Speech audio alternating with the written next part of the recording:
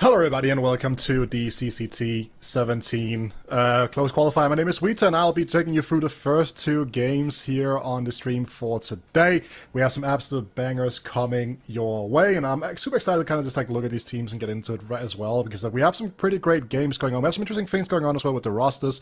Fireflux not using Banjo, which I think is an interesting kind of thing to note, because that roster has actually been looking pretty good in recent memory. And also we have the Alaska roster that has recently made a roster move as well. That's going to be our first game of the day, Alaska versus Fireflux, which I'm really excited for, because this Alaska roster obviously made some waves back in the Viperio days with the same call. Then the call went to Verdant, that also did decently at CCT level. And so super excited to see whether or not that is going to be something they're going to... Also because it's the two teams that already played a couple of days ago. So I think that is definitely interesting one here. Just a full-on schedule. You can see Alaska versus Fireflux, Ecstatic versus Iberian Soul, Chimera versus Apogee, and Copenhagen Wolves versus Kono to close out the day.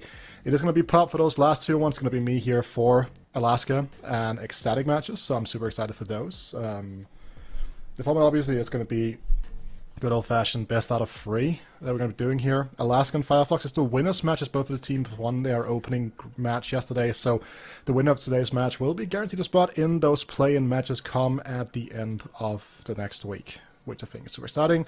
Ecstatic vs Iberian Soul is a losers match. Ecstatic losing to Copenhagen Wolves yesterday I found to be a pretty interesting result on paper, because I feel like Copenhagen Wolves as a roster should be a little bit weaker on paper than Ecstatic, also because I've been casting Ecstatic in the Danish League, where they've had a flawless start to the season so far, been looking really good with their most recent addition in Zero over there, so really surprising result. And also Iberian Soul got dropped by Mobistar Koi recently, now playing under this Iberian Soul tag as a mixed team, and they have brought back Alex, which gives them some much needed proven leadership qualities, but the results still haven't really been there, and I think that's a big thing to kind of keep in mind.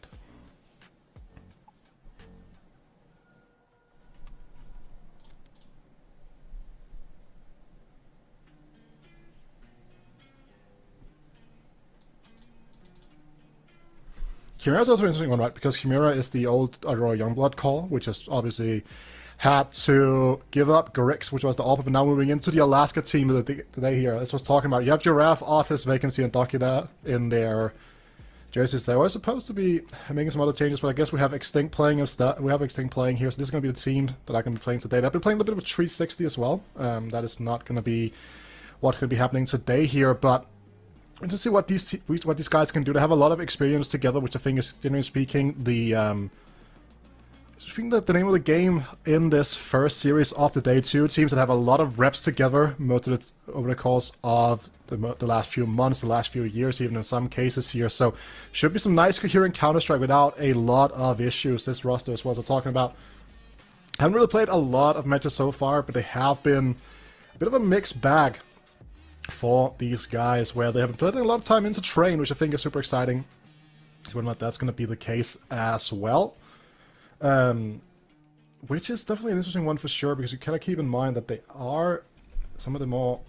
I mean, they're a very grindy team, right? Again, some of the players have been to the RMR, so they have had at least some taste of what it's like to play at the highest level here, where they ended up going 0-3, taking some pretty big hits against some pretty big opposition at that time, and I think that is also something to keep in mind here. But their opponents on the other side of the field here, this Fireflux roster is super exciting, I think. They're going to play it with Kakan instead of Banjo, the former Fnatic Rising prospect, but you have players like Soulfly, you have players like Sensei, you have Scrunk as well. Players that have played and across a variety of rosters here, which I think is definitely an interesting one to keep in mind there. Soulfly, obviously a part of a previous Sangal core back in the day. Sensei has also been around the block a little bit, playing in a variety of English-speaking rosters as well, which I think is definitely something to keep in mind, that these players have a lot of international experience. And it does seem like we are going to be looking at a team that will be communicating in primarily Turkish. Never mind, I don't think Scrunk speaks Turkish actually. It's just that we have 4 players here with Turkish heritage in some way or another. Definitely is what you want to keep in mind here. And I have absolutely no information about Kakan, which I think is, when I saw that we're going to be playing with him today, I have absolutely no idea what to expect, right? Because you look at these two teams, they played it earlier in the week, or 10 days ago, sorry, should I say. I'm pretty sure. Where Fireflux won 2-1 in a close qualifier for Series 16. It was a very close match, the final map going all the way into overtime on Anubis, where each team actually kind of trade away each other's map picks here. And now we are going to be going into the video so we can kind of see how it differentiates from that initial series that these two teams played. Dust 2 being banned away to begin with was not a first round removal in their first series. It was actually taken away in the second round of bans. So interesting thing here. New being the consistent permaban of Fireflux, nothing here has really changed. This is, generally speaking, the traditional way for them to operate. I would say, should expect to see Train come through here as well. This was the Alaska's map base. One of the maps that actually put a lot of time into. Maybe they've just been trying to kind of use this map pick to their advantage and kind of say, you know, some other teams here are going to be less experienced on the map. Mirage as well was actually the ban from Alaska in round 1 the last 2 times these two teams met. So I don't really know exactly what has changed between this series and that series, but interesting decision for sure to kind of open up Mirage. They will get to start on that favorable CT side. It is one of the more favored CT sides in the game. Same thing goes for Train as well, so kind of the name of the game to start off the series here will be Train and Mirage CT sides. How can these two teams really manifest themselves on that map pick here? Inferno banned away, consistent with the last time. Let's see what the ban is going to be here coming out from the likes of Fireflux. They will ban away Ancient, leaving Anubis as the decider match. So very consistent here. Only difference between the last series between these two teams is the Mirage that comes in instead of that Inferno, which was Alaska actually won that last time around, but it's opted to ban it around this time because they didn't want to end up being the decider map. So interesting decisions being made here in the veto for sure. I still think give the upper hand to Fireflux, but kind of difficult to say when you really think about the fact that we don't have a lot of information about what Kakan here really is going to bring to the table when it comes to just providing some of the things that Banjo would have provided for the team in the past, because Banjo as a player has kind of been one of their better players, has kind of just been averaging out a 1.05 rating, which is acceptable, obviously not fantastic, but as a player without any IGLing responsibilities, I think that's kind of to be expected, that you might want a little bit more out of someone in that position. Maybe it is a full-time replacement, bring in a young Turkish prospect. It's a Turkish organization in the first place, I suppose, so would make a lot of sense. They do have a Turkish coach as well, so that is definitely something to really pay a lot of attention to here, as we are going to be opening the series up here in a second, moving over to the map pick of Train. And I think that's going to be a super exciting one for sure, because we haven't really seen how the Train meta has fully evolved just yet. We see a lot of people kind of defaulting to throwing the connector smoke out of spawn on the T side, trying to play from that. We don't really see a lot of Ivy action. The fact that pub has been made into a long pub rather than a pub dog is a bit of an issue as well for a lot of tempo plays. You don't really have that same explosivity coming out of that as the T side. It's such a long trick to get there. It is very long now.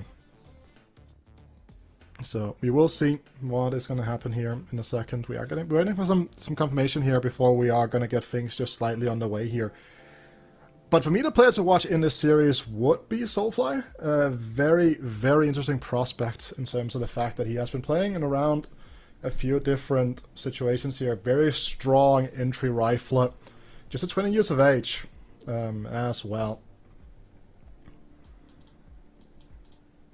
Obviously was a part of the Witchers, was a part of one of the first few Sangal cores, not the one that really made a massive move, and not the same thing, but like when they entered CS in the first place before they kind of removed that core. So that was one of the interesting prospects on that team, and now has kind of found himself here on Fireflux in recent time, averaging 1.25 rating over on HLTV. Really, really strong rifle prospect that if there was another, like, was like a second incredibly strong Turkish team as like a priority, that wasn't Eternal Fire, he was probably going to be one of the ones to look for. He's one of the strong Turkish players that haven't been through that Eternal Fire Academy project as well, where the likes of someone like Jota, who has obviously just recently been picked up by Eternal Fire, or was a part of that in the past. Definitely a player to keep your eyes peeled for, should he end up showing up at some point on your screen. For Alaska, the player that I would keep my eyes open for, which we're going back to the schedule here for today, just kind of give a brief overview. I am just going to say that Extinct and Giraffe have kind of been the shining lights of the team so far. Giraffe was a player that was a part of that Viperio squad that made the RMR. Is a bit of an interesting player in the sense of the fact that he's a pretty good opener, but also has some pretty strong attacks in those late round situations, can close out some stuff. A player you are trusting to kind of take rounds into his own hands, which definitely an interesting thing to kind of pay attention to. We are just gonna wait to see what the things are gonna happen here. We are going to go to a short break, and when we're back, we'll have more information about today's matches.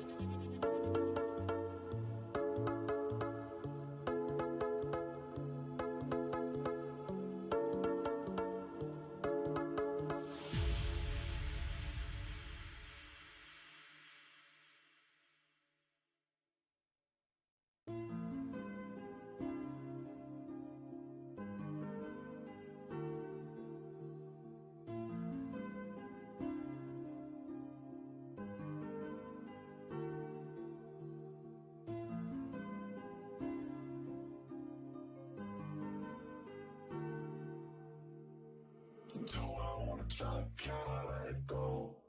Running from the past, wanting to be sure. Chaos in my mind, constant deja vu. But every time, it comes back to you.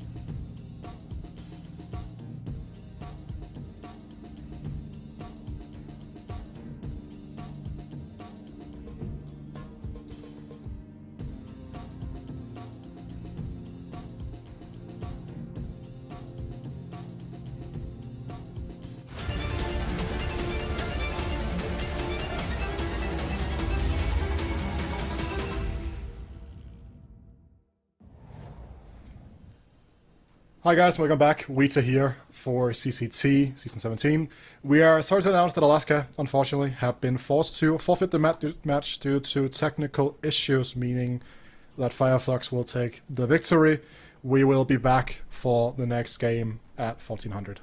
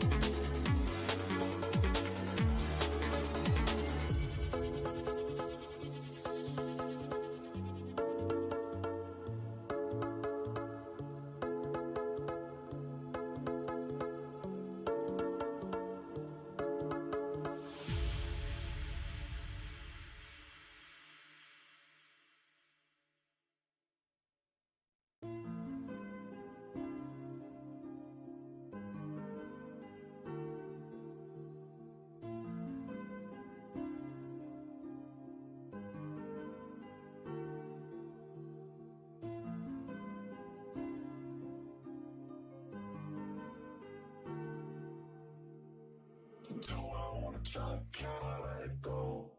We're running from the past, wanting to be sure. Chaos in my mind, constant deja vu.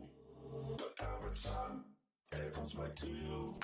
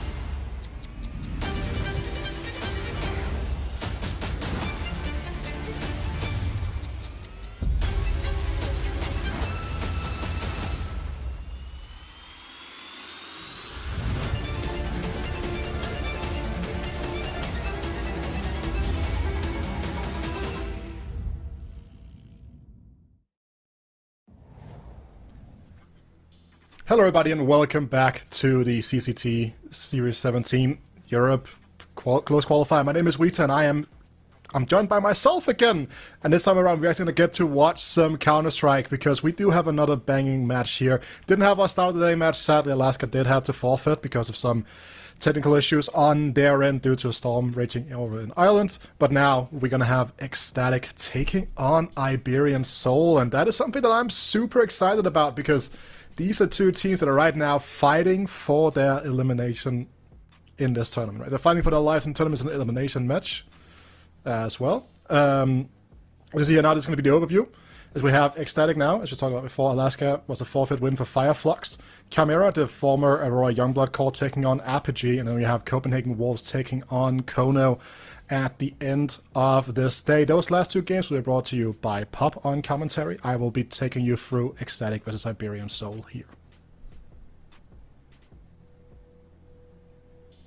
So like for Ecstatic, I'm actually, well, I would say ecstatic to watch them play, but these are two teams that played against each other just 4 days ago actually. Where it ended up being Ecstatic that kind of took the victory 2-0 there. Close fought Inferno to close out the series, but a pretty dominant performance over on Train. So that is something that I'm going to look forward to see if there's been any adaptations made in the vetoing process here, because I had the chance to cast Ecstatic on Monday in the Danish League, where they also performed incredibly well and have taken pretty much every competition in their way, and that's something that I'm kind of looking forward to, and there's been some pretty interesting movements when it comes to Ecstatic's roster, for example, as well, right? And I think that's something that we need to get our eyes onto in a second here as well, because they have made that addition of Zero as their new onto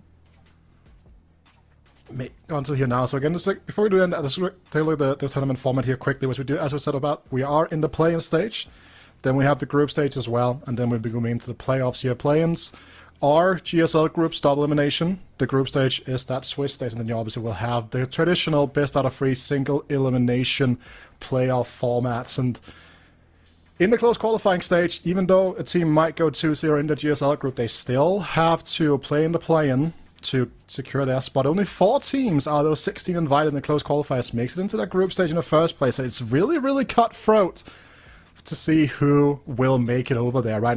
In the group stage, Swiss format, 3 victories, and you're making it into that playoff stage. As I said before, that is a 16-team bracket, best out of 3, single elimination. But that will be going on from February 1st through February 9th.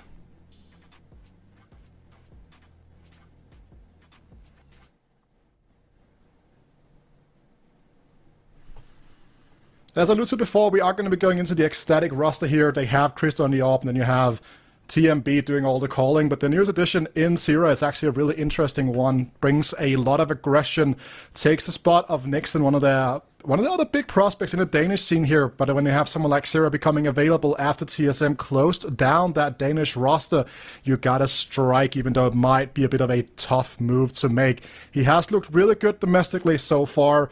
Internationally for them, hasn't necessarily hit those peaks yet, but they are just coming out of a long boot camp where they have been playing officials, they have been boot camping a lot, really getting Zero into the system. He had the chance to interview him on Monday, where he actually spoke about the fact that he's been really happy with kind of finding his place and kind of learning some of the new things, saying that his vision for the game actually really aligns with the one of TMB, who was a very much needed upgrade to this roster back when they had Towson. Towson was moved on to Game Allegiant, the rest is history, they made the major, all that good stuff. But before that, they had a really flat calling structure, and then bringing in TMB actually really gave him the complete in-game leader range. You have a full team now that really trusts in TMB, a young, coherent team over the cross. Like, these are players that are all still incredibly young, even though TMB has been around the scene for ages now. It feels like he's still a young in-game leader by all stretch of the imagination. So they have a really, really nice community over there, and they are a coherent bunch, and it's great to see. On the other side of the field, though, we are going to be seeing Stadodo's roster here in the Iberian Sol. Stadodo versus Christo on the AWP is something that I'm looking forward to. Two opposites that have kind of really struggled to get fully going, but they also have a new addition in Alex coming in now as this Iberian Soul roster, coming out of NIP, where he was brought in to be the new in-game leader. We all know how NIP have done management in recent moments. It was not a success, I think that's safe to say. And it hasn't really been a super big success anyways, really. Salsa was kind of brought in towards the back end of their stint, and Movistar Koi as a stand-in after just removed himself from the roster due to personal reasons. Mopaz, Davey G, also in the mix here as individuals that can actually have impact. But Davey G actually had a really rough day earlier today when they played against Sinners, and they got absolutely run over in 2-0 fashion. It was a 13-4 thrashing on Ancient, their own map pick, back in that series, and then they also got 13-6 over on Mirage, really struggling to put together coherent Counter-Strike. And they are this Iberian mixing, they are carrying the entirety of the Iberian scenes, hope on their shoulders to a certain extent. You still have rosters like Saw, etc., that are doing it at a much higher level, but this is a team that a lot of people are looking to, especially in the Spanish community, as their pride and as their best chance of really pushing through. Again, these are players that have been to majors before, right? Alex has kind of brought the old Movistar roster to the major. David G, Mopas, Dodo also at the major at the start of the year in Copenhagen with Koi, right? So are some teams to really keep, is a team to really keep an eye out for. They can have a high ceiling, but they have kind of struggled to make their mark just yet. And as I alluded to before, these two teams played earlier on this week. Let's see if the veto is the same as it was back then. Straight off the bat here, DOS 2 banned away. It is one of Ecstatic's best maps, a map that I've been practicing quite a lot, been playing quite well on in recent memory. Ban of Anubis here as well. Makes a lot of sense. Not a map necessarily Ecstatic wants to fully dance on quite a lot. Ancient being the pick again. It was their pick earlier on today in their series against Sinners. Did not go to plan, but it is definitely a change of pace compared to the Inferno pick that Iberian Soul had when they're choosing playing again. Train pick, coherent here for Ecstatic. It's a map that they put a lot of time and effort into. And I think that they can definitely find some success, just like they did earlier on this week. Mirage banned away here. Again, these two teams actually do have pretty similar map pools, with the Nuke being banned away by Ecstatic, which I think is pretty interesting. It's was one of the better maps before Christmas, and now Inferno will be the decider map. And that was a map that these two teams played an overtime bout on in that 2-0 victory for Ecstatic in the Series 16. So really, really interesting veto coming through right now that I'm looking forward to. I think Ancient is definitely a map that is always incredibly fun to watch Ecstatic get to start on the CT side, and there were some pretty big T-side woes against Sinners here for Iberian Soul earlier on today, so they need to rectify that to really find themselves in a real chance of winning out, so should be great one for sure now. Looking forward to seeing how they're going to approach the different ways of playing for the middle, because it's so important to get those rotations going here. And again, just a final overview of what the series will entail. Ecstatic v Iberian Soul. Ancient, Train, if needed, Inferno. All things kind of speak to the fact that these two teams have kind of played some close series the last two times they played each other in recent time, but it has been Ecstatic that pretty much just has taken the cake all the time. They only dropped one map in the two series. They played different rosters across the way, obviously, right? A few changes here or there, but core versus core, this should still be Ecstatic favored, and that's something that we definitely need to keep in mind here. Although, I will say, I was very surprised to see this Ecstatic roster lose to Copenhagen Wolves yesterday in their opening match here, pushing them into the elimination stage.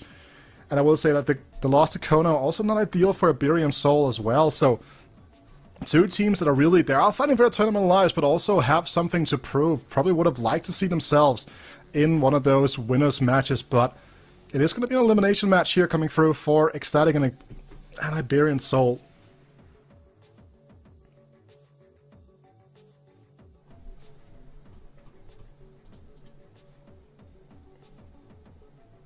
I also had the chance to cast the old core roster at the start of December as well, when I was playing with Adam, and they had Saucel as a stand-in, David G doing the calling back then, I believe. And Saucel looked really good there. Like, he was actually a great player and stuff. Was really able to put on a lot of great performances, even though he was playing as a stand-in, which was a surprise for me a lot, actually, because I didn't really enjoy watching him play that much on Copenhagen Wolves. I didn't necessarily think he was as good as he could have been, which I think is definitely something to kind of keep in mind here, as we are going to be going into game very shortly.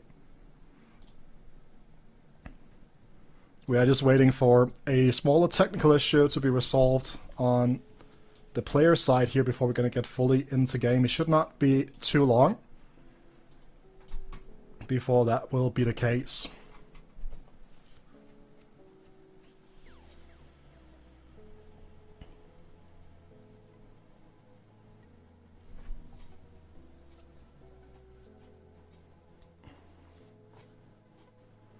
Just in general, right? I mean, I am Danish to a certain extent, so I have a little bit more knowledge on the Ecstatic players and Ecstatic potential as well, more so than the Iberian Soul boys, even though those are teams that I've followed for quite a while. That Movistar Koi roster, or Movistar Riders roster even, sorry, way back when they still had access to the likes of Sun Pius, who was just an absolute animal back towards the end of 2021. Absolutely unreal roster to kind of watch unfold back then. And it's really just showcased a lot of incredible ability, but I do think that a player like Newt as well is also someone that you need to kind of keep your eyes peeled for. Has probably the most favorable name for Twitch chat in general. I think that's crazy to think about, but the fact that, like, in general, it's kind of like Pengu. It's supposed to be Newt, not in the way that a lot of people are saying it. But it is a good meme. I think that's definitely worth highlighting. But now we are in game here on Ancient.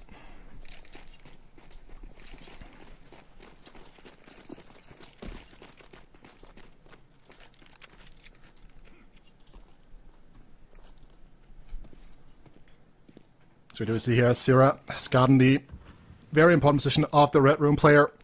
As this A hit will unfold, only really TMB and Lele, one boosted, one on Brokey. TMB starts off strong here, takes out Mopaz, and Lele's still hitting for a while as well, but Alex swings out, gets him from that early engagement. Bomb pass gone down.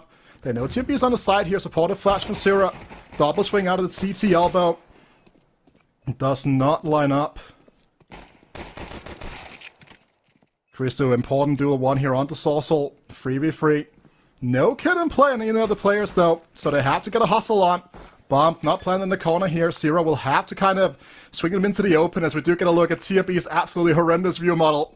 Two people stuck in donut, one in main. Zero presses the issue now.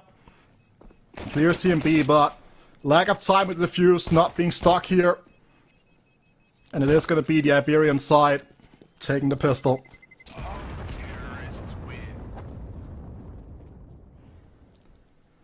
And TMB's view model is just, it's horrific. It is unreal. Like, it is one of the most interesting view models in the entirety of Pro Counter-Strike. It is actually criminal, but Christu onto the scout here now. Full force by coming through as well on the likes of Ecstatic. Want to press the issue, want to keep the economy down. No Iberian Soul. Lost all players, so would have had to rebuy anyway in terms of all their armor and stuff like that. And this time it seems like a little bit more pace towards the banana part of the map here.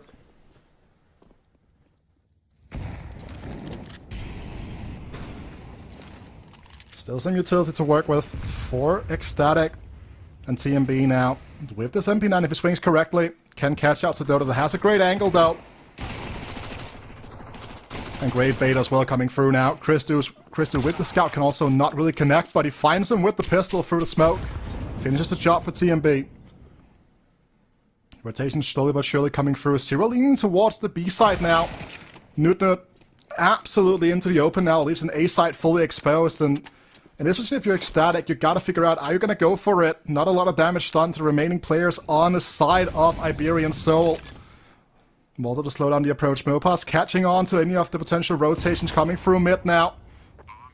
And Bomb has finally gone down. Sauce a lot closer with the AK. Can do absolutely fantastic work, but swings directly into two players. The scout cannot finish the job here. And Zero all in his lonesome.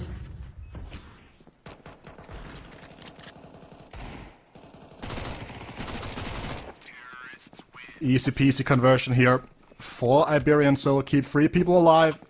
Maintain some rifles as well. And this setup here in cave, absolutely beautiful from the likes of Iberian Soul. Absolutely baits out the CT player into cave. And then this could have gotten incredibly dicey. Head position's been rearranged, but Lele not able to kind of support his teammate there.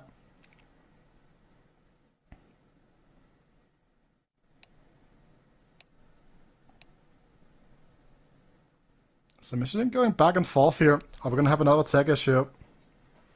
It has not been the day fully for some other things we're doing. It's a player issue on the side of Ecstatic. We're waiting to get fixed. Should be an easy one.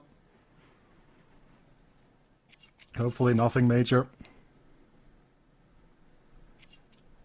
This Ecstatic roster obviously not as strong on paper as that roster that made the Copenhagen major and became a fairy tale story back then. But they do have some of the most promising pieces now, just like back then in the Danish scene. Zero and Newt have huge potential, and Lele has proven in the past that he's absolutely able to make things happen. Had a brief stint on Sprout as well. Christu has played Tier 1 CS as well in the past with North, etc. Bunch of actually super experienced players pretty much across the board, right? And I think that's something that is gonna hopefully entail some great CS. Iberian Soul looked better now than they did earlier today against Sinners, and that's a very important thing to keep in mind now. And this mid pump here won't necessarily be as successful for Ecstatic as they were hoping for. Alex does his due diligence, leaves TMB in the dust.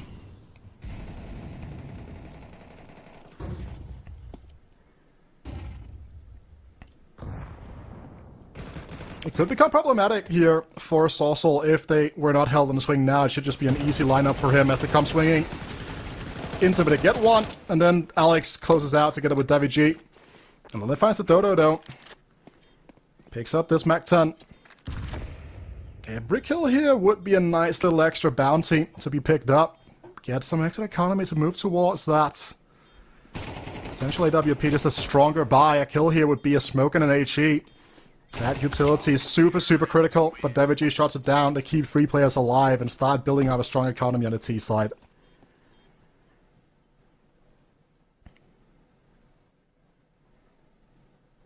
Instantly, Christu buys up that AWP. Stadodo sticks with the AK though. Did have the money to kind of bring it into play, so interesting thing to keep in mind.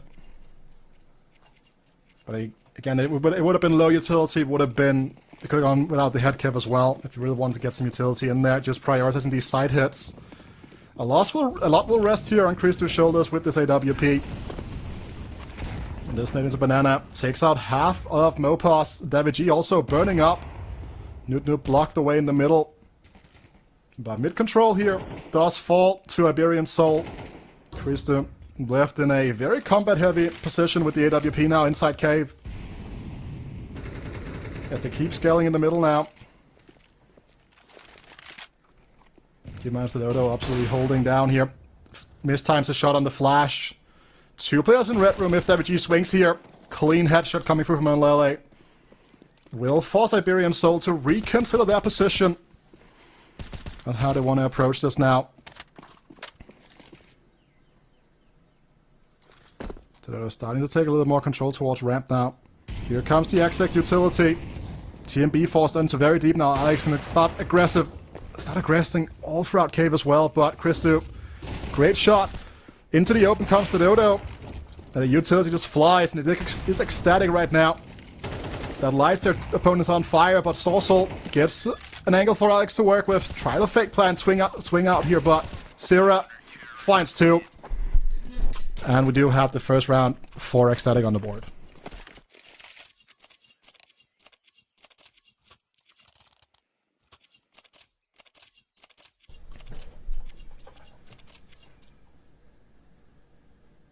And this kill from Lele, super important.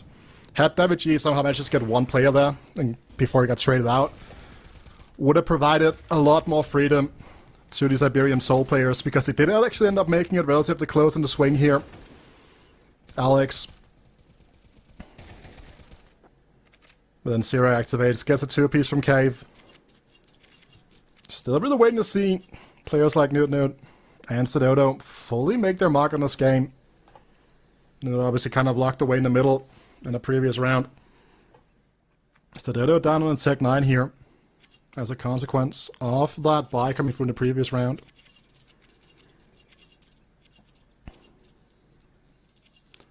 But with a lot of flashes here, they can really use him as an aggressive piece here. Make him kind of the spearhead of an approach into a bomb site.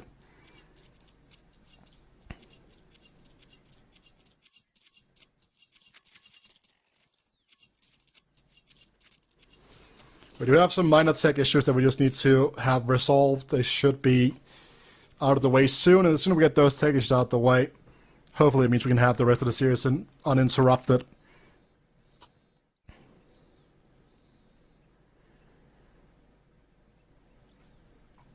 Something again to note here, right, is that over the course of these 2 teams' most recent 2 best out of 3s, Iberian Soul have not managed to take a series win. They've only taken 1 map when it has been a single overtime, and that overtime was an Inferno 4 days ago in Series 6, CCT Series 16 in the main stage. And one of these teams are guaranteed to not make it back to that main stage, right? I think that's something as well, that both of these teams now, this is an elimination match. Both very surprisingly not managing to win their opening matches yesterday. Although I will say Kono probably the stronger of the 2 teams on paper that they lost to, but Ecstatic taking a loss to Copenhagen Wolves. They have recently made a roster move, bringing in Jaquinho. And now round is back underway, so you can see the loss bonus here. Ecstatic will still get 2,400 should they lose this round. Still the minimum loss bonus of 1,900 for Iberian Soul.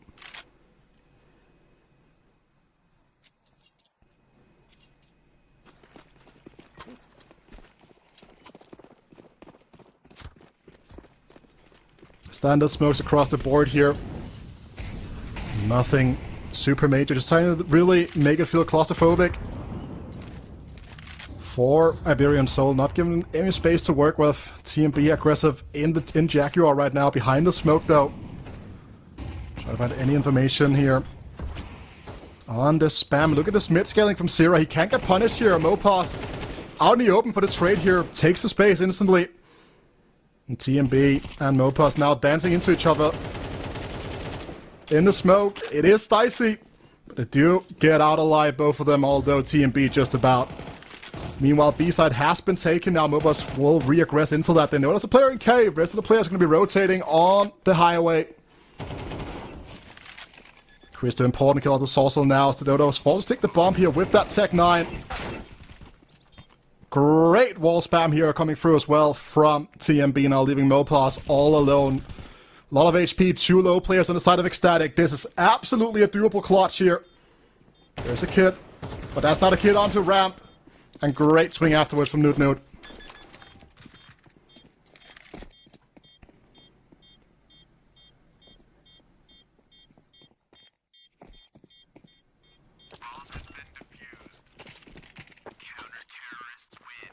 Again, a little bit too hesitant to get the bomb planted, I think. But again, they want to see if they could bait out a swing when they have their positions already set in place. It makes sense to try to go for it.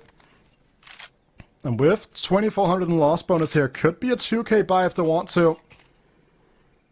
Even if you're Alex going all the way down. It does seem like it. They have an AK on Mopos.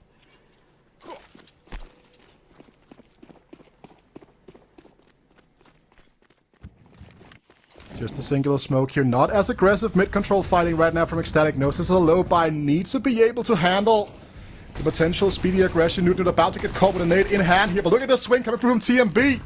Swings into 2. Almost barely landing any shots here. With that MP9. Oh, and Lele goes through the doors now into T-spawn. This could leave Zero all alone on the B side. And now the flank position has been absolutely eliminated.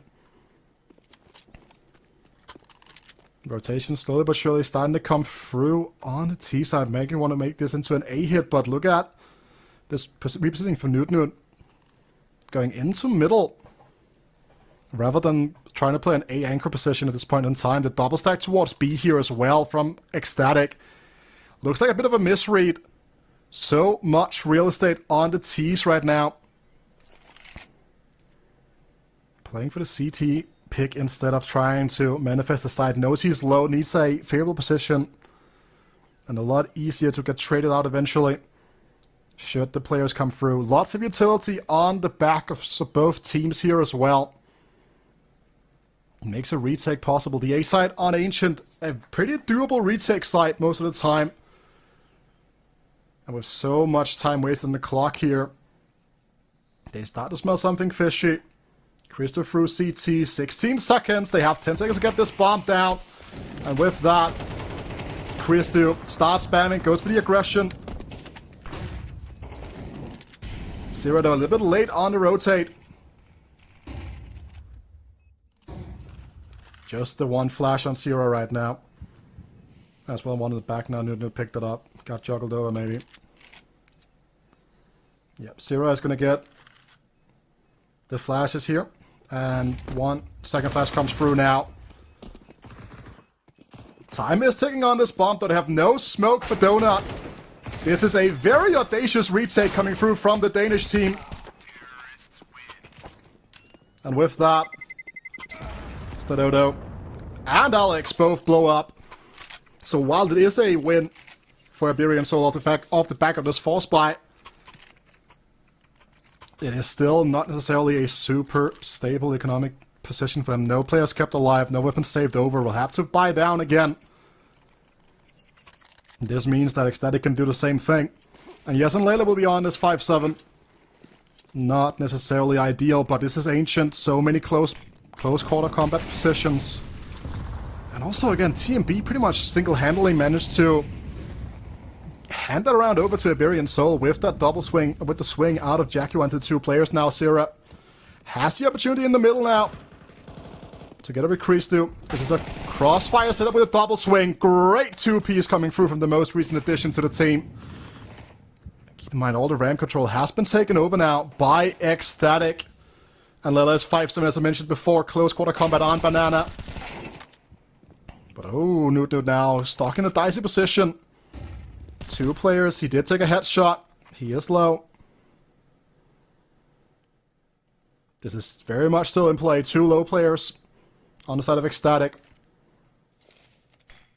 If they manage to clean out Newt or just smoke him off here, they can isolate the A side player.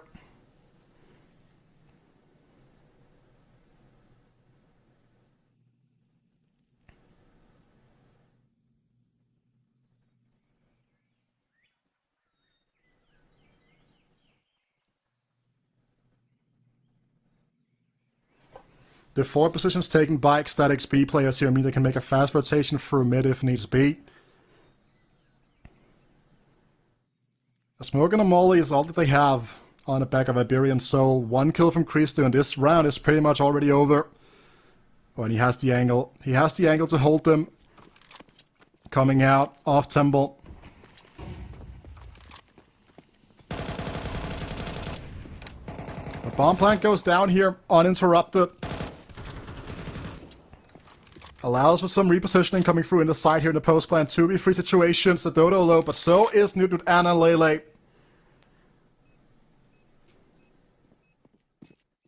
Time is ticking. No kit on the players themselves. And look at this timing potentially coming through CT. Dodo finds a fully unaware Lele. And now this 10-second stick has to be interrupted now. Dodo coming out of Temple. Crisp shooting coming through. And Newt left on his lonesome cannot secure the round.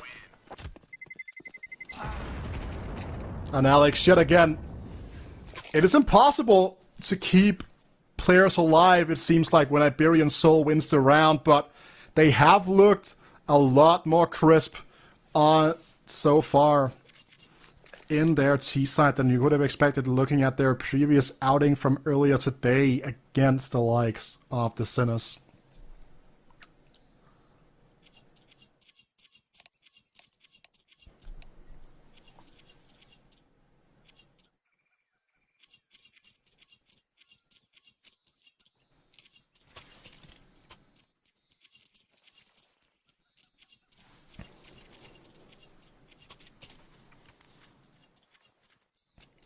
Eco for the likes of Ecstatic, but with 2 HEs here, there are actually going to be some pretty interesting options to go for. Iberian Soul haven't necessarily default a lot out of the elbow.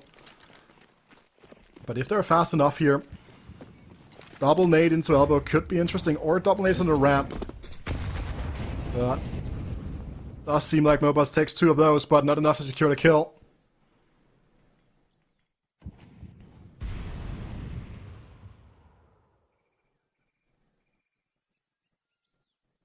This off angle for Zero with the 5-7 could be absolutely critical, but it's 3 players in A main. It is a tough task. But if he manages to even get 1, that is a victory. He spots him on the swing now. Has Christo in support as well.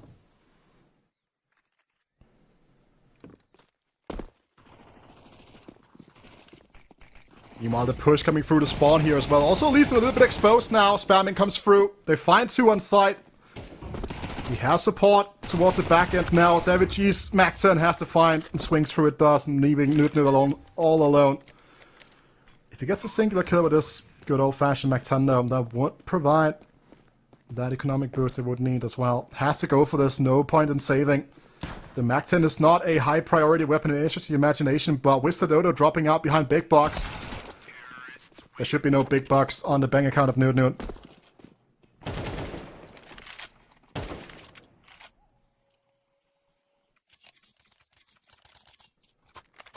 now it's Iberian Soul's turn to take that tactical timeout here. Figuring out how they want to approach it. They have the opportunity to absolutely annihilate Ecstatic here on this T side if they get this round over. Ancient is one of the most 50-50 maps in the pool right now, however. So, it's not necessarily like an incredible feat to have strong T-sides, but it would give them a fantastic foundation to work with on that CT side.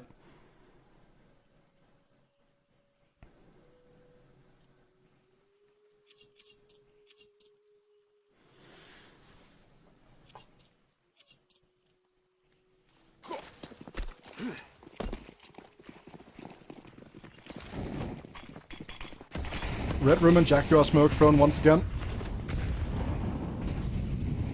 Now through middle. And Zero's well taking real estate here. This ramp swing could be absolutely diabolical to work with.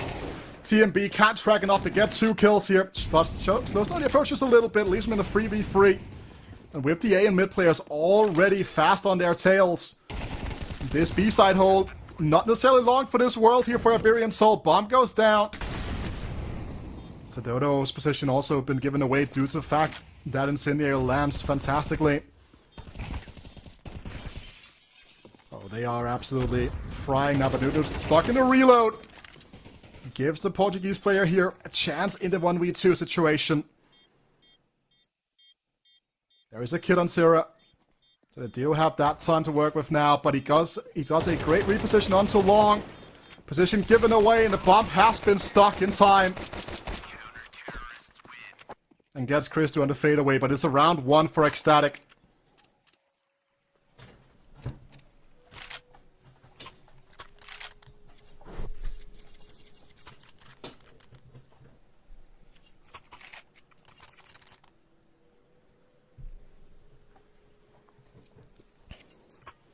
And they were highlighting Stadodo at the start of the round, start of the game even, sorry, for a while as a player that had a slow start to this game. Has turned it around. 10-6. You can see now the odds as well, favoring Iberian Soul. Good trade here though, for Iberian Soul. Actually opens up a lot of real estate over towards the side here. Off the B end of the map, you can see what it means for the rest of the players. Now they have to take an aggressive swing down towards the ramp. They do get 1 kill, however. But look at Dodo's position. He still has the ability to make a play for it. He has to bomb though, so no fear of a plant at this very moment. Mopos tucked away behind the box and cave will be a power position. And a difficult one to clear, especially if Alex can know that he's not necessarily needing to be focusing on that highway and the banana part of the map. So we do see a movement being made though towards short here. One player's going back on long. 50 seconds still to work with. TMB, if you steps into cave, that could be a death sentence. Just a 10 HP to work with as well. Flash comes through now. So Dodo finds an important kill now. Activates Mopos. Zero will have to make a long rotation from that A site. And this 4v3 has been turned into a 3v2. Christo on long. Zero coming through from Banana. They do have the kid on Zero still. Was so critical in the previous round. Will have to be critical again. Zero finds the opening kill onto Alex. Puts this back into position. Christo wins an important duel. And now look at this. Mopos, he's on the moon. He's so far away from this. And it is not planted for him at all. It's not planted for him at all. Zero trying to stick here. The Mac-10 so mobile. Forces the round over to the side of Iberian Soul yet again. And Mopos even shots out the duel towards the back end of it. But as had been tradition, it is another round where no player survives on the server. Even with the round wins to Dodo at 3,900. Alex at 35. Second tactical pause called here now for the likes of Ecstatic. Not that CT side they would have hoped for here on Iberian Soul's map. It has been a pretty quiet game from pretty much everyone on the server from their side of the field besides Zero. That's also why he's the one swinging that M4 alongside on Lele. We got to see Christo's AWP once in this half so far. Didn't necessarily shine as bright as it could have done. Was not able to be saved over.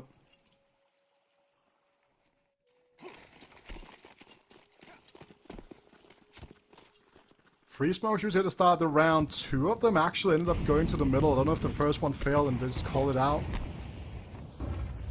immediately, but Look at this again. Aggressive banana take here now. Information given over. They know for a fact this is now going to be the A hit. And it's going to be all on to Newt Steagle, but Mopos clears him. Syrah now forced to retreat. Wait for the timing here. Off Chris to the double swing coming out of Temple here. Could be huge. Molotov now used from Iberian Soul to shut down the CT elbow. Means that this approach coming out of Temple will be a pretty doable one as well. Alex is so preoccupied with that main angle now. The smoke should give away information. There's no one coming from there. Oh, TMB, this is great action coming through from the in-game leader. The MP9 rings absolutely true here, but will this triple stack into Donut end up paying off? There's no kit. They have to accelerate this. They're not aware of this now, and with that diffuse being stopped here, I think there's no chance for the Danish side at all to win this round. Strong execution in that post plan here coming through from Iberian Soul, securing that victory in the round and securing a great first half. Syrah again survives with that M4, can throw it out by another one. Ecstatic needs to be able here to put something together, even just take one round so they can do the same thing for Iberian Soul on their T side, because this Iberian Soul roster, they're looking warm, they're looking like they're actually in flying form for this game in particular. Elimination on the line.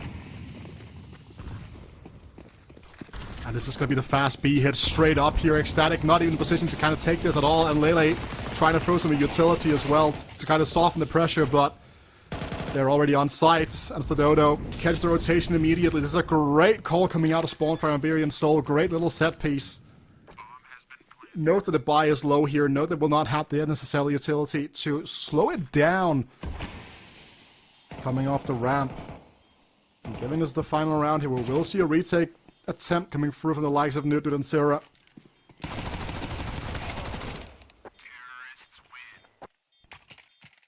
And great first half coming through from Iberian Soul here. Looks much better than it did this morning.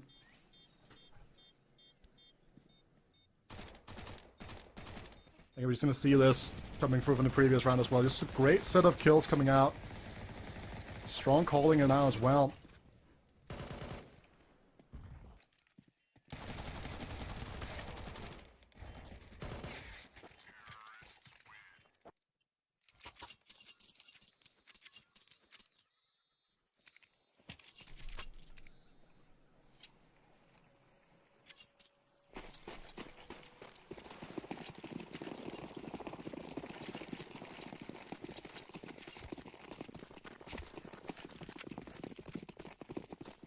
Fast B hit here, probably in mind. They could also just try to get an opening kill and then try to move the pressure all the way through A through middle. Great double opening here coming through from TMB. The long player in Alex trying to at least take off the pressure a little bit, force them out here, but TMB with a triple, the in-game leader taking it all on his own shoulders here this round. It's a 2v2. Open plan for long. Attempted at first, but has been kind of stopped in the middle of the fake. Would have had time to plant a bomb. Information given over, player towards short here. Unsure if they saw both though.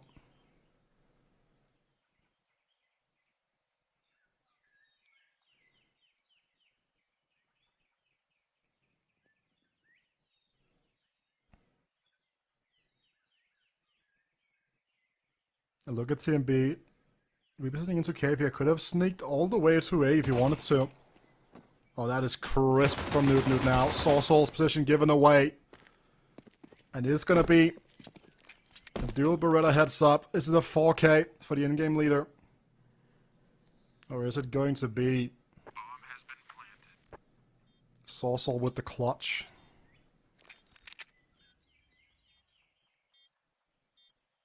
TMB with the power position, NK with the dualies.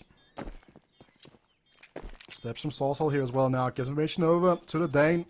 The open plan should also give information over to Soul where to expect it. And again, it's CS2, so the swing here could be crisp, but it is TMB closing out that pistol. 4 kills to his name.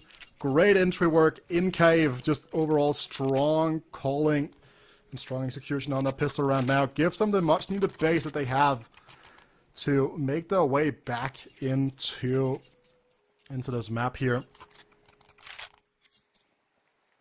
There's a force buy on the side of Iberian, so a little bit extra left in the pocket of Sedona to bring that AWP into the mix, should it be needed. He's a ZZ enjoyer, which I can kind of appreciate. Oh, look at this aggression from WG. He's hurt all the way though, but he wins the duel onto TMB.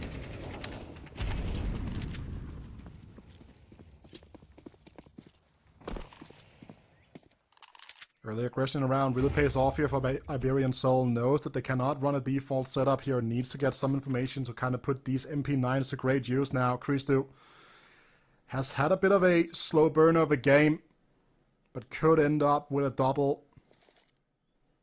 These 2K players now pushing through. Utility now will give his information over, and he's not ready for the second player in the cave. But he's that's a huge flick coming out of Christo. Clears Alex completely, and Lele ready for Saucel now. It's all on the Dodos. Singular little ZZ. We'll try to scour for a little bit of an extra pickup here. Either an exit frag or just an upgraded weapon.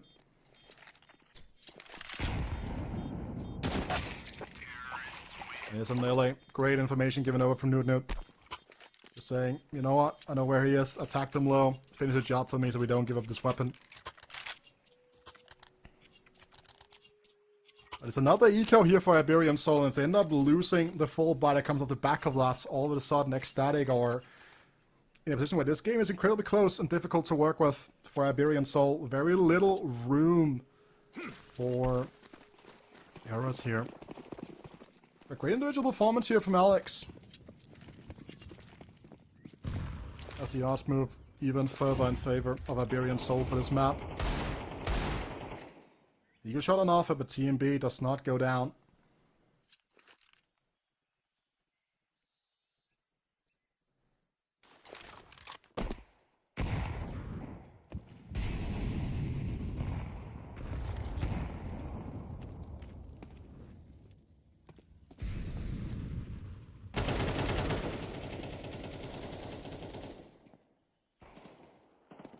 Essentially, they don't get overrun here. Putting an AK into the hands of Iberian Soul would not be ideal in any stretch of the imagination.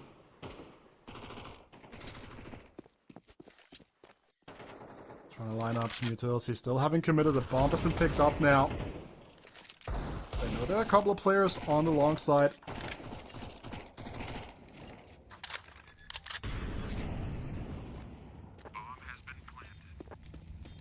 Sends TMB on the hunt with the MAC-10 here.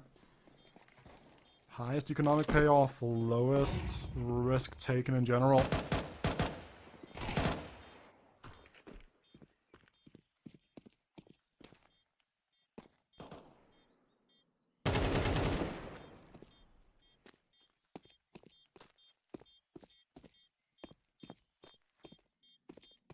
This crossfire setup in the middle could still pay off for Iberian Soul, could still give them a gun. That is the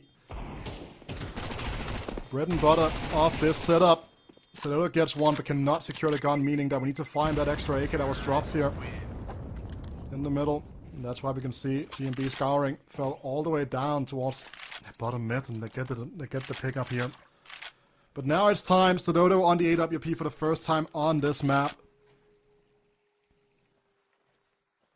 But another thing to keep in mind as well here is the fact that Ecstatic have been able to keep their players alive on the T side on this first round, something that we saw Iberian Soul struggle with, and that's going to be the tendency for their T-round wins here for this half. It gives them an even better foundation to work with than what was the case for Iberian Soul, which makes it even more impressive what they were able to accomplish here. TMB, great pace though, already up on the ramp into the side. Sedona though clears him.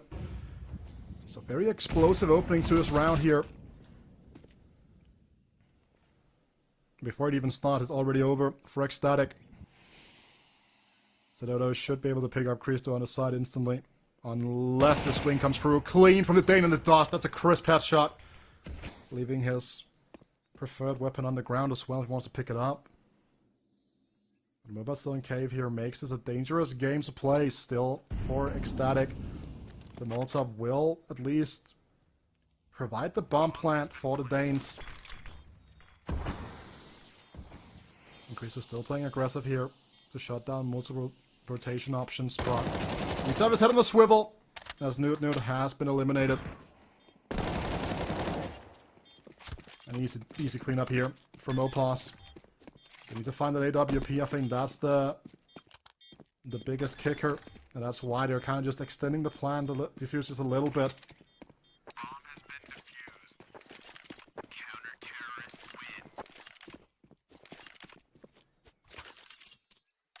And now we get to see the first TAWP of the game. We will. Christo brings it into play.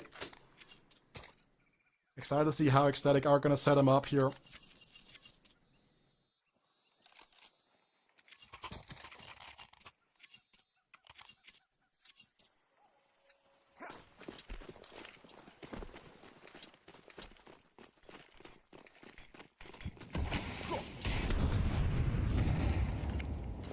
Great nade here to kind of slow down that mid-aggression coming out.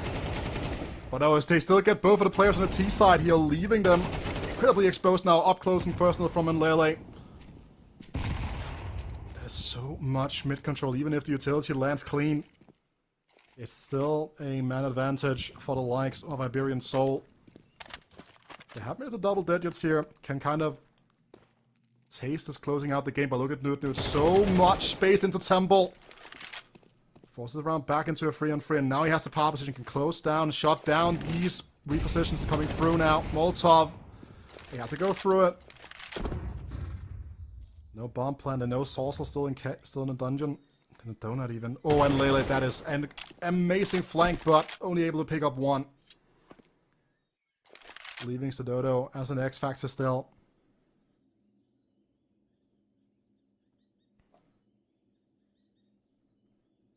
Look at this, one in Donut, one in Red Room. They are able to kind of shut down any rotations, made any moves. Now both kind of leaning into middle, and Lele gets information on the peak here. Leaves the Dodo on the copy. There should be information enough to the fact that they can just plant a bomb now.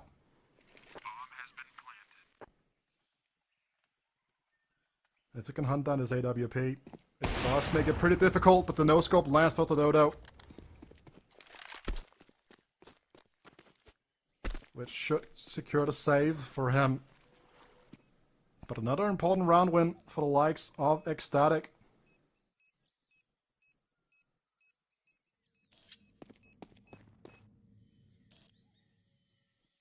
They keep Christo's AWP alive.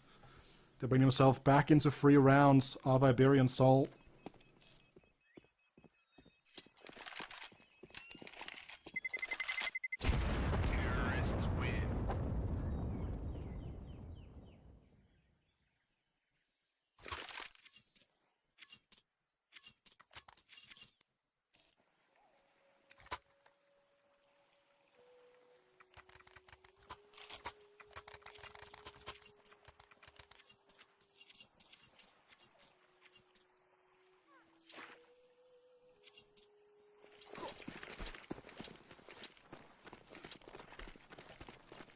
Some minor investments here around this AWP. TMB spots one player crossing, makes the way into safety. And that is actually the AWP here now being forced and burned alive. The entire round setup here falls apart. That's a great read coming out of Ecstatic.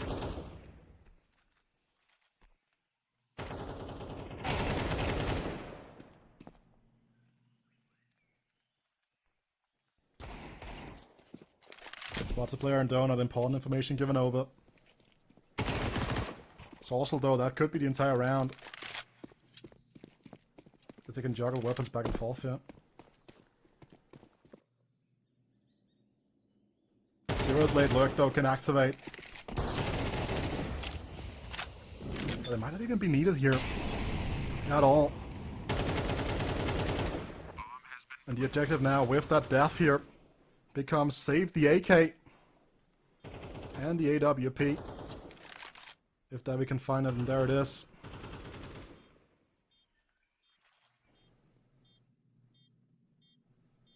And it's an awkward spot as well, because Ecstatic, while they can afford to make the hunt here, They can't really afford to lose more than one player for the hunts, but there are some pretty important weapons they would be able to remove here. Oh, and Lele in Sorcel in this duel. That is going to be big now. David G. Kind of boxed in. Terrorists win.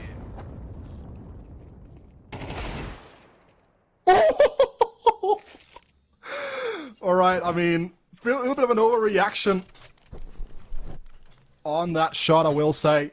But that is a really crisp one coming out from David G.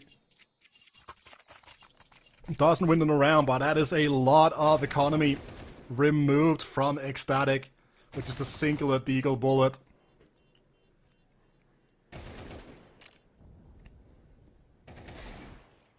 mean, it's just crisp, right? Like, how can you not be excited about that shot, even if it has no real implications on that specific round? But look at the economy now. They were forced to buy 2 extra AKs because of that.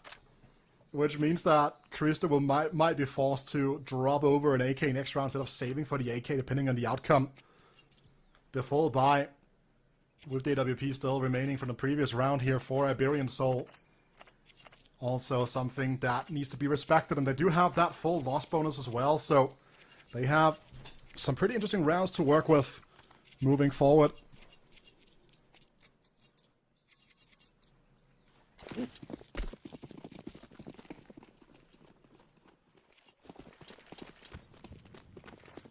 As a support flash potentially being thrown here for Syrah, trying to make way in the middle. They want to get some of these players in position from heaven, but the aggressiveness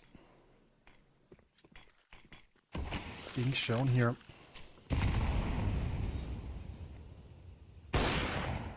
Means there's no mid space to take here. The late flash for info.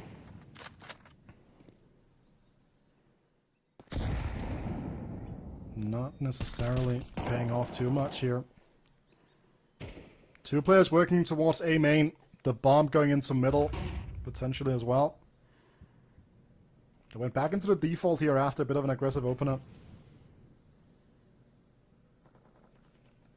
They have enough utility to kind of put on a side exec while we need to wait to see what Iberian Soul, because if we can draw out some more utility from the Iberian Soul side of things, that would be pretty solid. TMB will run into someone in Donut here if he swings out, and that will be David G waiting, and they need to be ready for this. Now he's chosen the right side here, catches Christo completely off guard, finds TMB, and finds Lele as well. That's a great triple from David G. Just completely dismantles Ecstatic. This man single-handedly over the course of 2 rounds has dismantled the economy of this Danish team. And now Sorcel here catches Syrah Newt. That is a huge round win for Iberian Soul. And what a beautiful play coming out from David G in Donut. Great little ring around the Rosie. Christo gets caught with the AWP here, and then Disco as well. On to Lele.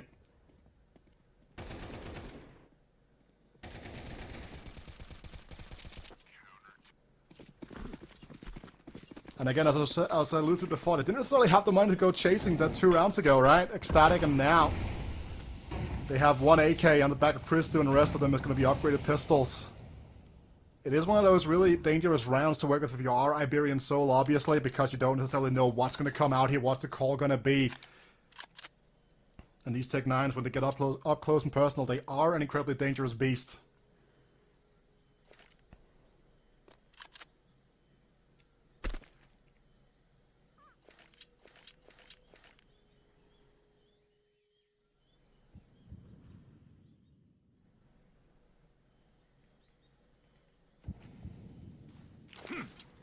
That is a failed smoke here on the side of Ecstatic, I think.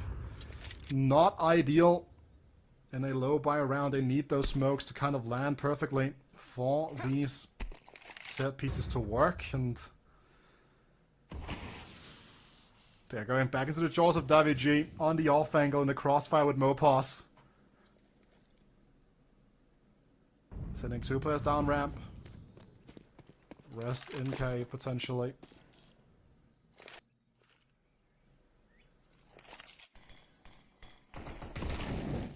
And this exec has to be absolutely clean here. No errors allowed for Ecstatic. They've run down the clock so much now.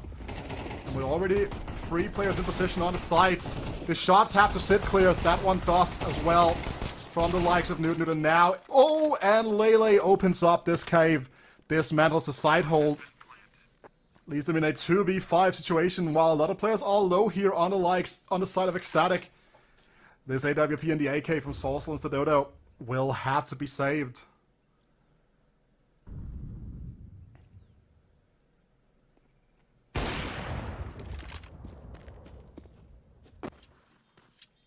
Absolutely crazy that none of the Ecstatic players go down there, right? They're swinging with upgraded pistols into full rifles on the B bomb site. TMB has nothing to lose here, really. He's on the hunt, on the prowl.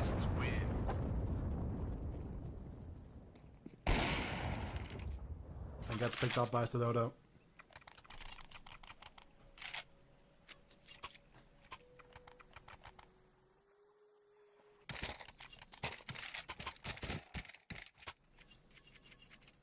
But we have seen before what they're able to do, Iberian Soul, with less than stellar buys around this AWP. And so much money in the bank for Stadodo still that they will be able to bring it out should they be needed to do it once again. Oh, this aggressiveness down the ramp ends up catching them out here. TMB and Lele combined for 2. They're ready for it this time around. Relatively unscathed now. If Ecstatic just pulled the trigger on this B hit, Stadodo might just end up saying, you know what, I'm just going to save this AWP.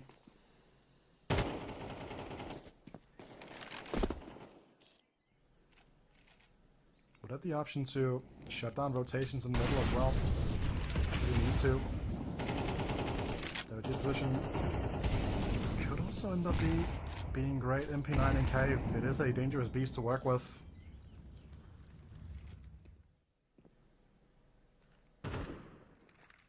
Oh, this is actually great. There's a gap in the smoke to work with, but then Lele clears it.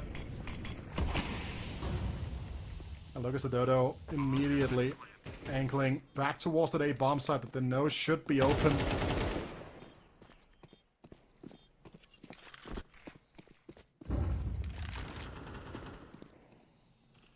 And Christo is ready to make a play for it on the A side. If they can take this AWP out of the hands of Stadodo, Iberian Soul would be in trouble. The 2 great kills here to start off with for Iberian Soul. And that is almost another kill here, but they end up taking away all the weapons, and that is critical. Little bit of confirmation that they want to bring the AWP into play here, you could see. As in Lele was just stopping in his tracks for a second to take a look at it, and now it does seem like Ecstatic are in a pretty good position to make a comeback. As we do have a minor technical issue that needs to be resolved.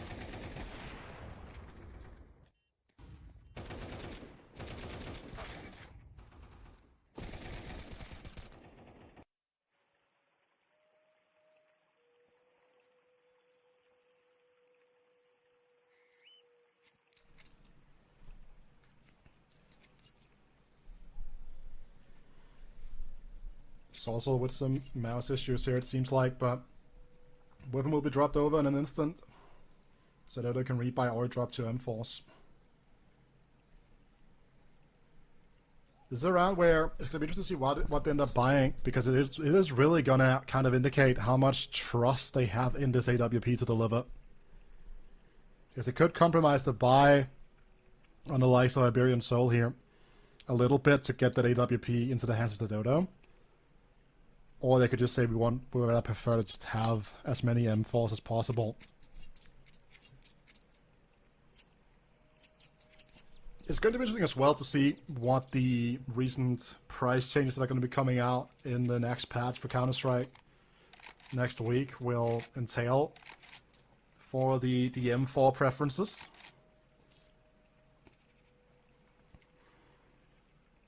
With the A4 now costing the same as the A1S, that is going to be a really, really interesting thing to see if it changes up the debate, because again, the silencer and the precision of the A1S has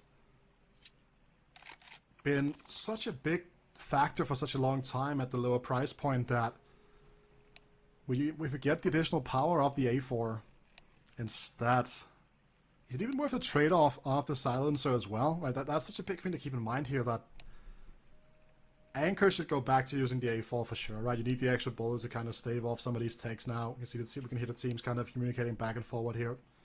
Just ensuring that these technical issues are fixed before we get into any actual rounds here.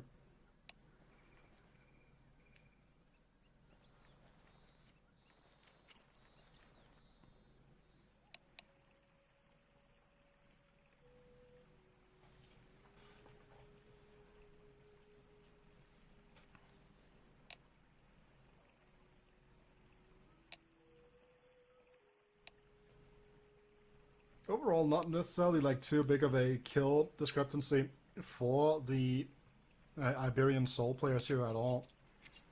Whereas in the likes of Ecstatic and Lele has kind of been the big one to follow together with Sierra and TMB, whereas Newt and Christo have really not necessarily been able to really find their footing. But we have seen Newt, for example, have very important openings onto the B bomb site with that deagle, right? So it's not like he's not having any impact at all in the process. So definitely an interesting kind of minigame to track here as we are just waiting.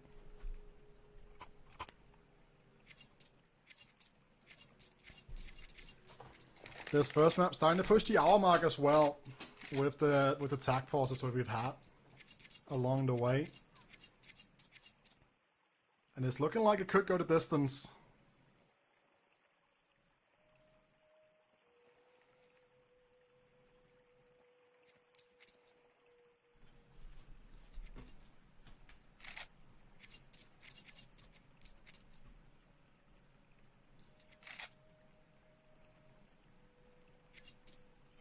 Ancient was Ecstatic's round 2 ban when these two teams played 4 days ago in CCT Series 16 in the Swiss stage there. So this is the first time these two teams will be playing this map against each other. Whereas Inferno has been a stable for these two teams both times they have met. It has been an overtime.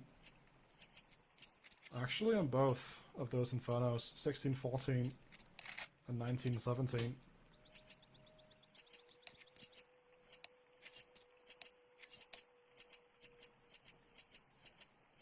And there it seems like it has been solved.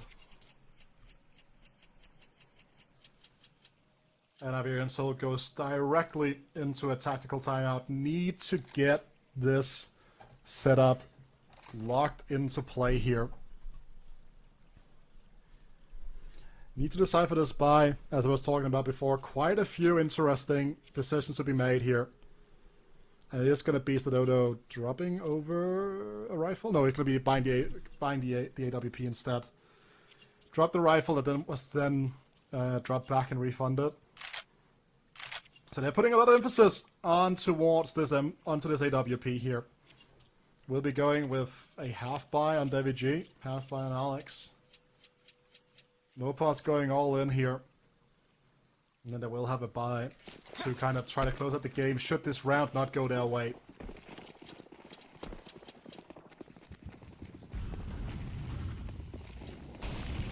Alright, cave smokes.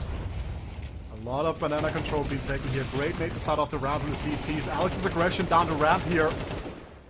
Gets them one, but is shot down by the no-scope from Christo and Newt. Picks up the other kill. Sierra can still activate on this A-lurk as well. Catch Sododo in rotation.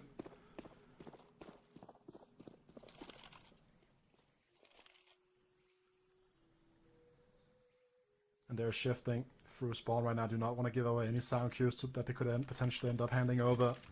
At what point, if you're Sododo, do you start worrying about the fact that there could be someone in CT spawn already? That is a very big question. He has called in Sorsal for support. David G still holding strong in Jaguar.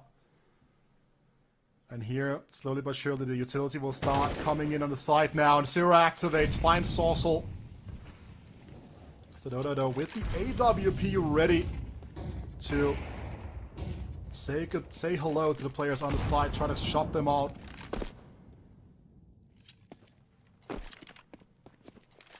But no success with this move. Bomb planted already, we can see Dodo taking that AWP with him. Can go down on the ramp here, pick up an extra weapon, secure a stronger buy for Devi G and the rest of the team. In the next round, that AK will be a nice bonus.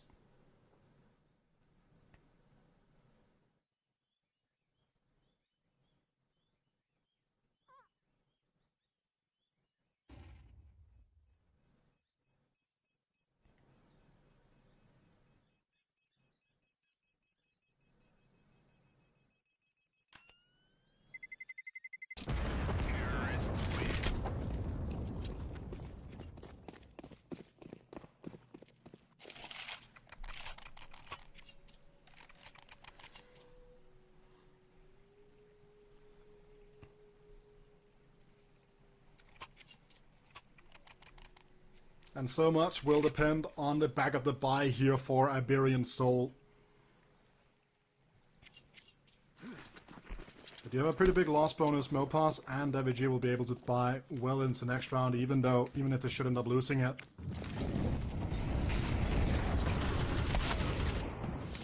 Failed Incendiary to start the round here, doesn't matter. TMB goes down and Layla gets a great kill onto Mopas. It's actually a really crisp flick coming through here. And Alex gets caught with utility in his hands. He was trying to smoke it off, instead now leaves the Dodo all alone. Over on long side, Crystal wins the duel. Sorcel does pick up on Lele. But Zero can box him in on long. Caught in a reload now, David G. Trouble with this, but it's a 1v2 situation. Zero clears it. And it looked insurmountable at halftime for Ecstatic, but they have been grinding away at the lead of Iberian Soul. The CT side has been looking a little bit less organized than their T side did here. Will have another strong buy to work with. Will lack some utility, will lack a couple of M4s as well. But they still have to do those AWPs to work with.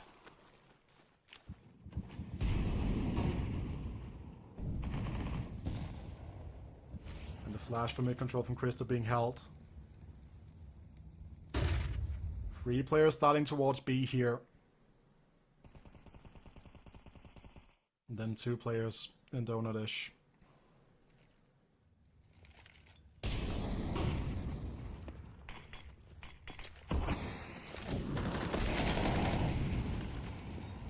And Melee gets some control here with the Molotov.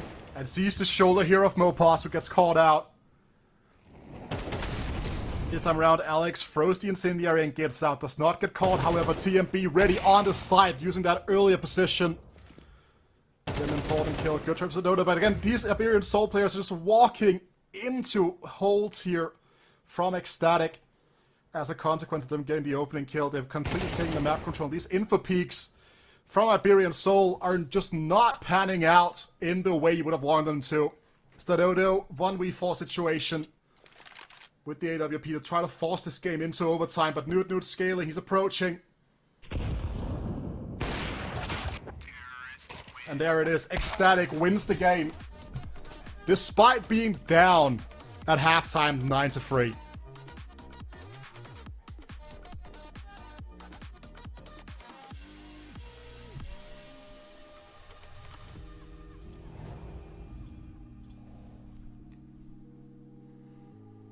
As you can see there, it is going to be the map pick of Iberian Soul going the way of Ecstatic. Their CT side looked a little bit all over the place, but that T side was well drilled and they found the holes in the Iberian Soul there, it seemed like. And now we know previously that Ecstatic had great control over these guys on train when they played in Series 16, so It's going to be a tough one to crack here, but maybe Iberian Soul will make use of that information. As you can see, the roster of Ecstatic. Great performances coming out from the likes of Sira and Lily and TMB here, really just shutting everything down. Christo also picking up some very important kills in the AWP towards the back end of the game, and Newt also had some crisp deagle shots, etc. to really just underline a great team performance here on Ancient. And Iberian Soul, again, it was overall just a very coherent team effort in terms of the fact there was no real carry outlier in terms of performance, but that is definitely a really, really interesting one to keep in mind. And I'm really excited to see how they're going to approach this over on Train, right? Because I think Train is one of those maps that you look at them and you're thinking to yourself, what are you going to do now? Because Iberian Soul, they will get to start CT, the favorable side here, but again, Ecstatic have been drilling Train a lot. They've been playing it in officials as well, which means that we'll have a lot more players in their locker to really try and excel with them, I believe. So super excited to see what is going to happen here. I will say again, shout out to Lele, great opening performance from him. Same thing goes for Zero. Their entry is really what ended up really just carrying Ecstatic through. We are going to go to a short break, and we'll be back after that break. We will be ready with even more action here as we're going to take on Train.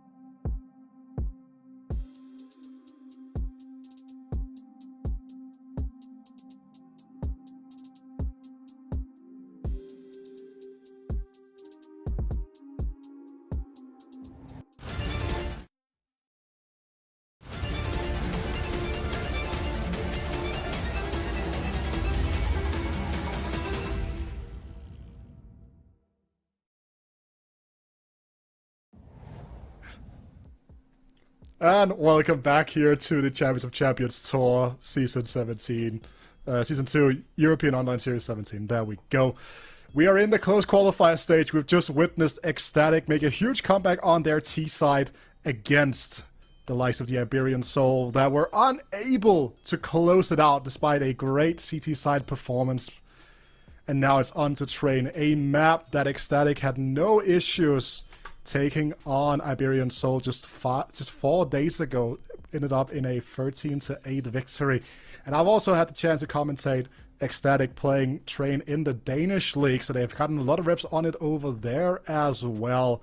And I'm just super excited to see how they're going to approach it. They're going to be starting on the T side, and a lot of middle development still kind of working into place here on the likes of Train. You're still waiting to see whether or not the teams make any more Ivy centric plays. Like the entire outside line down to Ivy from the T side is so long, so shaky. The pop dog is so long as well that you can no longer really drop into it in the same way, making it a very long play to make, giving a lot of space for the CTs to kind of get up into upper and then take control on the stairs from there. So it's going to be an interesting thing to kind of keep in mind for sure, whether or not that is something that Iberian Soul will be able to kind of keep in mind. Should we go to this decider on Inferno? These two teams played on overtime the last time they played, but it was still a victory for the Danish side here, as Iberian Soul are now on the map against Ecstatic here. Instant Molotov here now, trying to force some of these players into the open, but look at this. 4 players trading it down over on Ivy. The smoke here will not really dissuade them from doing this. They have taken icon control. And Christu spots Smopos. Shows a little bit too much shoulder. Swings out. Great clear on the Sorcerer as well here. The Opera off to a great start on Train. Was one of the players to start a little bit slower here. Finds the third as well. They just keep giving him these isolated duels. Now Sedodo on the side. Finds 2 crisp headshots onto TMB and Sarah, making this pretty possible still now. But Christo finds his 4th. Should it be the ace here on the prowl for Davy G? Coming through C here.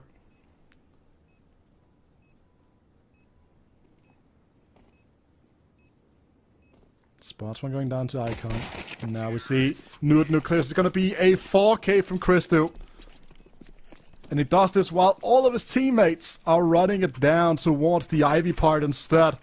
Great activation from Christo. Straight up just has that AK to work with now.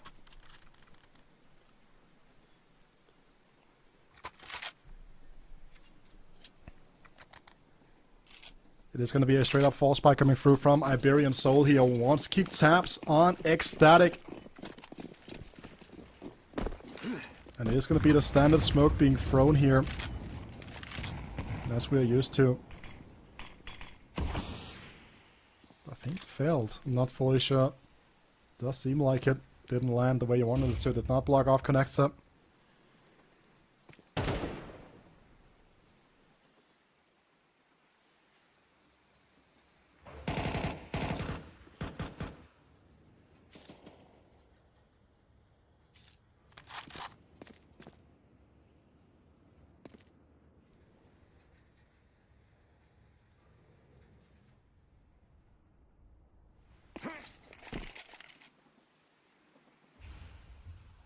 Again, we see a lot of scaling outside here from Ecstatic, much like we saw in the pistol round, but they have and Lele kind of left on his lonesome, trying to fight for control. It was wants to be bomb side. And Alex gets away with his life for now. Lots of information given over as well, but then Lele, look at this. Going all the way up to heaven and gets rid of WG. Forces Mopaz back inside. Just a 30 seconds to work with here. So needs to be careful. Christo, great clear from him.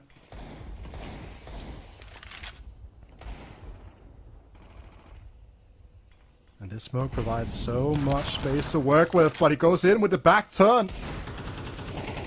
Drops an AK into the hands of Alex. Makes this dicey now. TMB getting the bomb plant down, but it's still a doable one for Iberian Soul.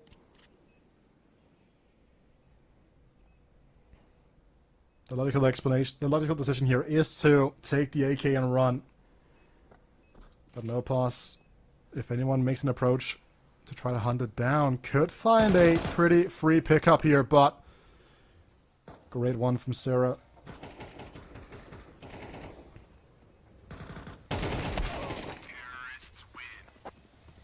And puts one into the grave here, does Alex, but the AK does not survive.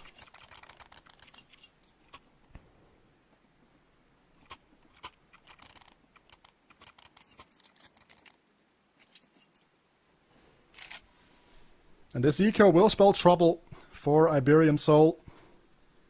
Giving Ecstatic a 3-0 head start on the likes of Train is incredibly dangerous. They will just take and run with it. And let's see. Smoke does land here at the front of the Train. Shutting down that visual angle is a very common smoke. They like to throw it a lot here as well because it gives an option to scale out of main. But will not necessarily be what it's used for in this round in particular. So Dodo does have a good sideline if he wants it.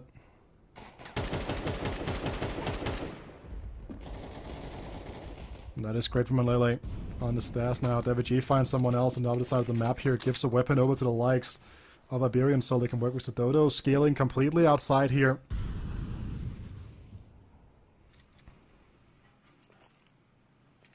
Chris just needs to hold this. That's one.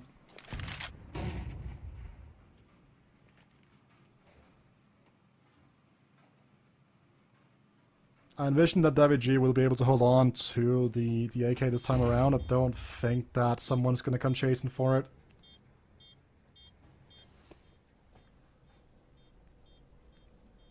TMB though. Great correction, but Alex almost had him there. Just the nature of Counter-Strike. The nature of timings. Terrorists win.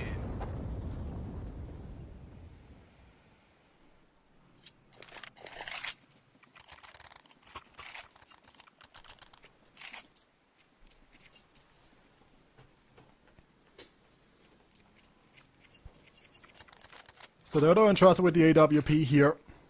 It is a valuable tool on Train. So many long sidelines to work with in the process here. Instant smokes getting thrown out now. Wants to block connect, want to block that front line as well. Maybe they want to do something a little bit more main-centric. Saucel immediately with the nade here catches TMB.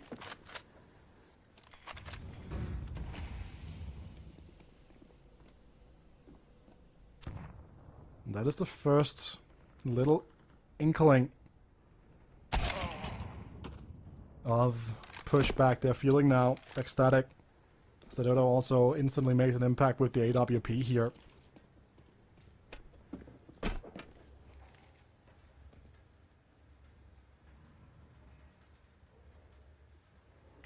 No point in saving. They need to figure out if they can find an opening, but now they can gonna get strangled quietly and quickly by the utility from Iberian Soul. But Christo might have found a gap in the setup. Oh, he has so much information on the likes of Sorcel, but Sorcel wins the duel.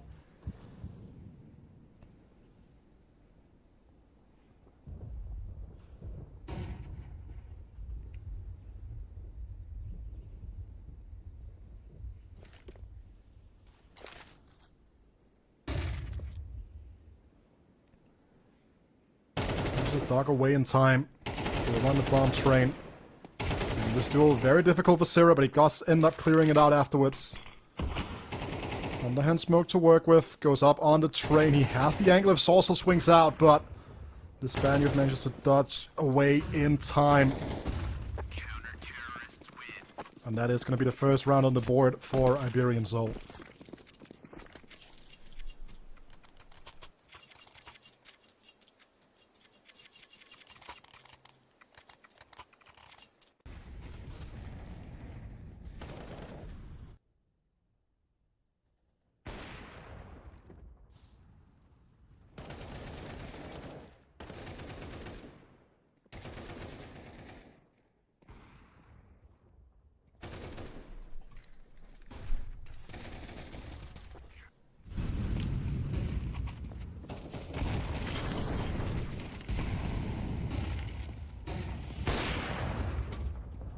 Dodo's AWP again, not smoked off here, just means that his main pressure just does never really come into fruition.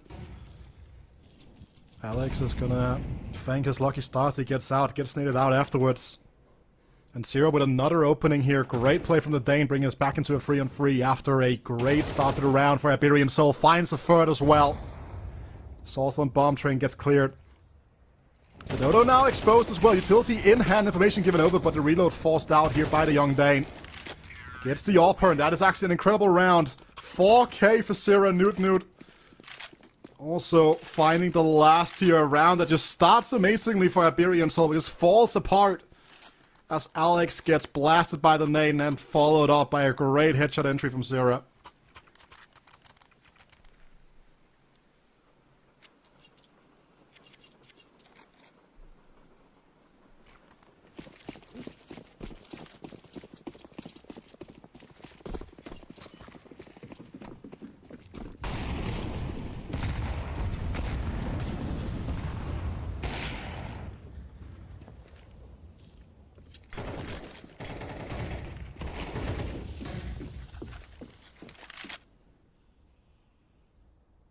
Mopa's down out. This is a lot of space he's taken.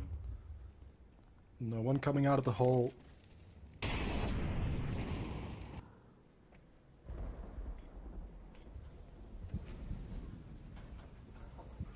I love this late Ivy actually coming out here now. Because he can end up catching out a unaware... What is it? Double swing as well, the boost here. But also finds Newt. And he's ready for TMB as well. Has Alex in support. Doesn't need him. That is great play from Sorcel. And Layla can still make something happen here with the Mac 10, but it has to be a wide swing. Dodo sees the two-piece of them. But Christo stands tall in the second place. We've seen Zero single-handedly open bomb sites. We'll have to do it again here with the AK to clear space for Christo. But he's walking directly into Sorcel. But what? That's an absolutely brilliant 180. Deletes him. But Alex finishes the job here now, leaving Christo in a 1v3 situation. 17 seconds to go here on the clock. Has to get this all out. It will be an audacious, even dumb move to try to go for the round here. Iberian Soul does not really have the money to fully chase him after the round. But removing that AWP would be a huge boon.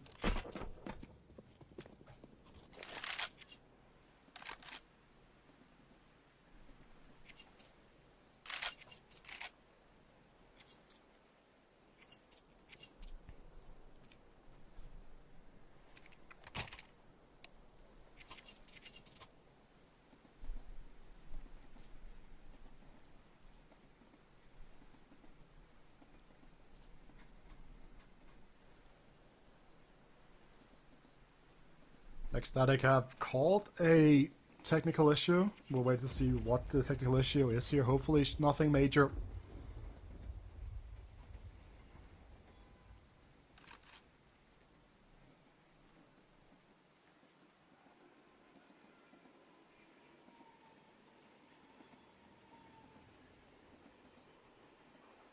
Just see whether or not we're gonna see what the buy is gonna be here, coming out from Ecstatic.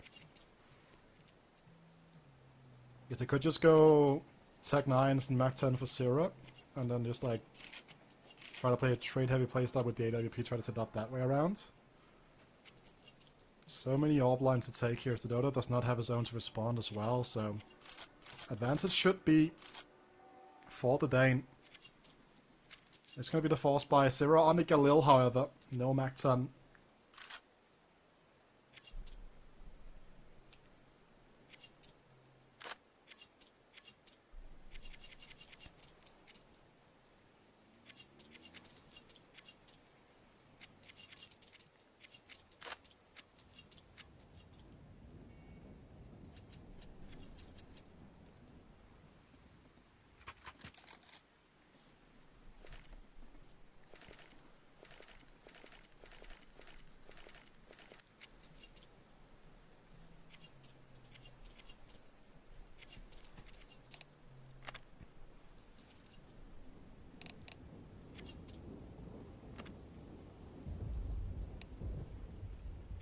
And now we are back on track. We're gaming again.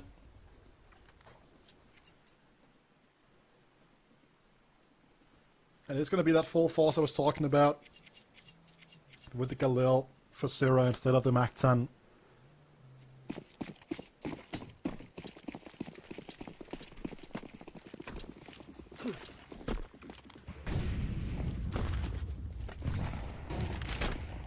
And the con smoke lands here. Oh, look at this push from Dodo. Aggressively. If Nunu steps back once, yeah, he's going to be taken out. That's so much utility as well eliminated. A full belt to try to set up his teammates. Removed in a blink of an eye.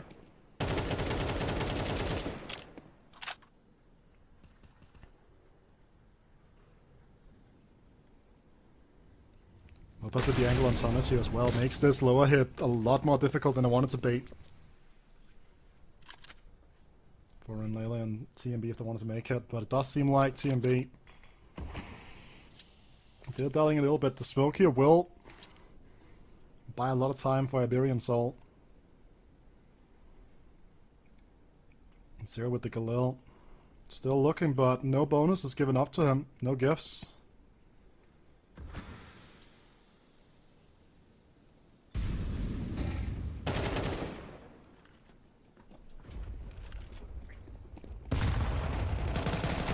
Alex, he's coming overrun here.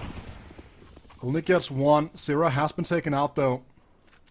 It's a 3-on-3. AWP still in play. Bomb has not been planted. There's still 20 seconds to go. They have to get a hustle on, and TMB, well, he's right on top of that VG. If this bomb goes down, that is a steal. And Christo finds the Dodo. Now TMB swings out, wins the duel, leaving Mopos in a clutch 1v2 situation, but TMB swings him and clears him. And that is a round where your entire build of utility on Newt gets annihilated by Dodo at the start of the round. That Ecstatic have very little chance of winning.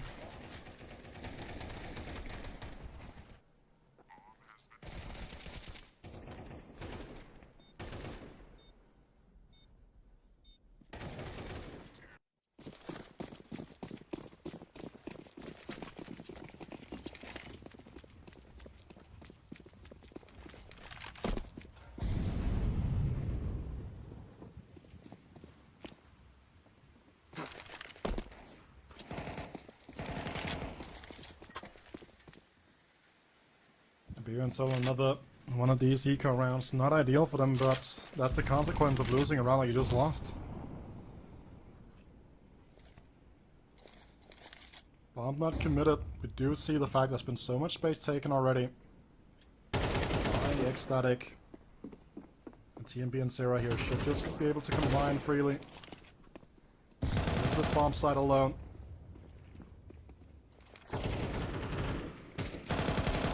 Let's do that due diligence. Do not want to give over any rifles any chance of anything here. If we can keep 5 men alive. As I say that, Syrup is fumbling with some nades. Mopos punishes, but good trade from Unlele. And a 6-2 start here for the Danish side is brilliant.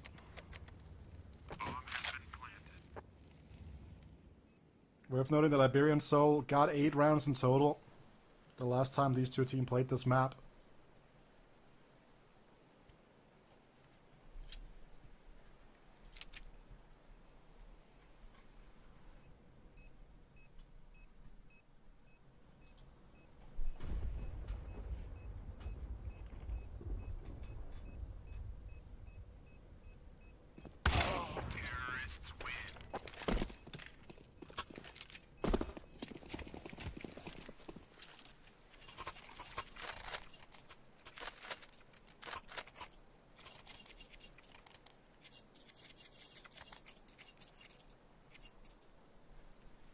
And that was a 6-6 first half.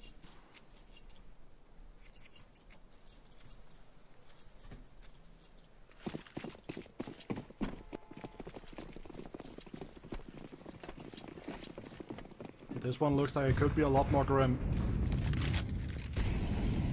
Sedodo and Mopos double AWPs that are being brought into play here. And Mopos already taken incredibly low in the first engagement now. This should be an easy one to land for Sedodo into this.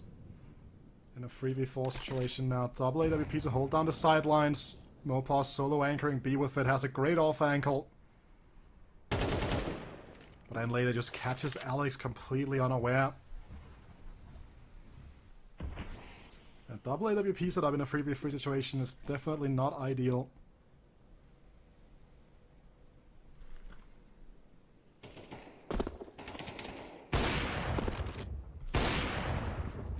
So there was an important shot here now, allowing some space to be taken into the main area. TMB. Get onto the side now. And he ends up winning the duel against Saucer despite falling down of a ladder to start it. And then no Mopos is on B. Or at least were that a while ago.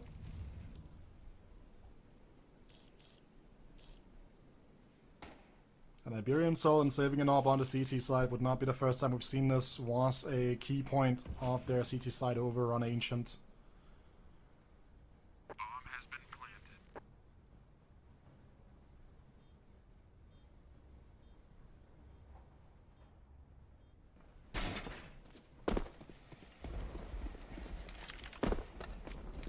They're gonna press the reset button, try to play this double op setup in the next round, but with way less support around it in terms of the economy, in terms of the weaponry.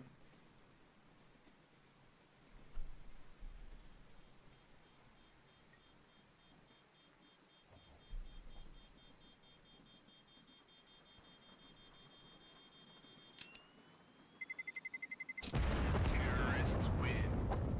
It was a 7-2 half.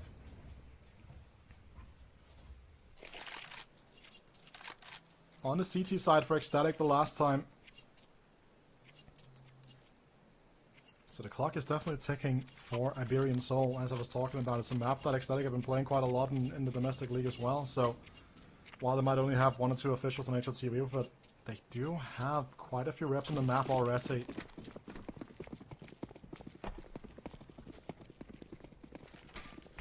And the odds say the same thing. Fast main play though is maybe the opening that was needed because of the early utility damage, giving Alex a freebie.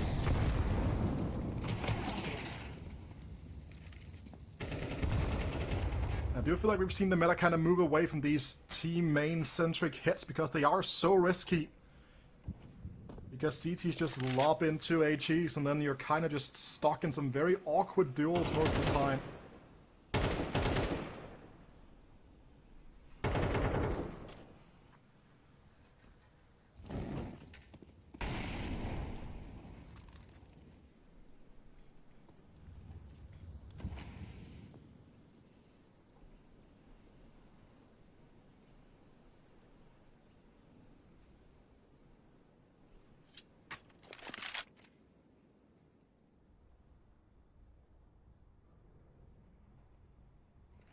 Nuno and Lele, slowly but surely, try and take some of this control out of the long dog.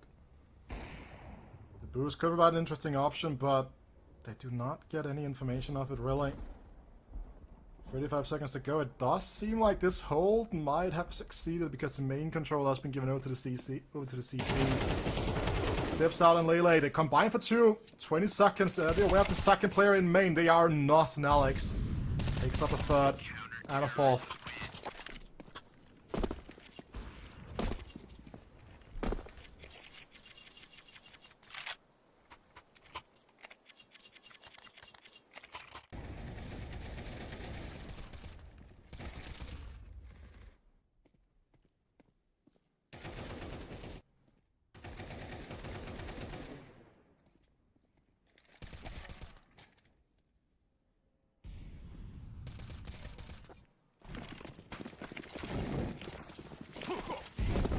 The utility package here just kind of shut down the main control for the T's here. Do mean that Zero will take a little bit of an early hit, but the rest of the team trying to take control elsewhere on the map now. Taking that upper part, taking the Ivy control. Noise has been made though, Alex with a great position potentially. Also forces him out though, Davy G. Ends up burning up here, Team B manages to close out that kill. And that is an expensive mistake to make here. So much space being bought from that. 3 T's trying to make their way into this B bomb site. Mobus has one angle locked down with the AWP, the other one being held with the M4 up towards the heaven. But if they throw a deep lurk smoke here, Mobus's hold here to shut down the stairs would be completely denied and evaporate in a second, and there is that lurk smoke I was talking about.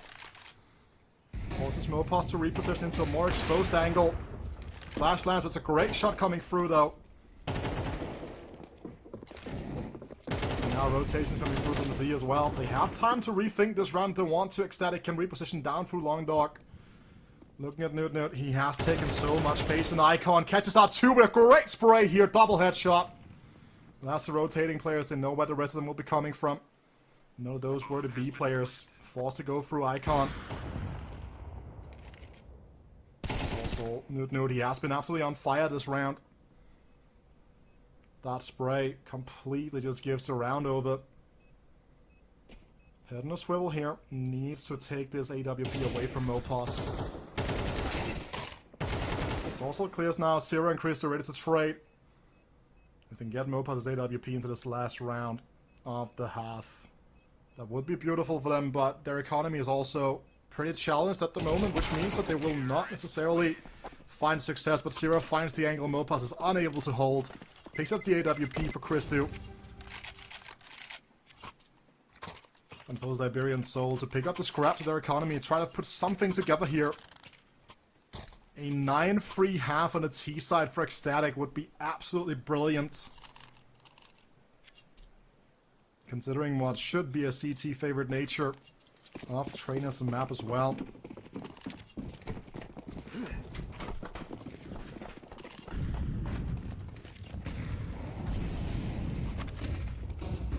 Alex aggressively trying to scale this Long Dog here. Trying to get the better of Lele. Great setup here.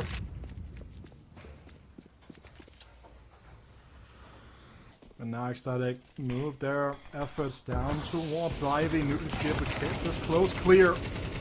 So there's MP9 being set up to perfection.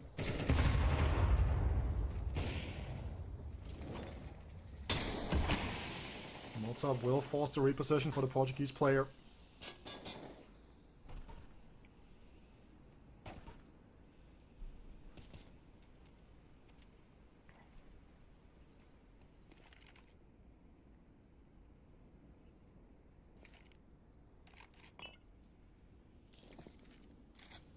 That drop there will make some noise now. Great clear from Christo. Saucel unable to react in time now. Alex trying to hold on to those Long Dog areas. The Dodo deep in Icon. And Zero now making his way onto the side there, waiting for the smoke land for Connector. Sees one player on the train now. They're ready for the guy towards E-Box. They are TMB. So Dodo, important kill though. Brings us back to a 2-on-2.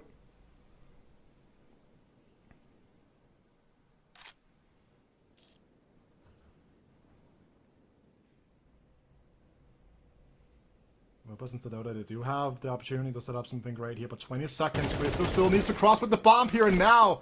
Well, that is a greatly important kill coming through here. TMB has to find these fights. 10 seconds.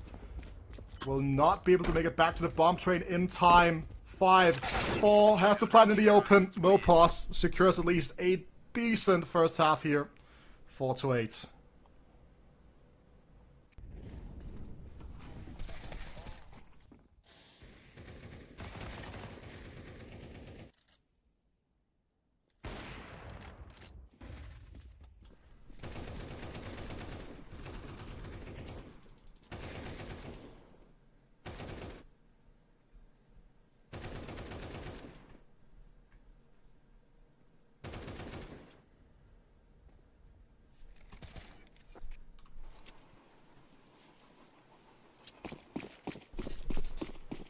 And the last time, as I was talking about earlier, these two teams played on this map, the CT side was pretty much impeccable from the likes of Ecstatic. They've gotten even more reps on it since. Nude finds a quick 2-piece with the Berettas, 1 for each gun.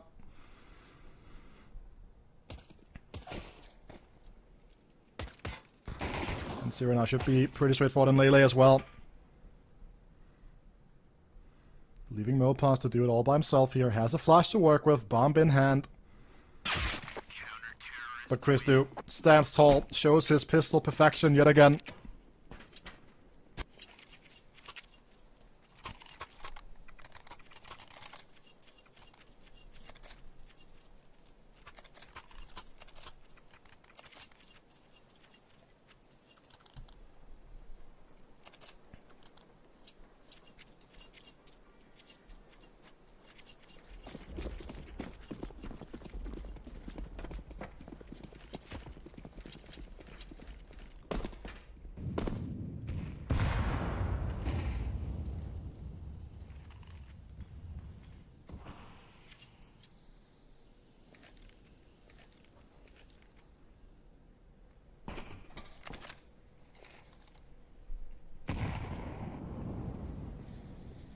The full eco here for Iberian Soul means that there is going to be a bit of a mountain to climb, but it will have a strong buy to work with off the back of this.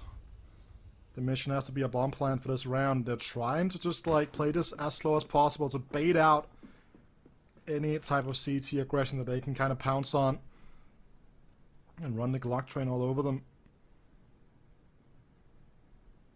Well, let's start making a move at some point though. We're running the minute mark. But the more chaotic they can keep it with these Glocks, the better probably as well in their mind.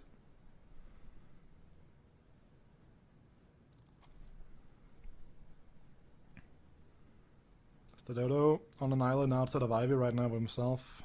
Rest of the team kind of put together.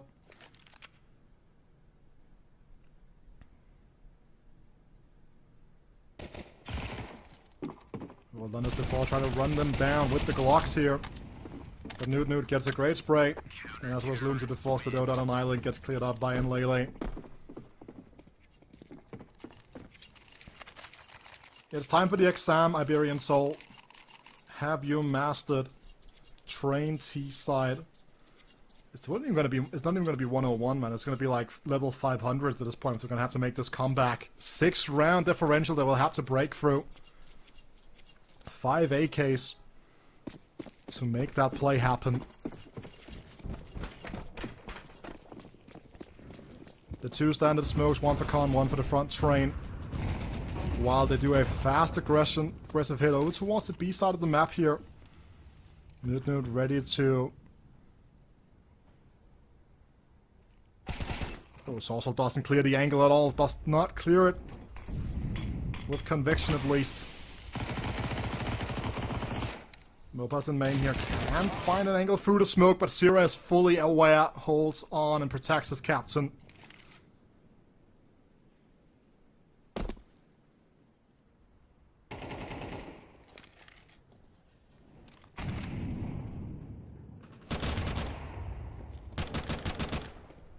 Slowly but surely, the hope will start to fade away. They need to be given a couple of freebies. But with Christo and Nude having taken in early damage from these engagements, That will definitely be an option.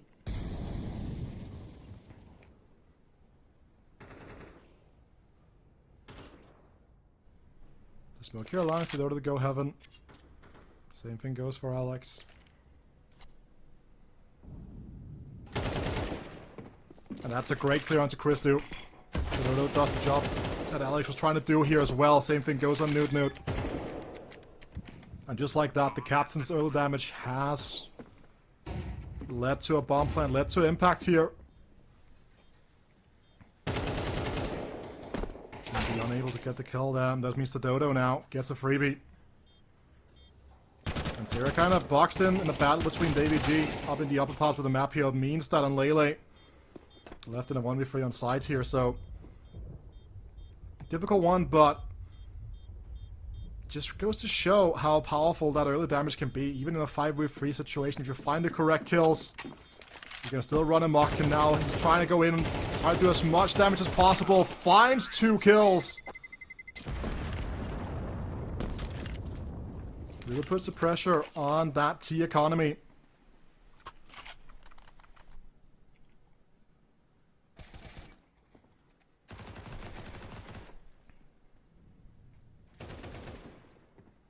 And this kill with the Dodo is super important.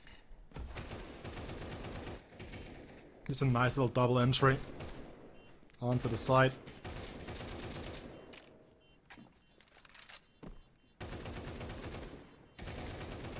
And we saw how much damage those 2 Econ Deagle kills we saw from Davy G on Ancient did. Same thing might happen here, but early engagement, Zero with the opener. And this battle here out at Ivy. It's aggressive, it's a huge battle, but it does go the way of Iberian Soul. And the round is barely started, there's only 5 players alive. It's also low here, we'll have to be traded for efficiency. And Alex has an inkling that we're going to see another re-aggress coming out. And Nunu might get caught here. That is great. That is patient play from the former NIP in-game leader. Leaves TMB running for the hills. He goes looking for the duel, actually. He sees the weapon, but Alex clears.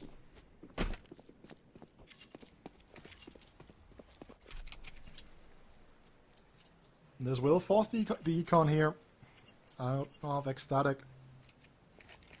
We'll be able to buy into the next one.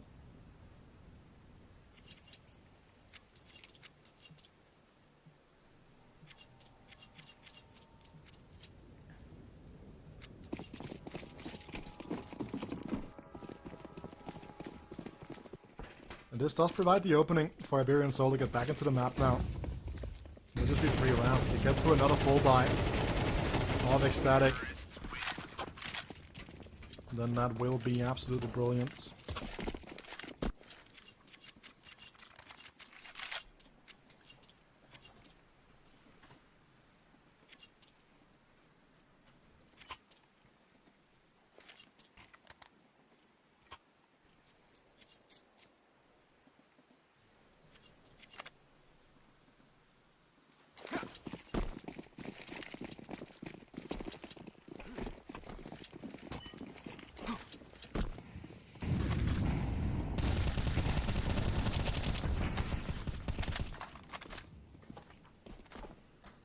And this does seem to be a default setup for Iberian Soul's T side.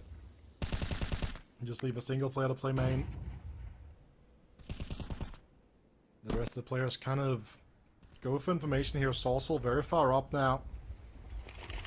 Can go for a pop, it can go for a hit on towards the B side as well, with him in this position.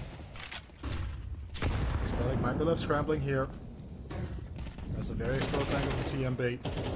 Great clip from Davy G as well now. Sierra has to fight 2 players at once. That's impossible for him. As Saucel also activates.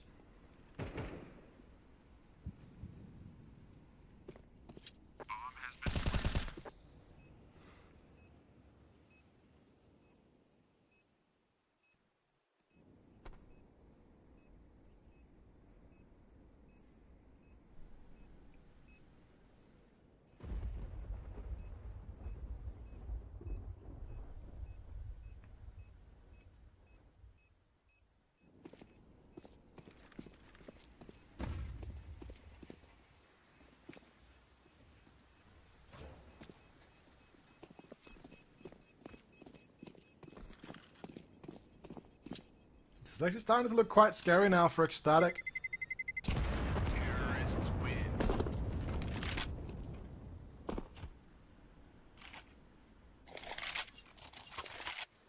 There's a decent amount of bank built up for Iberian Soul as well. This map could actually start slipping away from the Danish side very, very shortly.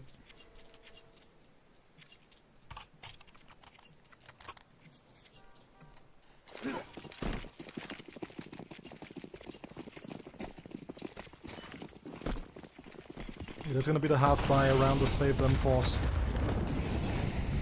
These two on the... Oof, Sierra taking a huge amount of damage here from these Molotovs. Yeah, big entry into the side now. Mopars being able to lead out. Oh, Sierra has a pretty good angle here on a player coming out of main. If they overstep their boundaries, TMB about to be called out by Mopars' AK. Oh, this flank, however, from David G needs to be... Shit again. Zera just walking past him. Does little kill lobby, he does.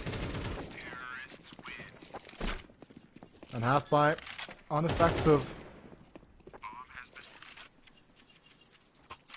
And we have a 1 round game here now.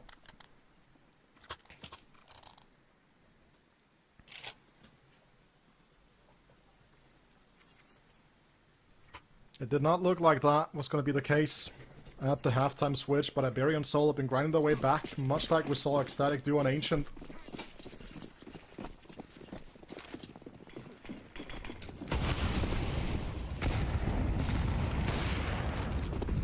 That's actually a pretty big whiff. There's 2 big whiffs coming through here now for Sododo. And Lele should be thanking his lucky stars. And as he gives him the opening into the round now, TMB falls as well. And those shaky hands from Sododo might end up costing them what would have been a great chance at a round now. Mopar skilling outside, and Lele has to be ready for this. He swings into it. This is the man that was not supposed to be alive. 2 op-shot missed. Turn into 2 kills instead. David G comes from Ivy. Get rid of the culprit, but Sierra pressures Sododo, leaving David G all on his lonesome. They know where he is. They know he came out of Ivy. Should be out on the side now. Behind yellow.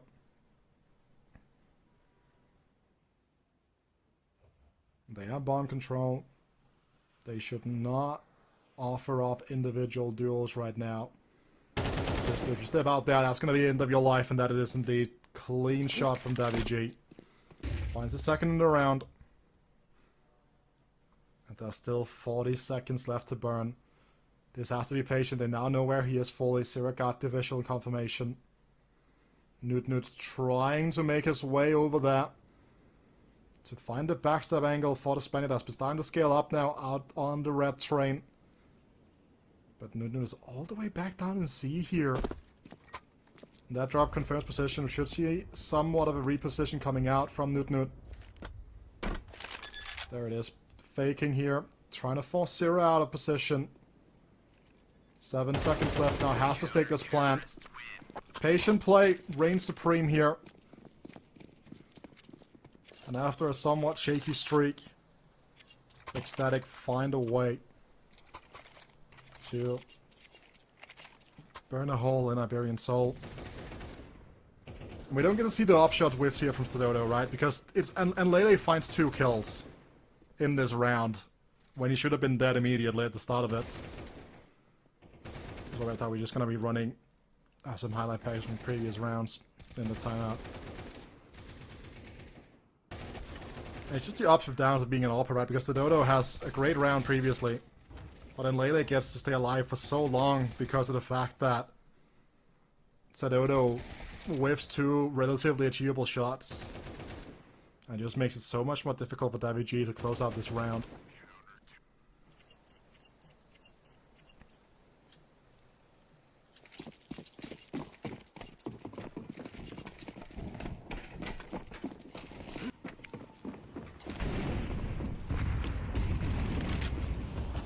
Still money to play with, money to burn here for Iberian Soul.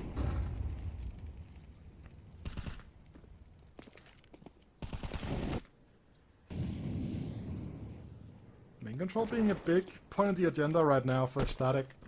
A lot of utilities being burnt now. Christo holding on towards the pop here.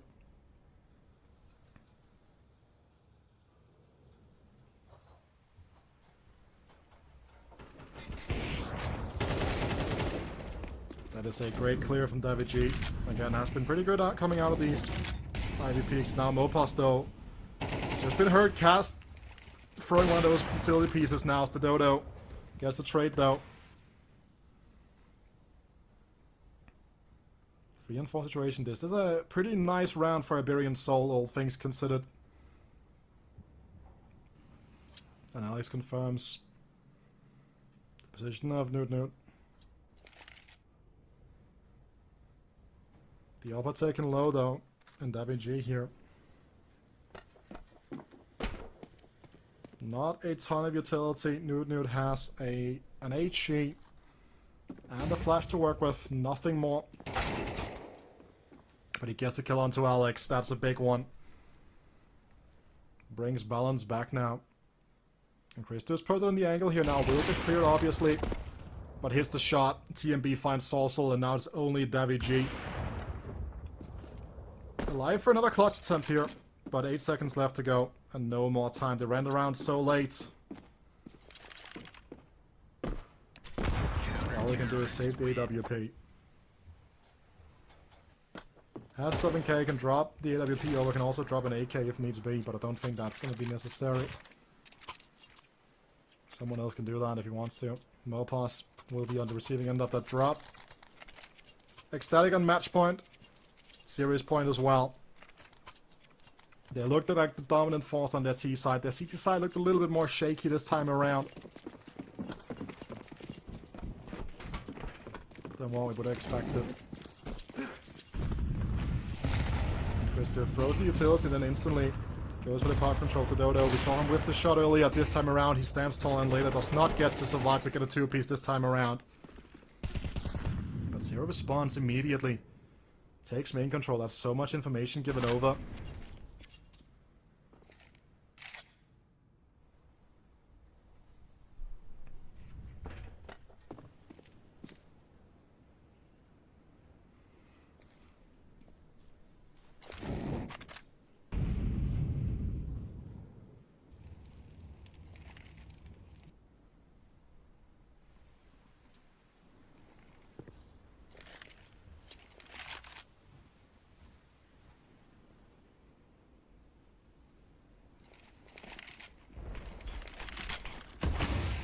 Zero has a lot of information here now. Will get molled out though.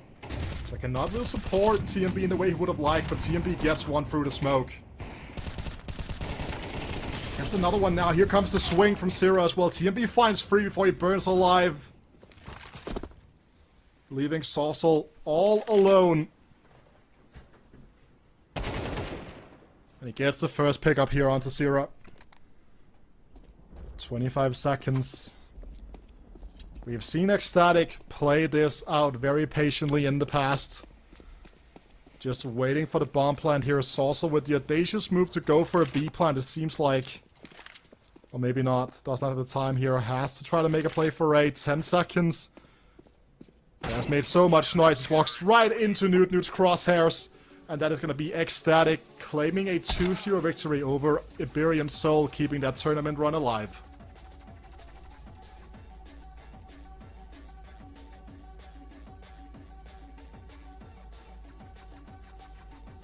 And as you can see, that's a strong KD there for Zero. Great performance from him.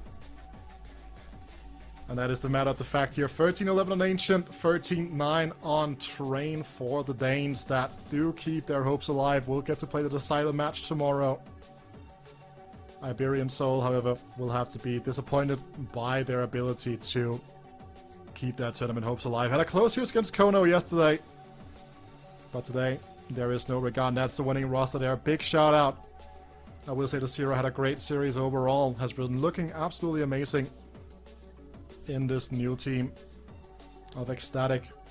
Very hype player as well, right? One of the reasons why that was a little bit of hype around TSM was him coming over from Mouse NXT. He's just a great rifling prospect. You see, that's the Chimera roster that will be playing later in an hour, but this is the roster of Ecstatic that just showcased their great ability here against Iberian Soul.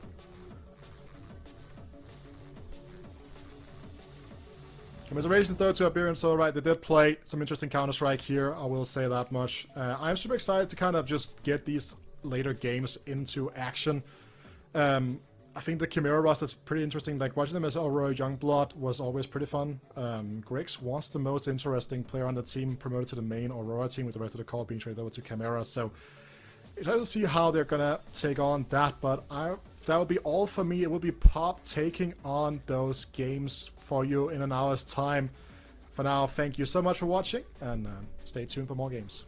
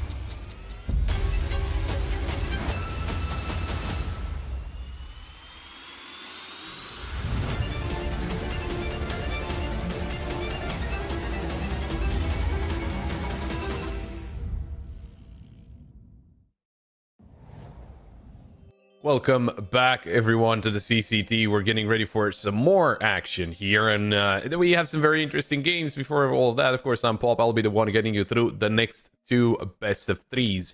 We are in Europe Series 7 close qualifier, or play-in stage, if you want to call it that, and we're still looking at the groups. Let's first look at the schedule and see what games we still have up remaining. Of course, we started off with kind of an unfortunate, didn't get to see a lot of action. Alaska, they had some technical issues, so they had to forfeit against Fireflux.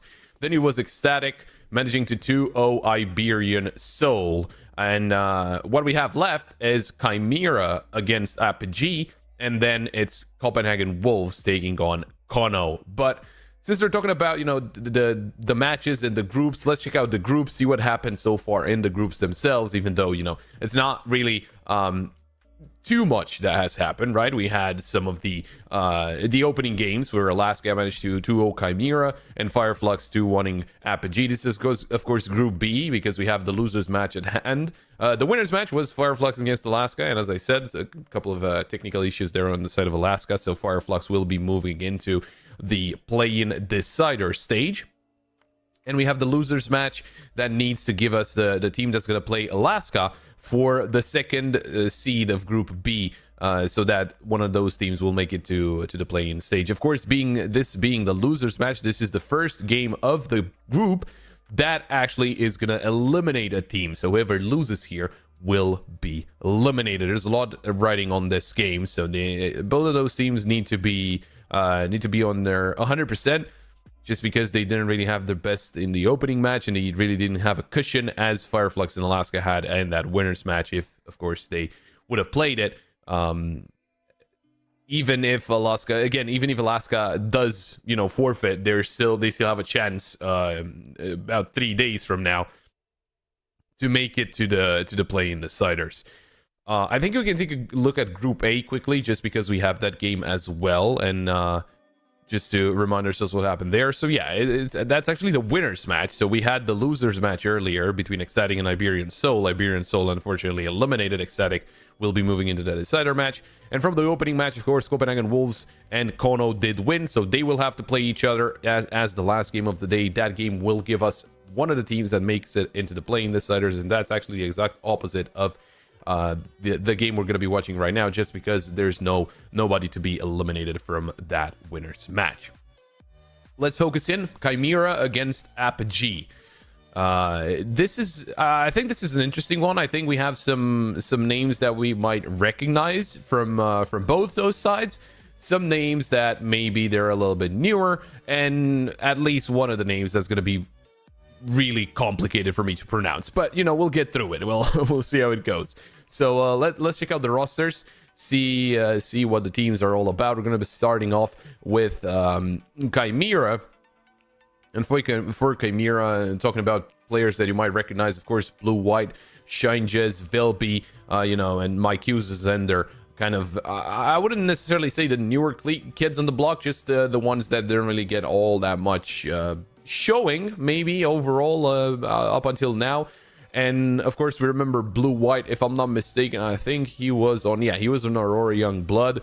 So one of the teams that was making a lot of moves here at the CCT. They were looking really, really interesting, to say the least. Of course, Vilby was part of that as well at one point. Shinjes, he was on Betera, and before that he was on Cybershock for quite a little bit. So yeah, I think they're looking pretty good. The fact that they lost 2-0 to Alaska, I want to say, comes a little bit of a surprise. I mean, it wasn't necessarily a very one-sided affair. It was a 2-0, but it was a 13-10, 13-9. Just maybe they're still, kind of getting accustomed to each other. Maybe it's not fully integrated, right? Because they've been a team, the five of them alongside Pixel, who's their coach, for 18 days. That's of course on HLTV. They might have been maybe even before the player break, and that maybe they were practicing for a little bit longer, but technically that's when they transferred over from Aurora Young Blood and of course Betera to Chimera. I think that was the point where, wait, I think I might be remembering wrong, where Aurora Young Blood, yeah, they didn't really keep the team anymore, but they were a team for basically a little bit longer before that, quite a little bit longer. But they're looking interesting. Let's take a look at Apogee, because there's also some players that you will recognize from that side of the pond. Of course, a Polish team. I think we can change over to Apogee's roster, and of course you can instantly recognize Demio, Prism, Hypex, Jacob, and there we go. There's the name that I'm gonna be having problems with. It's gonna be HFAH. I hope. If anyone knows how his name is pronounced, please do tell me, because that's really gonna be very helpful. But yeah, again, looking interesting. Apogee, they've been a team for, well, let's say 2 months. Prism has been in the team for 5 months. Their coach Bogdan as well has been in for 5 months. The rest of them joined 2 months ago, and they had some pretty interesting results here and there. I mean, they won against Gun 5 about a week ago. Before the player break, they did lose to 9, but won against Nexus, against 500.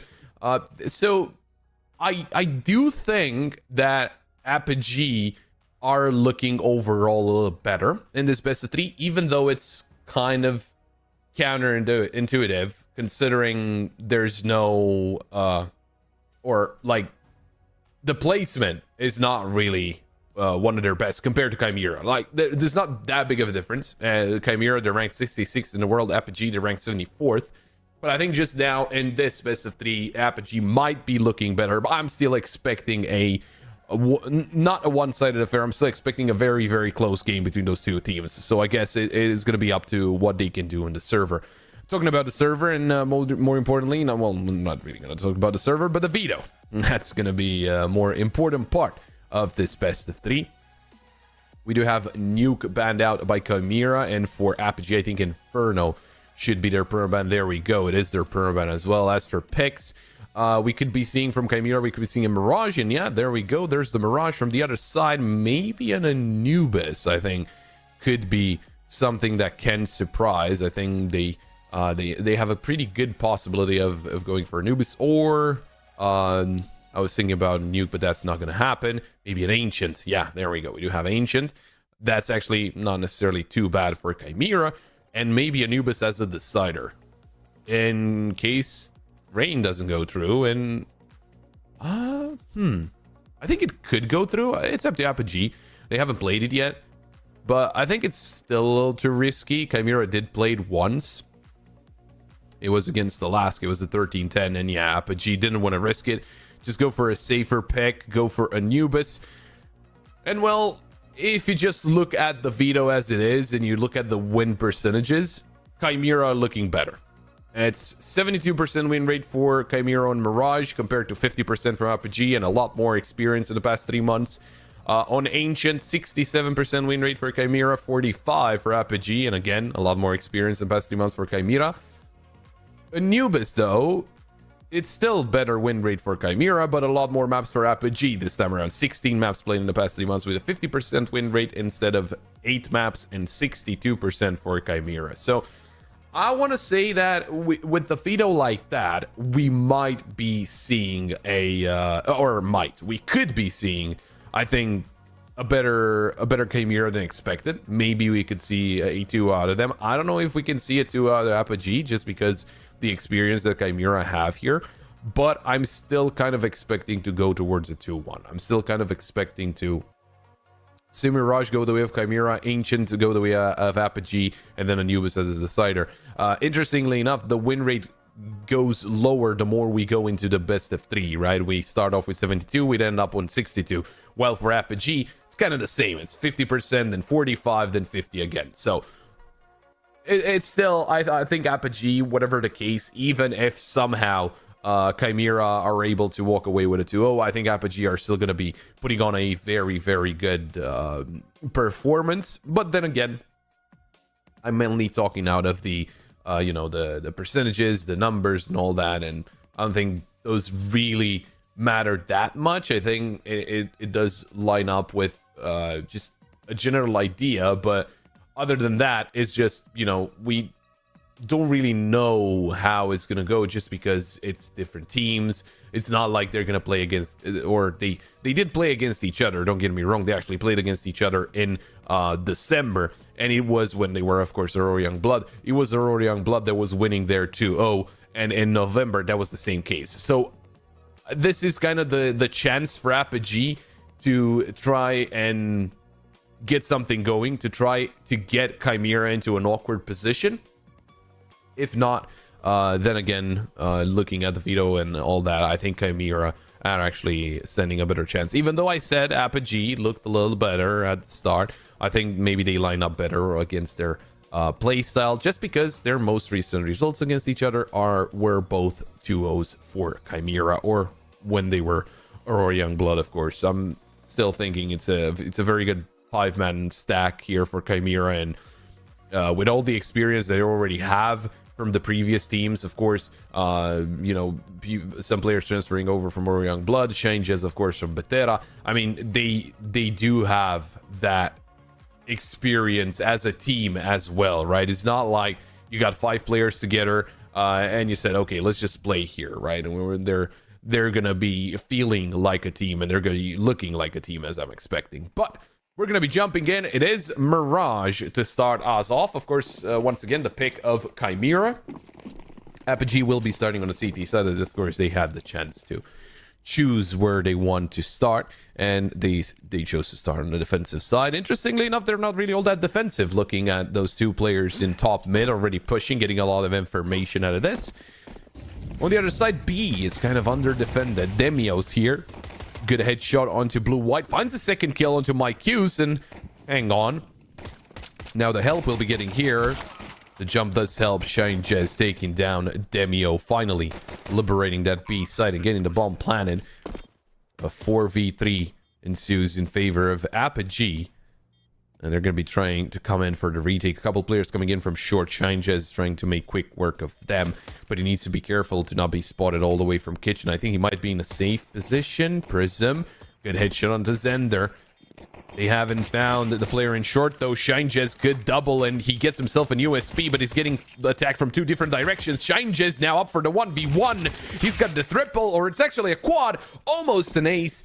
HVAC, he will deny, but there's not enough time. Shine Jez, he did enough, and it's going to be the pistol round in favor of Chimera. A little unfortunate there for Shine Jez. He was under a lot of pressure.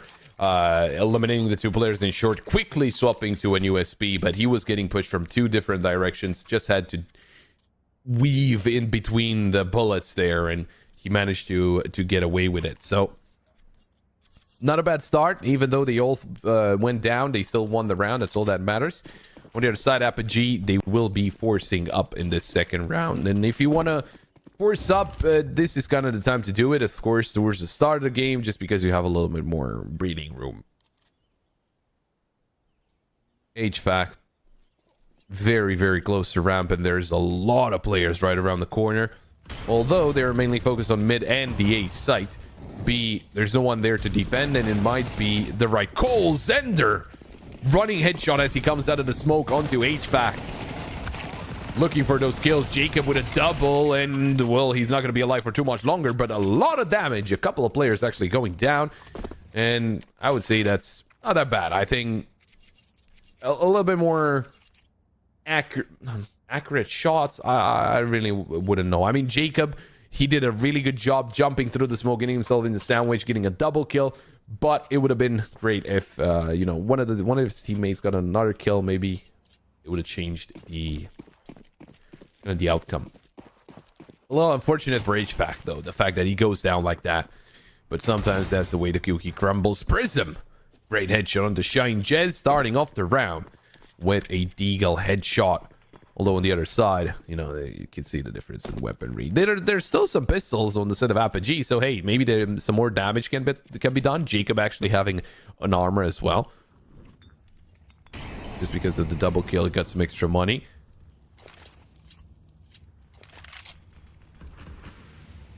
Smoke's coming through for window. HVAC, quick shoulder. Players spotted but can't really commit to the peak there. They're gonna play as a unit, and that's the right call. There's a molly for default, but they got a player hiding in Ninja. So that could be the surprise.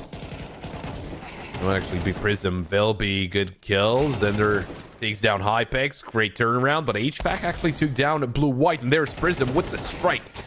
It's Velby who is not able to take down Jacob, and Apogee steal away the round with an eco.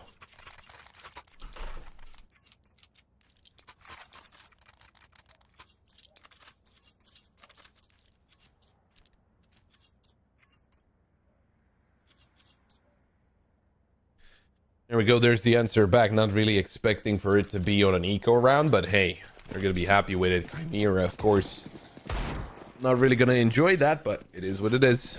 They're gonna be focusing up.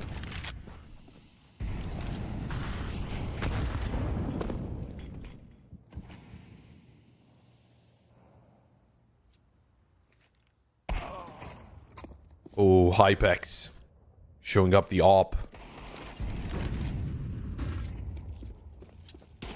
Looking for some more and almost getting a second kill. There's Zender. We'll be dropping the smoke. There's another player right around the corner. HVAC gets aggressive and gets rewarded for his actions, getting the kill into Zender. Jacob, great headshot to Blue White. Mike Hughes takes some damage from the nade. Shine Jez looking for a chance to strike with an eagle, but not really going to present itself. Oh, great nade. Mike Hughes down to 21, and oh, we heard some typing. Might be some kind of tech issue. It's way too late now. I mean, the round itself is not, it's still going to be played out, but right after we're gonna have a tech pause, see exactly what happened. Hopefully nothing too serious. We just got into the heat of things. Oh, it's never mind. It's actually a tactical pause called in early into the round. The round didn't even end. Which, could you compare this to someone leaving before the game is over? Jacob takes care of both of the last players alive, so it doesn't really matter. But you know, kind of not showing a little bit of mistrust in your teammates. Might be a far fetch. Anyway, tactical pause called in by Chimera. Usually I get a general idea when the tactical pauses should come in. I did not expect the tactical pause this early, to be honest. I mean, sure, losing to the eco was a problem. Losing the previous round, not really. I mean, you did have a disadvantage in terms of weaponry, and right now you're ecoing, right? So could have had a tactical pause after this eco round. Maybe there's something very important that the coach needed to tell him. Maybe it's something that he realized. Oh well. We'll figure out. With, you know, observing their play style, but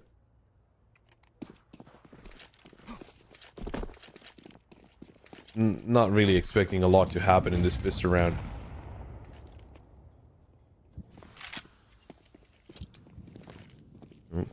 Head spotted.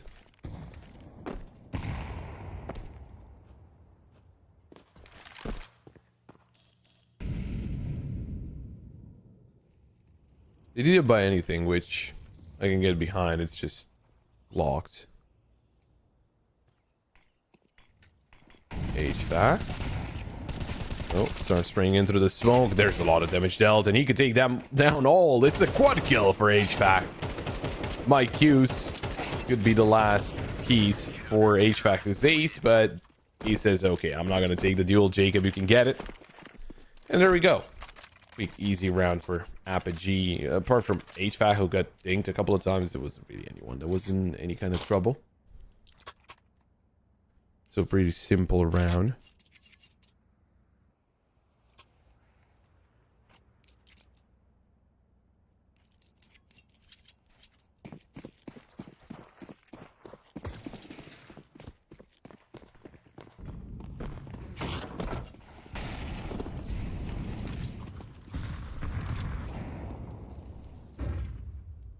Well then.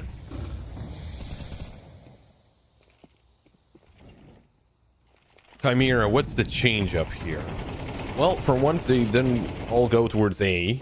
Although towards mid, it doesn't really seem that was a better start. Demio taking down Zender and blue-white. He was tagged up fairly... by quite a lot, actually. 17 HP left for blue-white. Prism and Jacob did take some damage. I really rate the setup there in ramp. I don't think there's anything wrong with it. If there's a double swing, then there might be a problem, and we'll see if Chimera are thinking about that. Looking to reposition towards the A side, it seems. Might have been hurt there. I'm not exactly sure. Mike Hughes, did he see the head? Anyway. Good shot out of Hypex.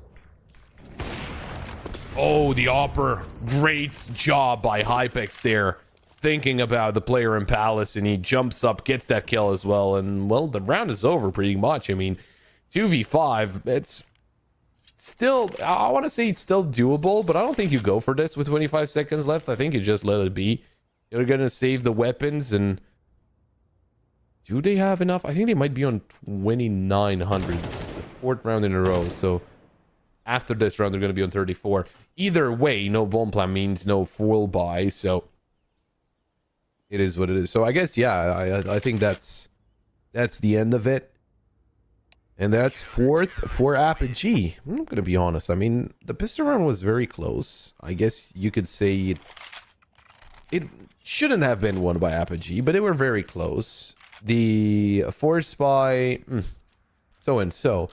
But then they win the eco, and they haven't really stopped since. And honestly, they're not looking bad at all. I think Chimera are actually in a little bit of a pinch here. Even though we're very early on, right? It's 4-2. It's only a 2-round difference. It's not that big of a deal. I just think overall, Apogee are answering very, very well to what Chimera are putting up to the table. Anyway, aggression through mid by a single player, Jacob. Getting an aggressive angle, but he knows that he needs to go back at one point to not be flanked from under. That was about to happen. Oh, the smoke pushing through it as well. Had to go through that molly to try and overwhelm the mid defense. The boost up. Great shot, Jacob. Wonderful awareness. Nade next to blue-white as well. Getting tagged up by that. Gonna be regrouping towards mid here, Chimera.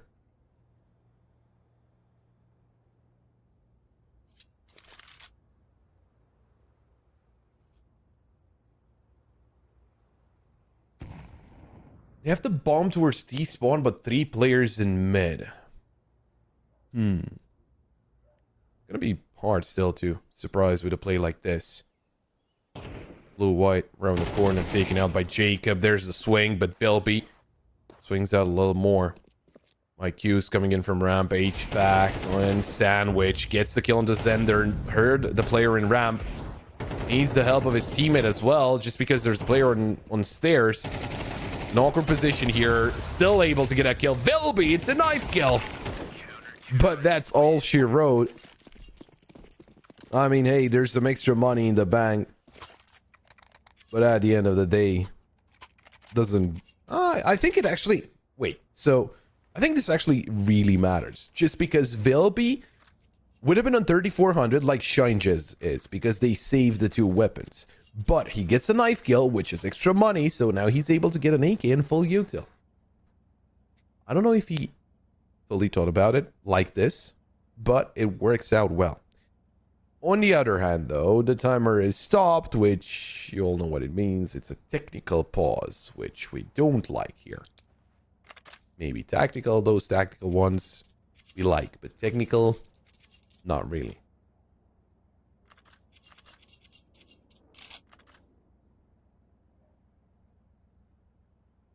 Again, hopefully nothing too serious, and everyone's still on the server, so it might not be that big of a deal.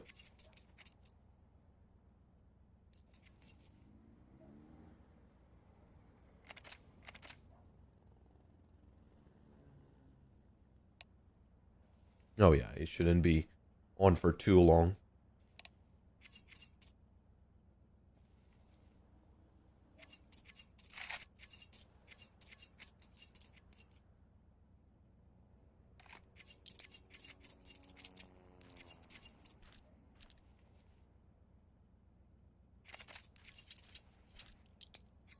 Well then, Apogee on a roll. Chimera still trying to figure it out.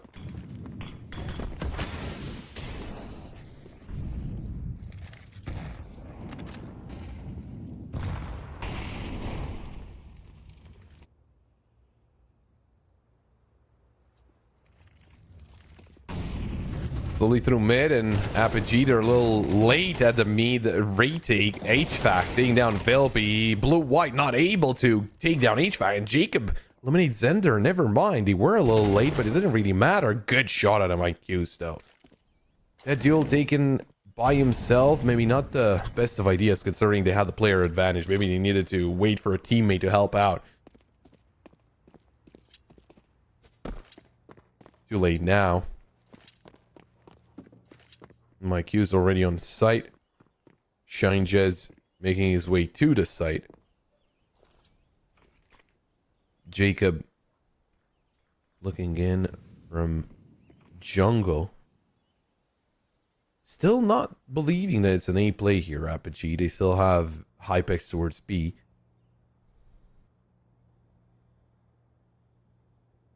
Jacob. Oh, what a shine. Jez in blind sights. Mike Hughes getting the player advantage once again. Shine Jez looking for the headshot angle, and he's going to find it down to 44, but it's still alive, and now it's a 1v1 against the Opper. Hypex can't miss his shot. He's locked into the angle, and he's going to land the headshot of all things. They make it a lot more closer here. Not Shine just but by himself, but the whole team. Chimera. It's I want to say a good sign.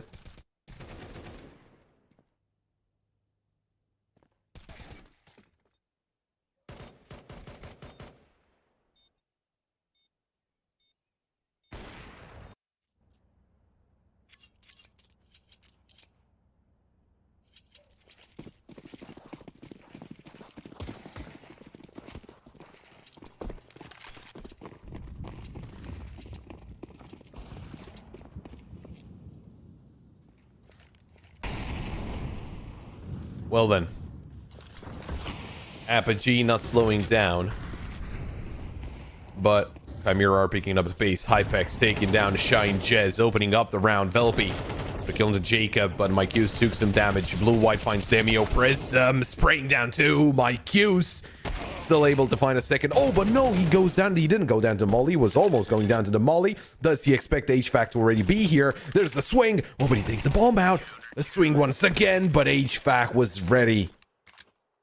Trying to change up the pace here, Chimera, but it didn't really work out in their favor. And that is the 7th round on the board for Apogee.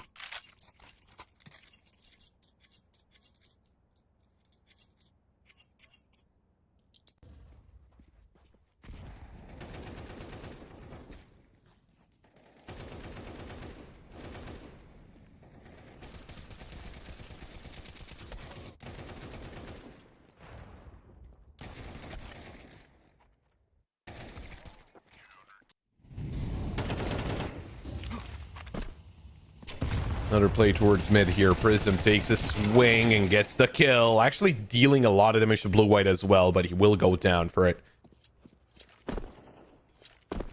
Good start to the round for Apogee.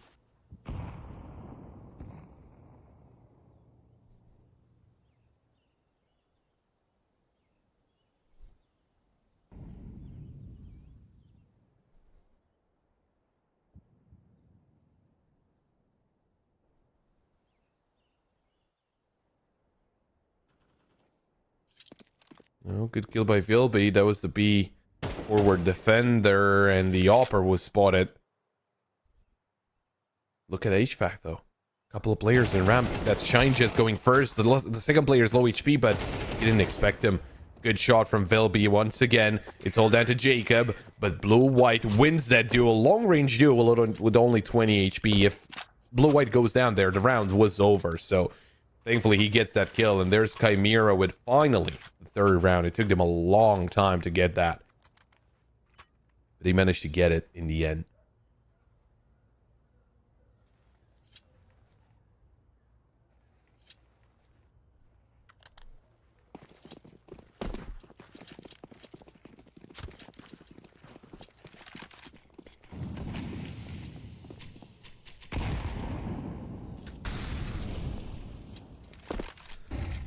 Couple of rounds left of this first half, and Chimera could get themselves up to 5.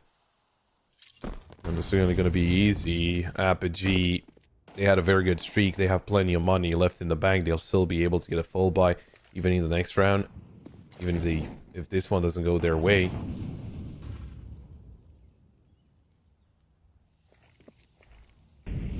They let mid be taken by Chimera and don't really aggress once again to retake it, which I think was one of the strong points for Apogee. We'll see how they deal with this, though. Hypex with the angle towards connector. No one speaking in. They're actually repositioning, going back towards TV. In the meantime, a couple of players from Apogee cleared out ramp, so they should know at this point. It's either B or they're already in Palace, and I'll let you think about which one is more plausible. Spoiler alert, they're probably not all in Palace. And there's the utility going towards B side. Demio, oh, forced off of the angle, and now they know where he is, or at least where he was. Trying to get the headshot at fights, but not going to get anything. Prism quickly blindsided by Blue-White. HVAC coming in from the flank, and Yoper's right around the corner. Gets dealt with. Jacob finds Mycuse, another player towards Car, but HVAC didn't take into account blue-white being next to kitchen. So now it's a 2v2. Hypex in short with the op. Blue-white spotted, but he's going to take the duel and he's going to fail. And the last player alive, Shine Jez, trying to save the day. Just needs to waste a little bit more time. They do have defuse kits. Great shot, but there's Jacob with an instant raid.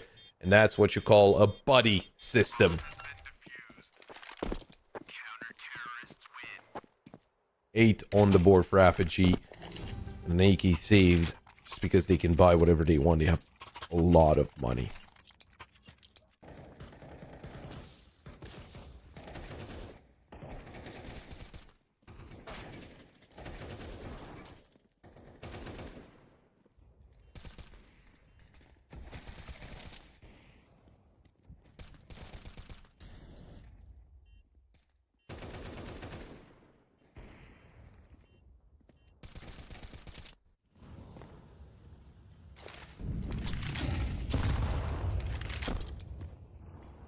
Hypex already finding the first kill onto blue-white. Something looked a little awkward there in window, but doesn't really matter at the end. In the end, rather.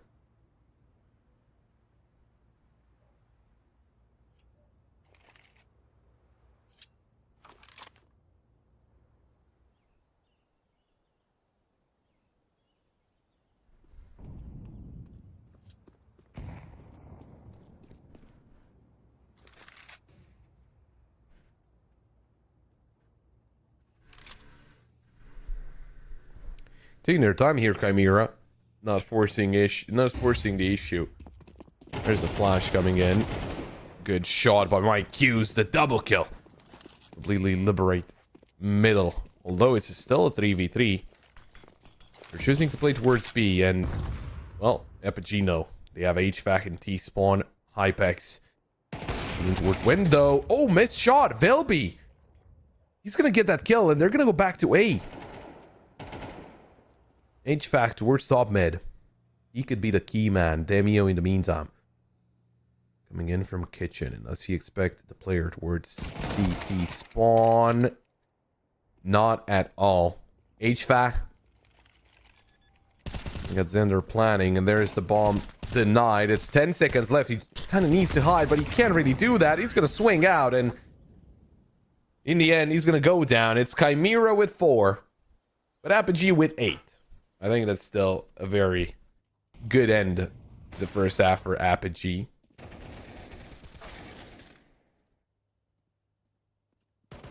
Apogee noticeably better at the CT side, and that's also the case for Chimera. So I want to say that we shouldn't really take Chimera into account just yet, or out of the picture just yet, rather.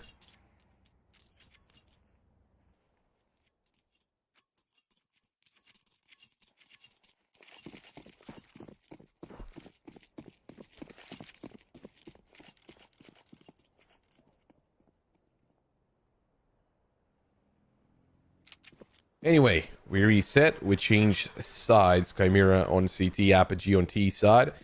We're pissed around. Taking out mid here for Chimera. Looking for those kills through the smoke. Velby finding Prism. Demio spotted a player that just jumped over.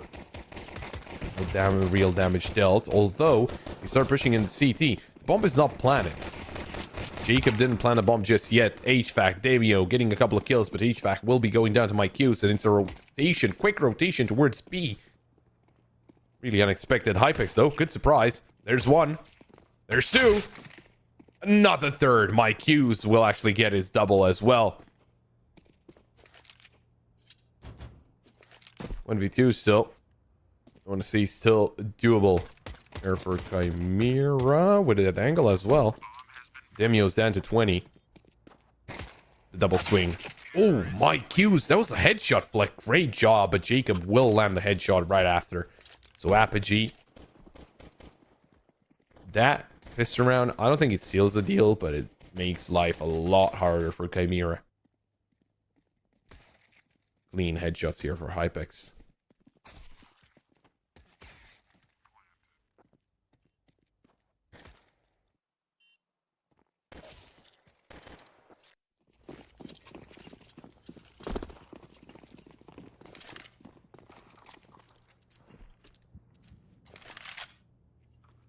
Well, Chimera, they decided to force up as well, and this is a very interesting decision. I mean, you lose out here. It's 11 for Apogee, so I don't know if it's the best of decisions, but hey, we'll see what they can get done. Zender finding Prism.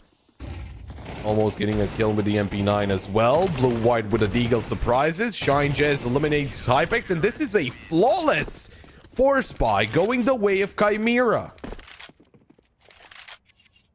Great stuff by them. Great defense. Apogee walked into the meat grinder and found out the hard way what can and potentially will happen.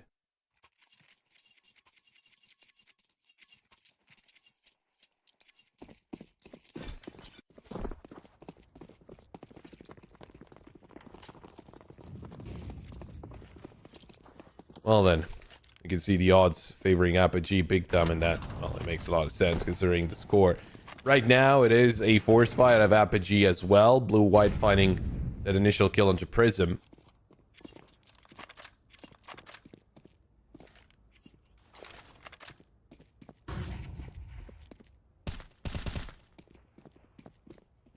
Not able to find a second, though.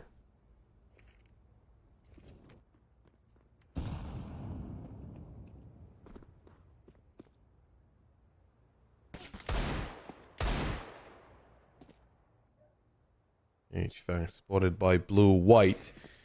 In the meantime, Shine Jess has to cover B by himself. Jacob, can he find a quick headshot? Get the bomb planted at least.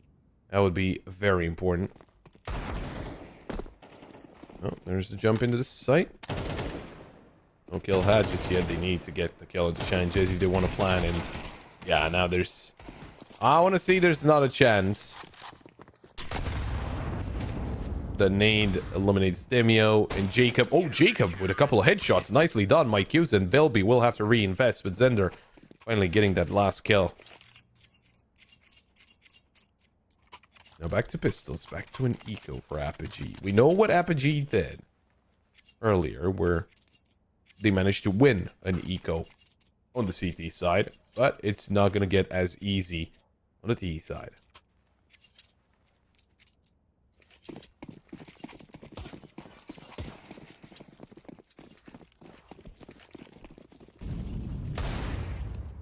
Oh, Jacob! What a shot! That's Zender going down. The flash. They turn away from it, and there we go. Demio, can he get a second kill? It's actually Shine Jess to help out Mike Hughes. And there we go. Actually, Vilby as well. He was in a lot more danger. Chimera? He do lose a couple of players, but nicely done by Apogee. Getting those 2 kills. And it's getting a lot more closer.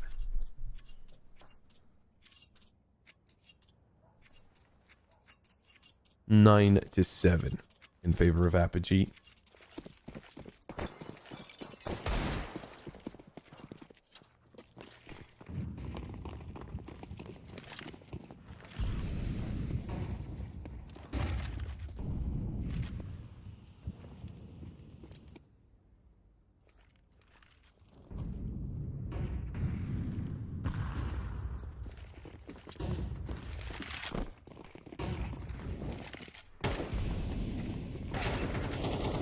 Oh, HVAC, he was ready, and he lands the headshot there. Hypex with a kill onto Vilby, and that is B-side liberated. They do have the Opper all the way into kitchen. Good nade.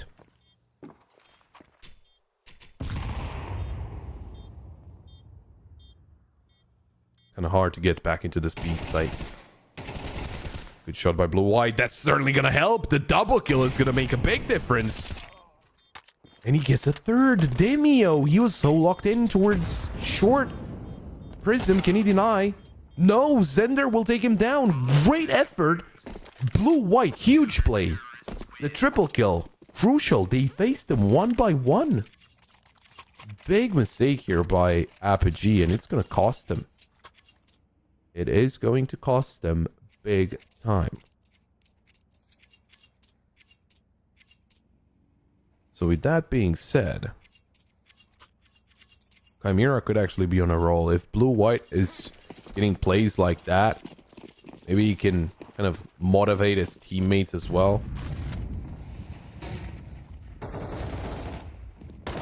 HVAC doing some damage early. There's the kills coming in. Vilby, my Q's, absolutely no issue to clean up the push towards the A site. And Chimera are able to tie up this game.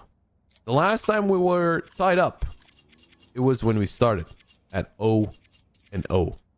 Now it's 9-9. Apogee are calling for a tactical pause because things are getting out of hand.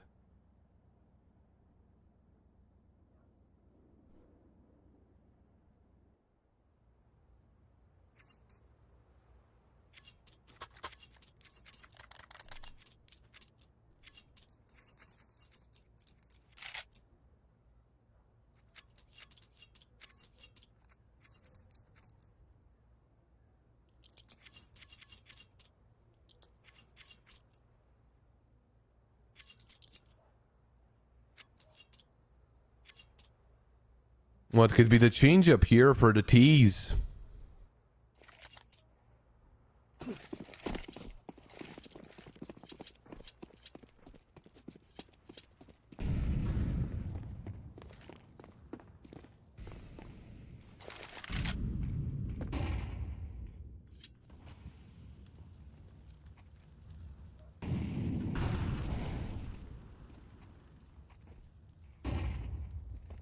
Kind of split up across the map for a little bit here.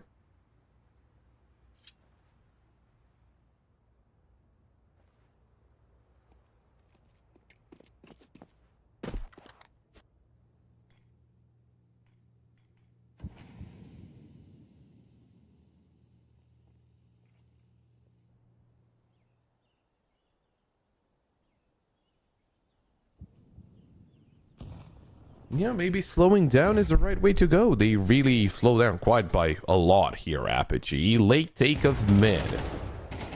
But look at how many players from Chimera are around here. You got 4. They start repositioning here, Apogee. Just making a little bit of noise towards mid and then going back. I don't know if this is really going to be putting Chimera into an awkward position where they don't understand what's happening. I mean, they can just take a swing into mid and like, okay, they're not here. It'll probably be it. Not making a lot of noise as well, Apogee. That's a good thing.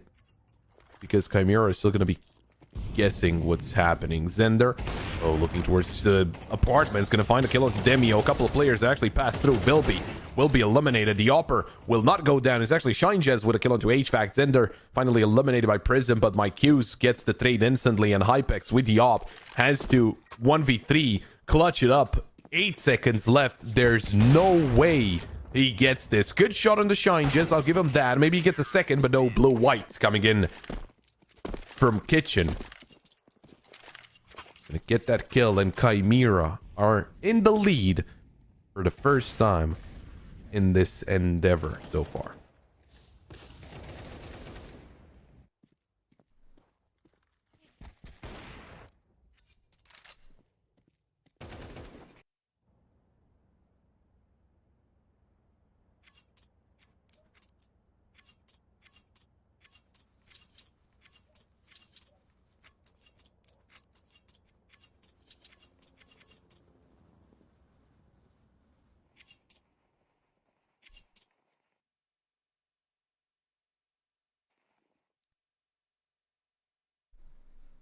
Maybe some more change-ups here.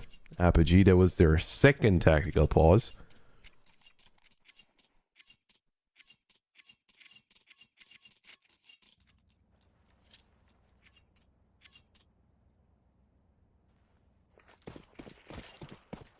We'll see how it goes. As Chimera reached double digits. And the odds were looking very different 5 rounds ago. We're very much in favor of Apogee. Right now, well, they're not.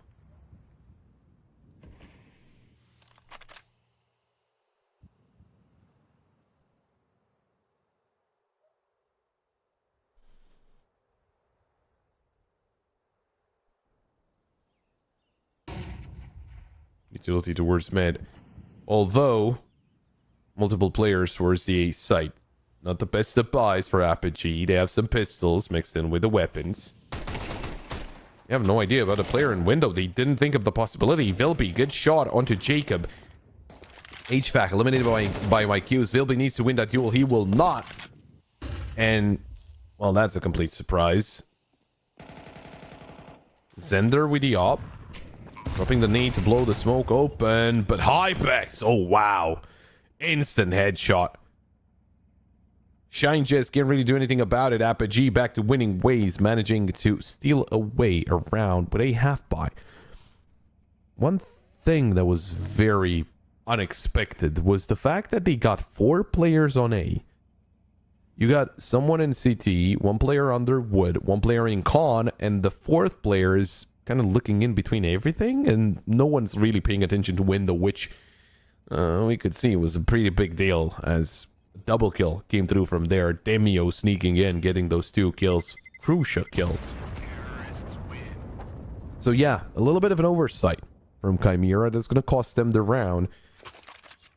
We'll see if it's going to cost them more. No, they have plenty of money, so.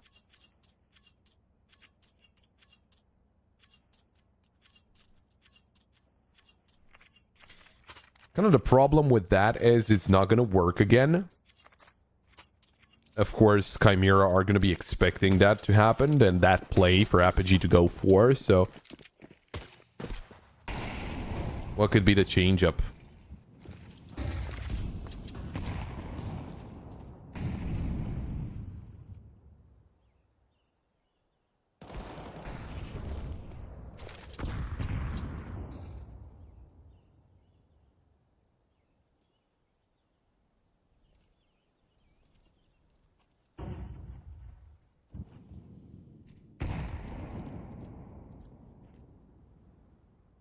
Looking interested into a B play.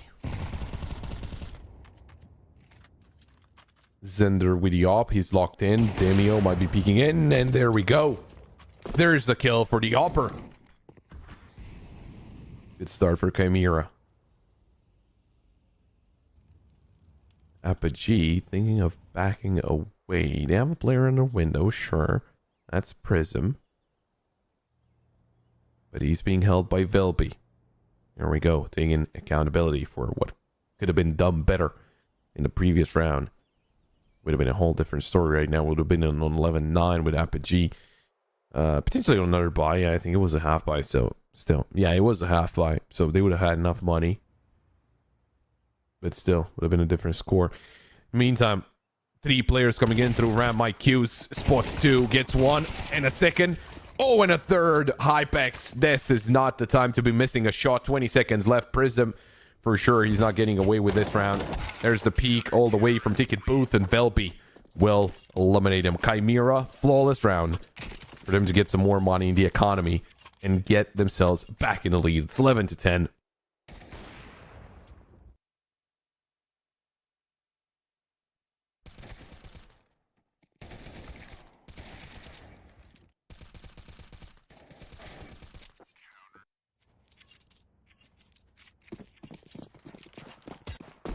Apogee once again, AKs in their hands. No op, but I don't think that's necessarily going to be too big of an issue. Well, since they're going towards A and Zender towards CT, that might be an issue. Multiple players towards the site, and Zender doesn't move, even though he's fully blinded. Prism takes him down. Moving quickly into the site. Blue-white actually taking down Prism. Mike Q's with a kill on the Jacob. We're going to try to overwhelm them, and that's exactly what they're going to do. Oh, low HP onto Mike Q's, but Hypex is all alone as HVAC went down to a nade. Oh, the molly almost eliminating Mike Q's. Hypex on the site itself, but Shine Jez is not afraid of a gunfight. Chimera will be getting this round. We'll be saying thank you very much. And it is 12 on the board for Chimera. It is a map point on their own map pick. You have to remember, it didn't really start the right way. It wasn't really looking all that great at first. But Chimera, they get back into this. And they got Apogee backs against the wall.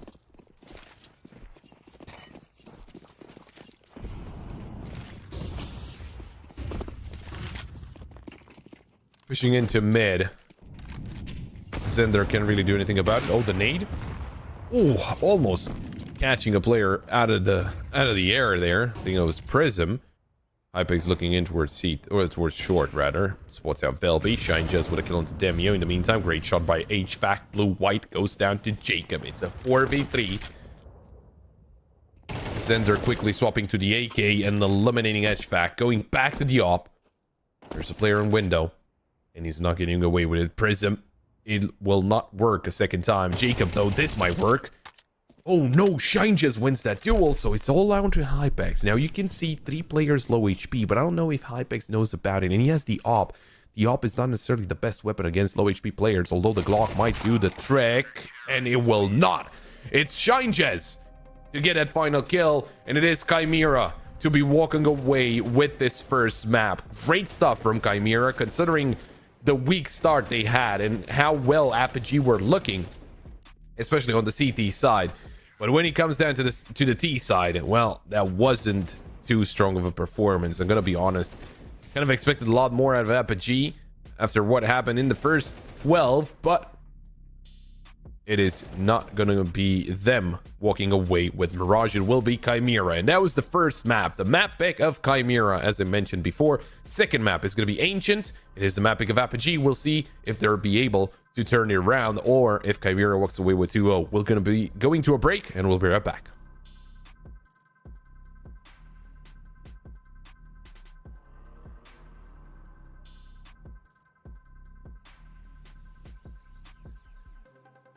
Maybe.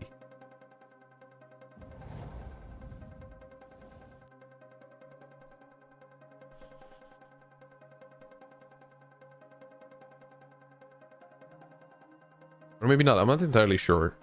Yeah, we didn't go to bridges yet, but yeah. Again, great stuff from Chimera. Yeah, it was really interesting to see how Chimera they didn't really have a too good of a performance in that first half, and then to just slowly come back into things. It was still not looking all that great, but they were persistent and he managed to do it. And that was it with the first map. Second map, Ancient. We can hopefully go to a break now, and I'll see you right after.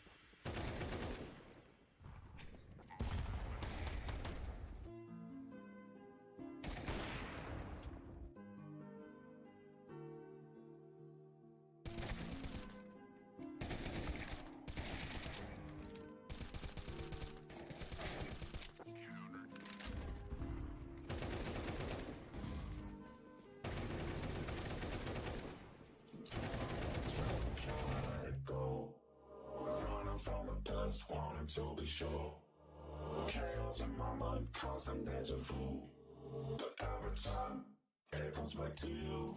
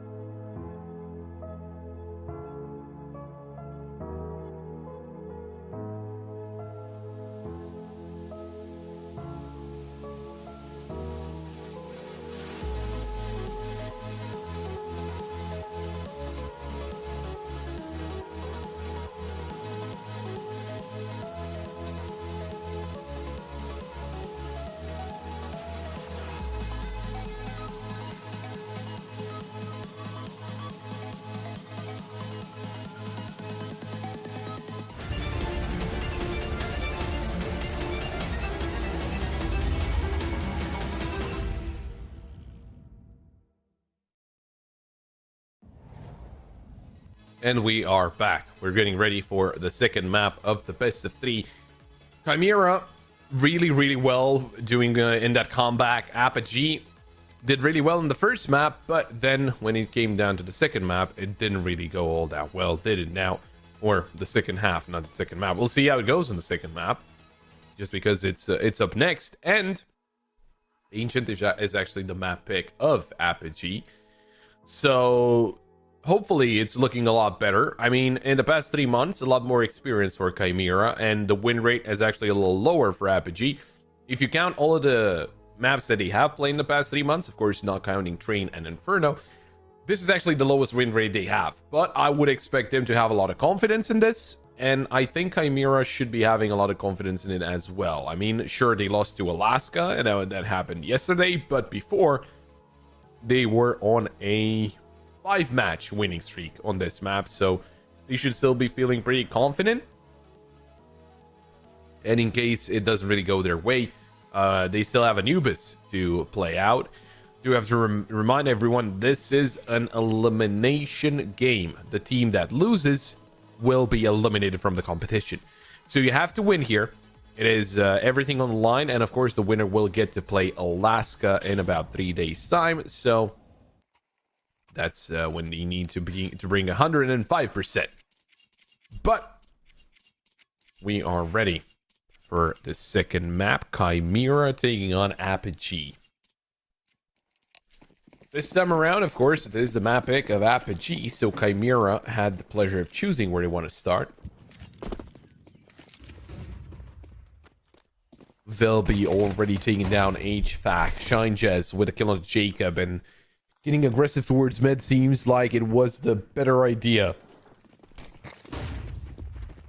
As they already took down 2, Mike Hughes, good shot onto Demio.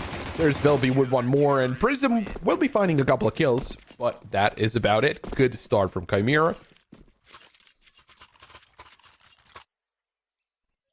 And with that, they will open up the second map of the best of 3.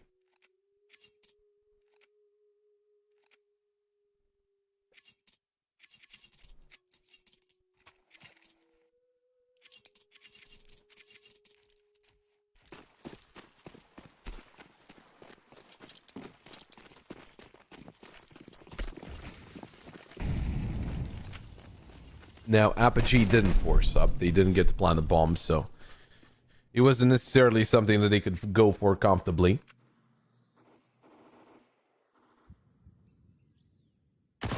Going just behind the site. Good shot onto Prism, and looking for a little bit more. Jacob down to 3 HP. And, oh, that nade is just enough. Zender coming in, gets the final 2 kills, and there we go. A flawless anti-eco.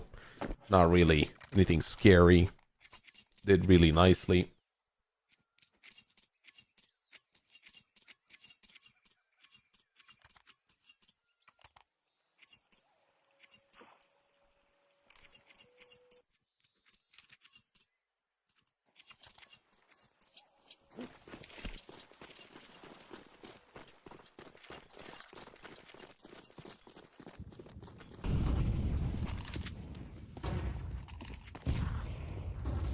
Now for the full buy, what can change here for Apogee? What can they do differently?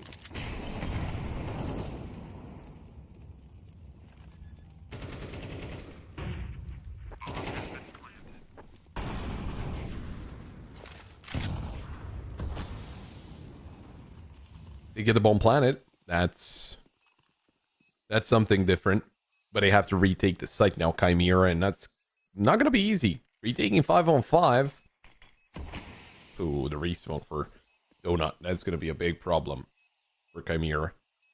No need. Molly deployed. There's not a lot of time. No, this is not possible right now. Yeah, Demio just shutting down 3, and HVAC and Jacob getting the final 2 kills. Yeah, it was less than 10 seconds at that point when they started to push in. There's no chance of getting all those kills in time to get a defuse. You know, there were a lot of smokes, I get it. I mean, Apogee did really well to just waste a lot of time for the set of Chimera. But Yeah, just very unfortunate the fact that it turns out like that for Chimera. I think at that point you just save. You're going in with 10 seconds left. I mean, you might have defuse kits, but it's not like you're going to get a lot of chances to use them. Another fast play towards A. Another situation where Chimera focused onto mid. So this already should be a round that's over. This time they have a couple of players that go through A main. Maybe that can be the start of a retake, but at the same time, it can be what brings about their downfall in this round as well. The 2 players in main go down. I think that's the round over. Good trade by Shine, just blue white finding Prism. Oh, there we go. The MP9s this time around doing a lot of damage. And oh, HVAC. 3 HP. But he gets that final kill and a round in favor of Apogee. This one looked a lot better for Chimera, but again, having a site completely empty once again, maybe not the best overall.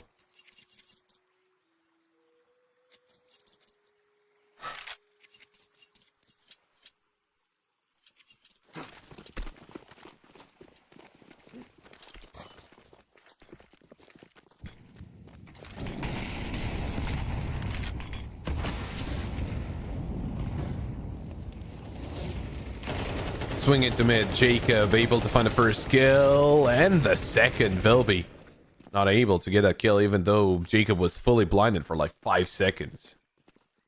Low HP though. Alongside Demio. Epic still in full. Zender got himself an AK. Blue white as well. And they're slowly pushing in through T spawn. But Apogee know the A side is completely open.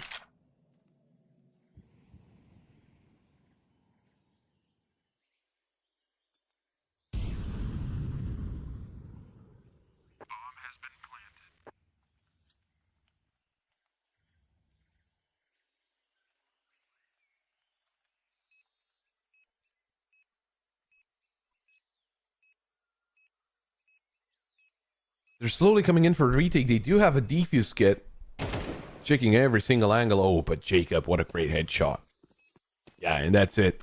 Zender will walk away from this. Good try from Chimera, but it doesn't work out in their favor in the end.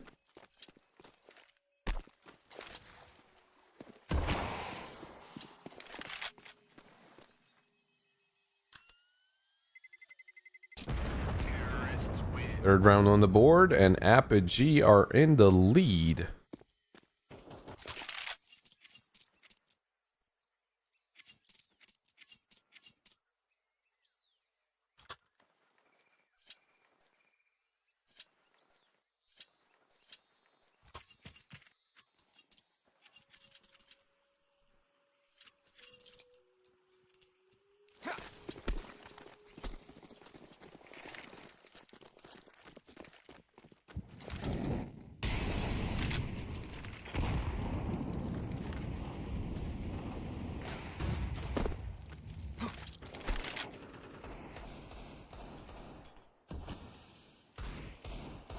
At this time, they're chilling out. They're not really buying anything. They do have some pistols, don't get me wrong, but they don't really invest a whole lot into this one. Only Zender with that saved AK could be the saving grace, and they expected another A play, but Apogee, they're not really going to go for the same play a lot of times in a row. At one point, it's not going to work, and it might as well be on their terms. Demio bottom mid. Might use... Oh, unfortunate timing. He was looking at that angle for a really long time. Oh, Velby through the smoke. It's a headshot onto Jacob. I don't know if that's going to be enough. If Demio goes down here, oh, maybe Zender could start putting up some pressure onto Apogee. I do still think they still need another kill from the pistols. Or the save might have been called already. Shinjas retrieving that second AK for mid. And yeah, it's just going to be a save.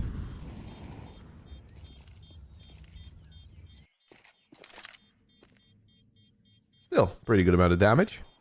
The round will still go in favor of Apogee, and 3 players will be getting that bonus money from the bomb explosion as well. Oh, Velby goes down to the bomb explosion, but it doesn't really matter all that much. He was only saving a deagle.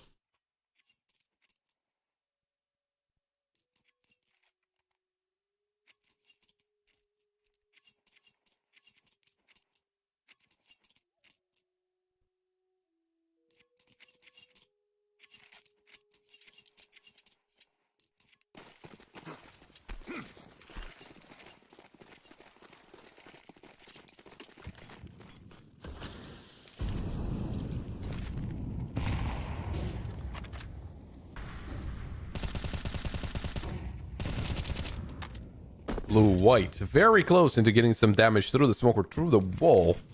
I think he got some eventually onto HVAC. Velby goes down to Jacob. What a shot from Jacob, and he keeps on pushing, but Shine just surprises him. Smoke comes in, and he is isolated from the site. Zender with the office. Well... oh, there's the push through the smoke. My Q's eliminated by Demio. Blue-white pushes into a molly. Shine Jez finds Prism. You don't know about a player in CT, do they? That's HVAC with low HP. Zender. Oh, he actually checks out the angle, and he's going to take down HVAC. It's all down to Hypex. Change of the weapon. Low HP Hypex, and that's Shine Jez getting that final kill. It's a triple kill for Shine Jez. And a round for Chimera. What a shot from Jacob. That was insane. The fact that they expected the player in CT, that's really smart from Zender. And I think just because of how no one was peeking, he was like, okay, something's up here. And swings out, gets the kill. Very nicely done in the end.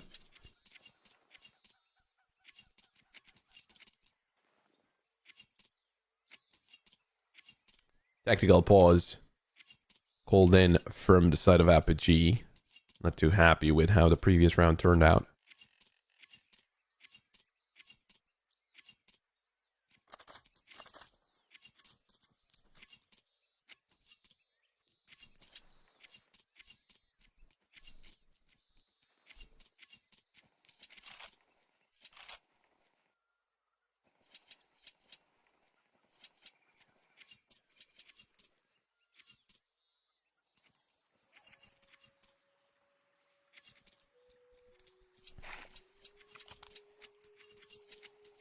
Something they need to fix if they want to start feeling a lot more comfortable on this map. They usually do better on the CT side. Although for Chimera, both sides are very good. Percentage-wise, at least. Oh, HVAC. Zender was getting ready to get that flick over. Good shot from Demio. Velby, kind of an awkward duel, and he's going to go down. Then go back in time. And yeah, that's basically the round over. I mean, like Hughes and Blue-white, they're just going to save their weapons.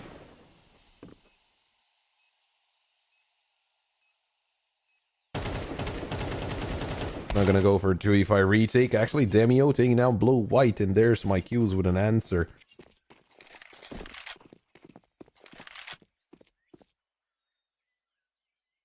Going to be hunting him, even though, I mean, they have a good amount of money. Maybe not the safest, but still, 4v1. My Qs shouldn't really be all that dangerous overall. You should be able to get the kill here. Yeah, as you expect, a close player, kind of, but Jacob still wins that duel, so it doesn't really matter. Apogee with another round on the board.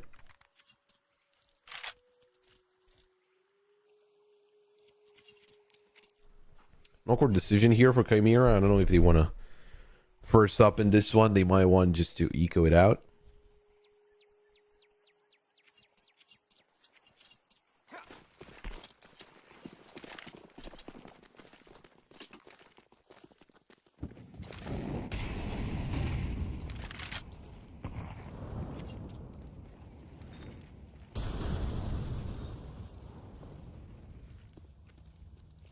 Vilby in mid, just around the corner, has a deagle in hand, and there's going to be the pick. Oh, good shot from Vilby, but Jacob We'll get that one in return, so a little bit of damage from the pistol.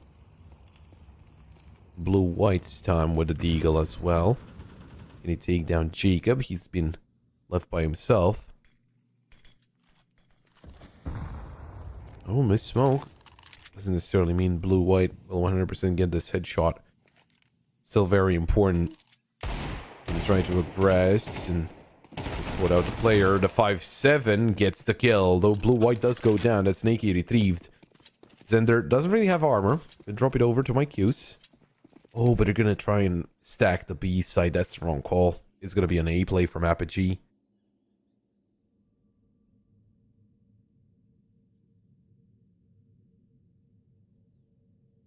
Chimera thinking that they sold the idea that it's still gonna be 2 players on the A site, but Apogee don't trust that.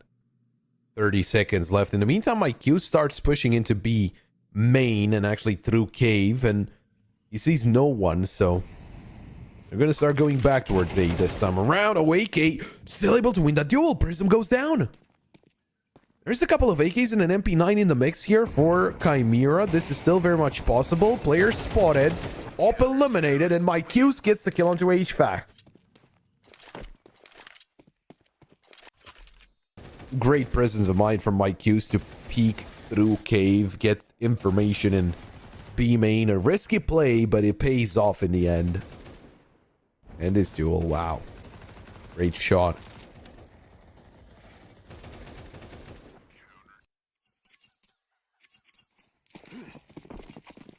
Prism not going to be happy with that. He let that one slip. He was actually favoring Apogee, but so far overall, I think Chimera are looking fairly dangerous. I think they're just missing a couple of pieces to the puzzle.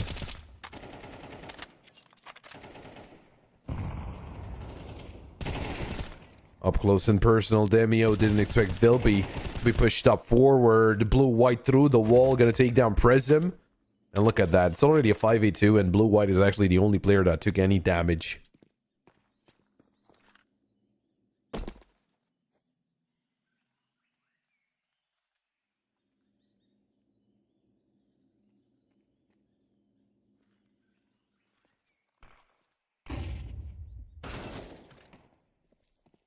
Good shot from HVAC. That's blue-white going down. My Q's. Great answer. And it's all down to Hypex, who's slowly coming in through B main. Just to get a swing out, but my Q's takes him down. That's Chimera with another round on the board.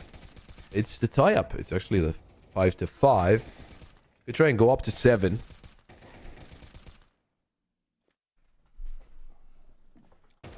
I think Apogee, for a team that's doing better usually on the CT side, they're still doing good.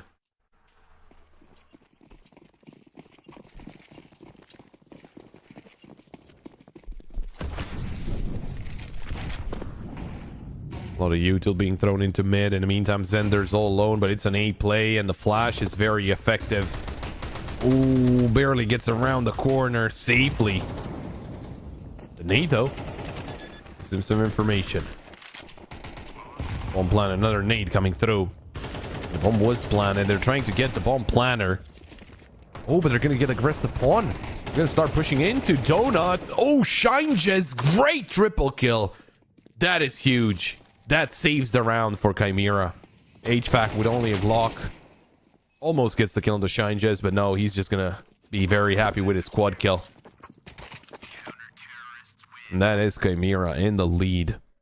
Great job by Shinejez. He was so focused on mid. Kind of a late reaction to the enemies pushing through into Donut. But in the end, gets the job done.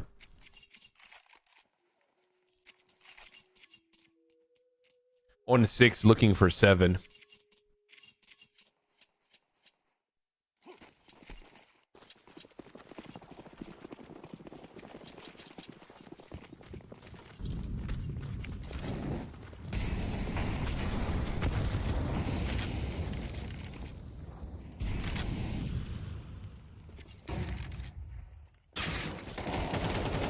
Oh, good shot from Velby, but Jacob will get that one in return. Blue-white, he's just a master at just spamming walls and getting kills. 4v3, they have the player advantage.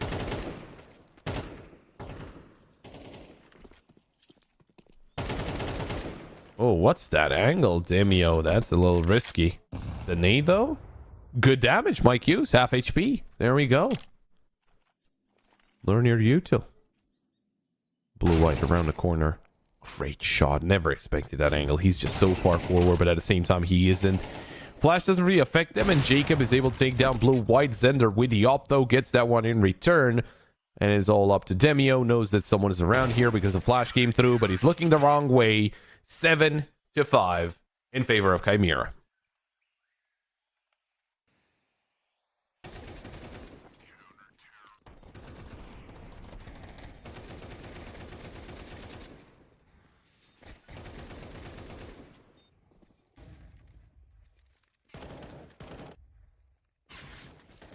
Great job so far by Chimera. Again, coming back into the game after a pretty solid start from Apogee. Just took them a little bit to adjust to what was going on.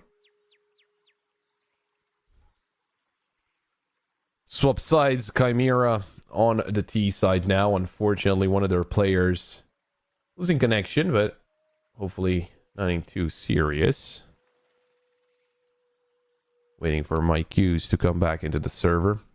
So we can continue here, see if Chimera are able to close it out or Apogee get the map back in control, get the map back for themselves and force out the third.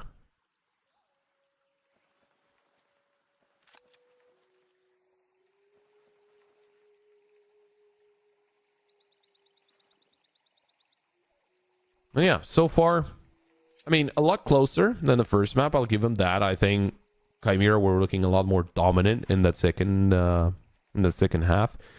And for what the first half looked like in the previous map,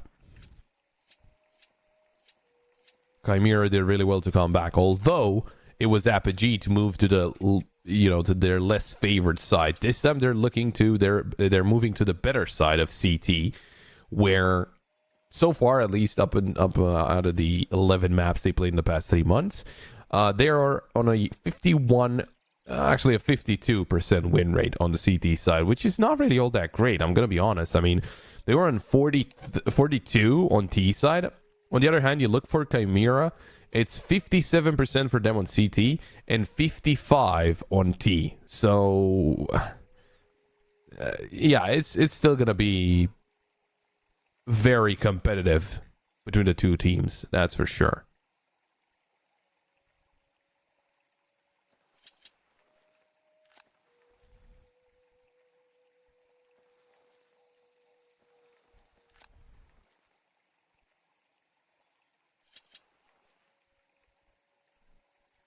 But yeah, still very important that there's not really a big problem with Mike Hughes.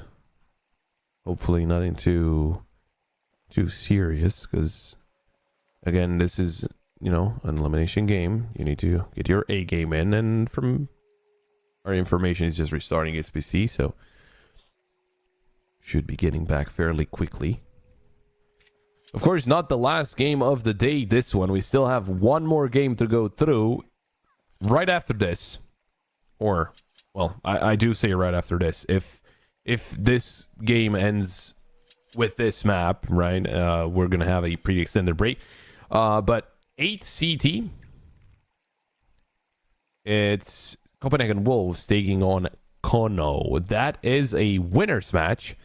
So whoever wins there moves into the play-in deciders. And the loser is not eliminated, is actually going for the decider match. Interestingly enough, both teams playing in the next game are lower ranked than the teams are playing in this one, even though this is a winner's game, and that was this one is a loser's game and the next one is a winner's game. But sometimes that's the way it is, sometimes it's up to how well you have prepared during the player break. Of course, you're gonna get some more chances here at CCT. he should be coming back in a second. There we go. He's back. Hopefully, all his issues that he had are fixed and he can be at 100% for his team so that they could get things going.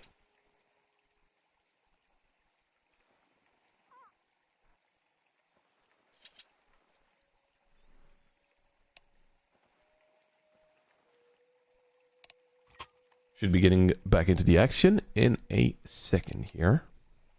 There we go.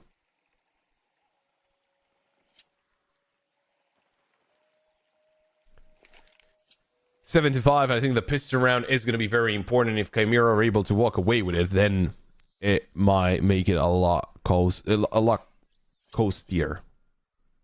It's going to cost them more for Apogee.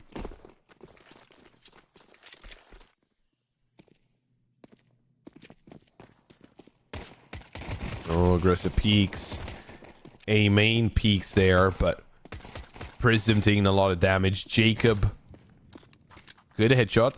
Getting that kill into Vilby. That's the first one of the second half.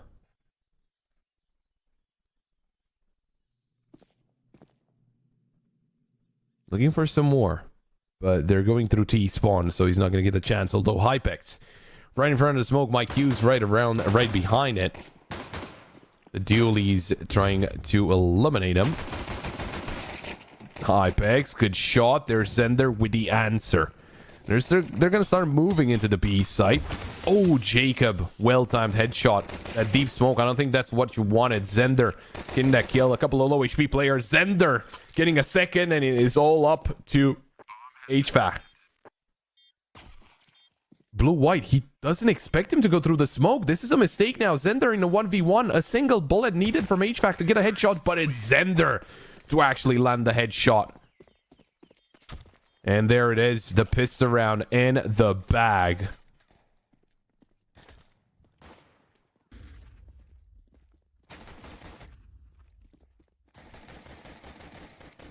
Well, a good effort, but seemingly not enough.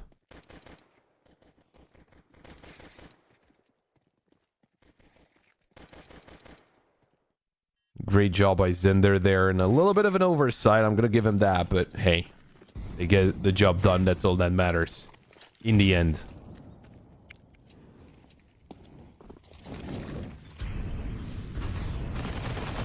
Oh, maybe a fast play. Prism. Oh, HVAC. There's the kills coming in from the SMGs, and that could be a problem. It's already down to a couple of players, or an AK and a Galil, but HVAC with the SMG gets the job done, and in the end, it wasn't what they were looking for. Looking for a fast play, well, wasn't necessarily the best of plays, it seems like.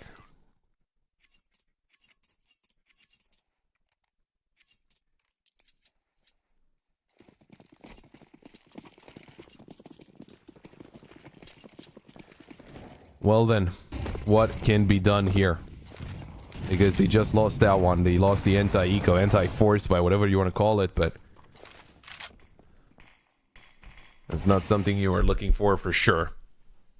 Apogee, that's exactly what they were looking for, don't get me wrong.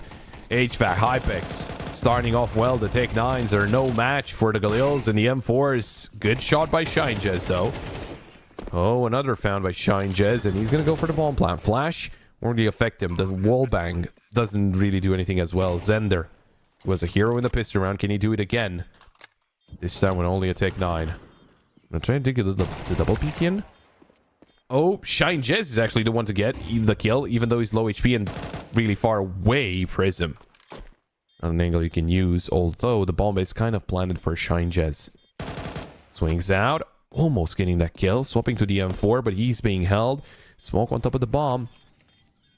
There's a defuse coming in with a defuse. Get Prism lands the kill, and there we go.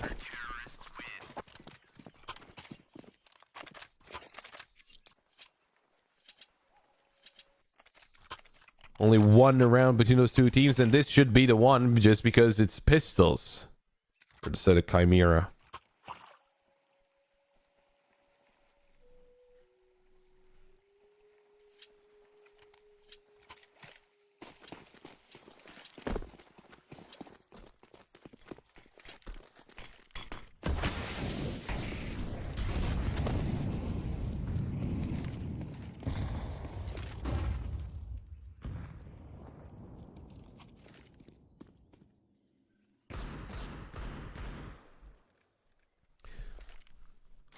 Well, they're going to be doing their best with the pistols, but I think it's already time to think about the buy round following this one.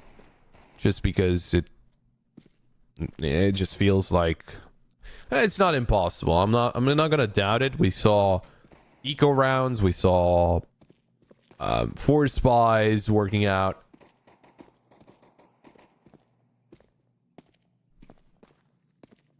But it's a pretty slim chance.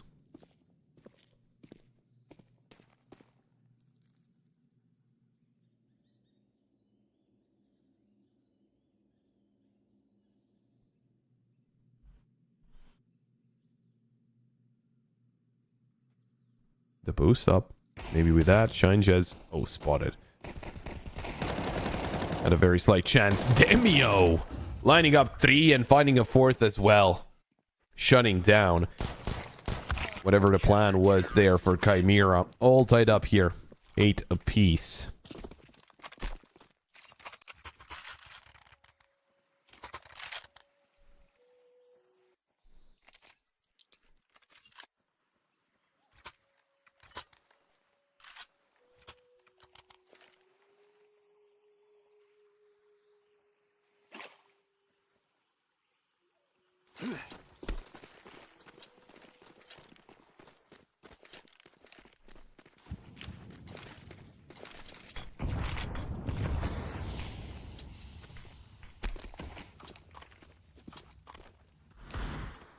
Oh, it seems like the round is not live. Apogee moving back into CT spawn.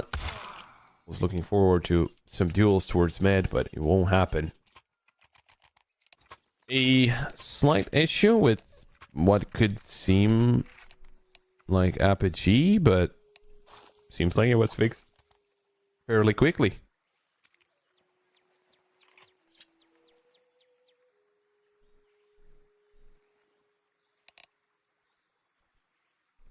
Or not. It's once again a technical pause called in from Apogee.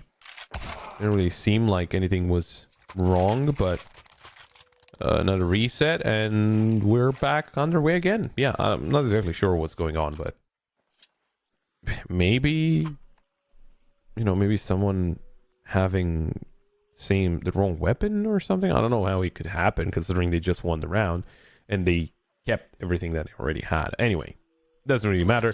We'll get back underway. We're in round number 17. First buy for Chimera.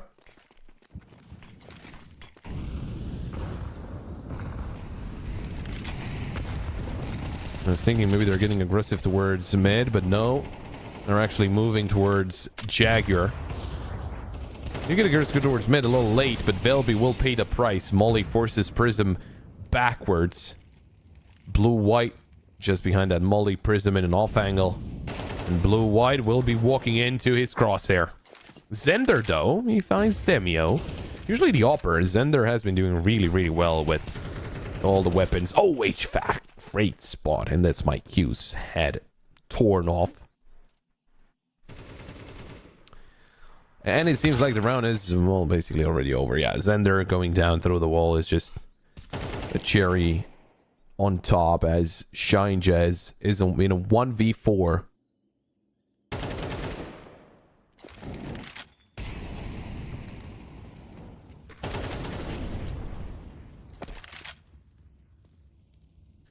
Gonna try his best, but he kind of is surrounded.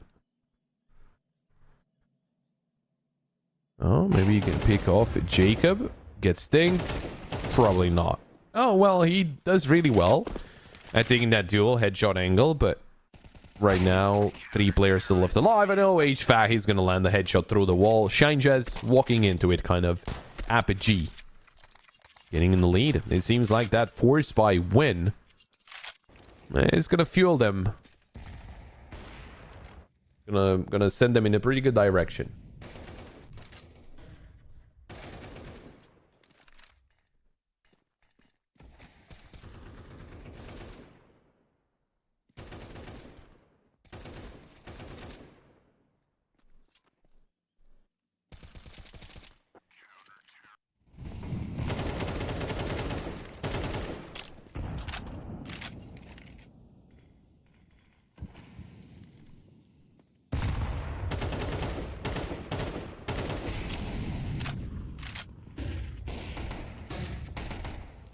HFAT. Trying to dodge the Take 9 bullets, and my Qs will be going down to him. Demio finds a double. Blue-white getting one kill to Jacob, but I don't think it's going to matter too much. He got himself an M4. I think at this point he's just waiting for Velby. But they have Prism watching towards mid, and he's going to see Velby as well. Yeah, blue-white goes down. Yeah, the round's over. I mean, sure, Velby maybe gets this kill if he takes the corner, but he still had to go through 3 players. So yeah, Apogee not really slowing down, and I think Chimera should be calling for a tactical pause here.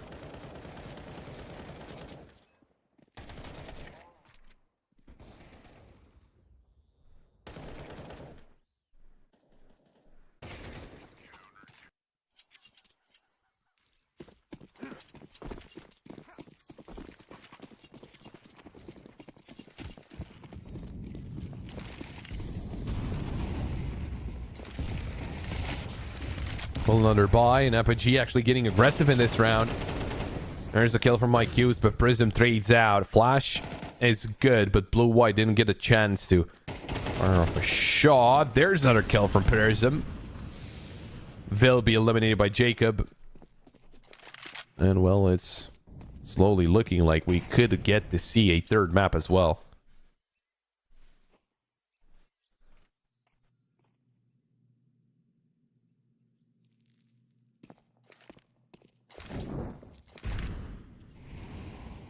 Unless Shinjes and Zender can do something about it. 2v4. Flash towards CT, and he's gonna reposition, try and join Zender, but where do they want to go? Do they want to go through mid, late? The thing is, Prism is in a very good position. In case they come through mid and they don't check that, well, he's up for a very quick flank.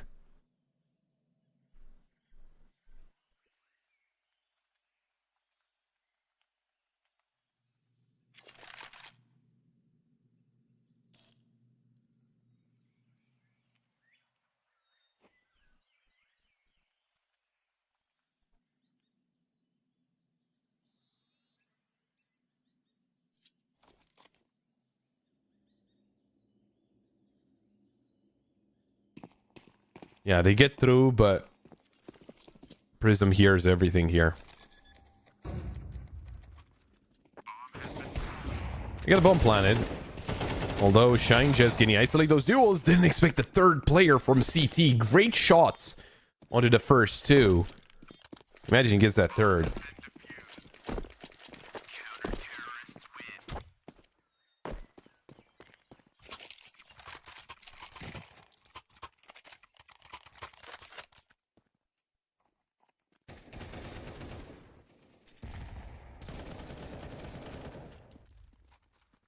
$11 on the board for Apogee.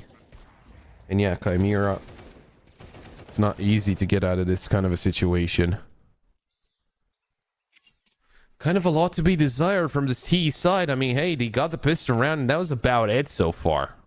I think this tactical pause is 1 round too late. I don't know if... I mean, the game is not over just yet. I'm sure they could find something here, and if they do, well, that's going to be great, but they didn't leave themselves a lot of space to kind of, you know, try and find that, because if it doesn't work now, it's map point for Apogee, and it's 1 mistake away from Chimera to end the map and send us over to Anubis. That's why I was thinking maybe in the previous round that was the time for a tactical pause, but maybe they still had a plan in mind. And, well, it obviously didn't go the right way. How about this time? They have every single player in front of B. Utility coming through, pushing through a smoke. Oh, Prism gets a triple kill. Yeah, the plan doesn't really work like that. I mean, if you want to push through a smoke and you don't know who's on the other side, you might as well just jump through, try and confuse the crosshair placement of the enemy, not walk through and let him just mow you down. So... maybe they were thinking that he's going to be distracted by all the util flying in, that he's not going to be paying attention through the smoke. That's not really usually how it goes. It just feels like whenever you throw util on the B side, the player in cave doesn't really move. right? He's got at least one more player looking towards ramp, so yeah, it doesn't really work out. It's 12 on the board for Apogee. 4 chances to close it out here. Send us over to Anubis.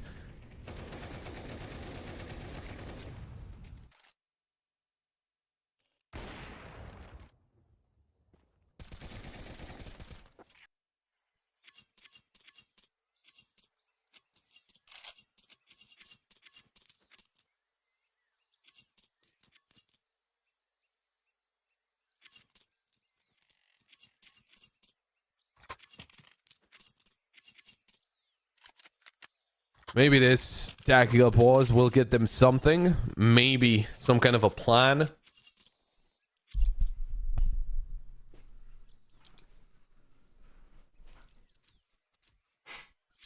Chimera.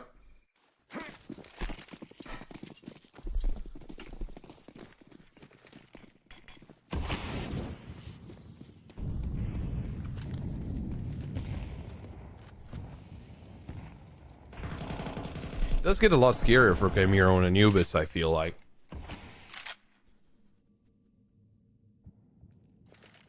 Just because kind of the experience that Apogee have in the past 3 months. I think that might be their most played map. Yeah, it is. After this one, of course. This one has been played 11 times, and Anubis has been played 16 times. But this is also the most played map for Chimera. 21 maps played. In most recent result, a loss to Alaska, 39, but 5 or 6 matches won before that in a row. Great swing by HVAC, gonna take down Mike Hughes. Good trade from Blue-White, but there's Prism as well to answer back. So the entry denied. Vilby finds Demio, but Prism with a second kill. Prism has been instrumental in some of those CT rounds. They got Shine Jez sneaking through the A site, but he's a long way from having impact in this round. Going through mid. I don't know about that. I mean, Vilby, sure, he's in an awkward position. Shine Jez swings out towards Donut. Didn't spot anyone. Second time around, there's a player. M4 retrieved, but Prism is just around the corner. And Hypex is also very much close. Vilby eliminated Shine Jez. Good shot. But now against the Opper. Gonna walk into his crosshair. And there we go. Final kill. That's Apogee. Winning Ancient. And securing a third map. Not bowing out just yet of the competition. And we're gonna be, you know, basically playing a best of one on Anubis. To see who's gonna make it into the decider match. And who is gonna leave the competition. It's still a lot riding on this one, but I think for Chimera, to be honest, considering their track record and how many maps of Ancient they played in the past 3 months, I would have expected them to look a lot better than this. I mean, they only got the piston round. I guess maybe that anti-force by round that they lost, maybe that hurt a lot, and that's why kind of I don't know if they lost concentration or anything, but it still was not, you know, one of their best performances overall, right? I think Chimera could have looked a lot better, but Apogee, considering what happened in the first map, we were in the lead for the majority of the time, and they were they lost to a comeback, and then they played into this one. They actually were the ones that were being led at halftime point, but from there on out, after the piston round, it was only them. Very nicely played by Apogee. So now we're going to be looking forward to Anubis. That is going to be the decider of the best of 3. The winner moves on into the decider match. The loser is eliminated. So we got a lot riding on this Anubis. We'll take a break and we'll be right back.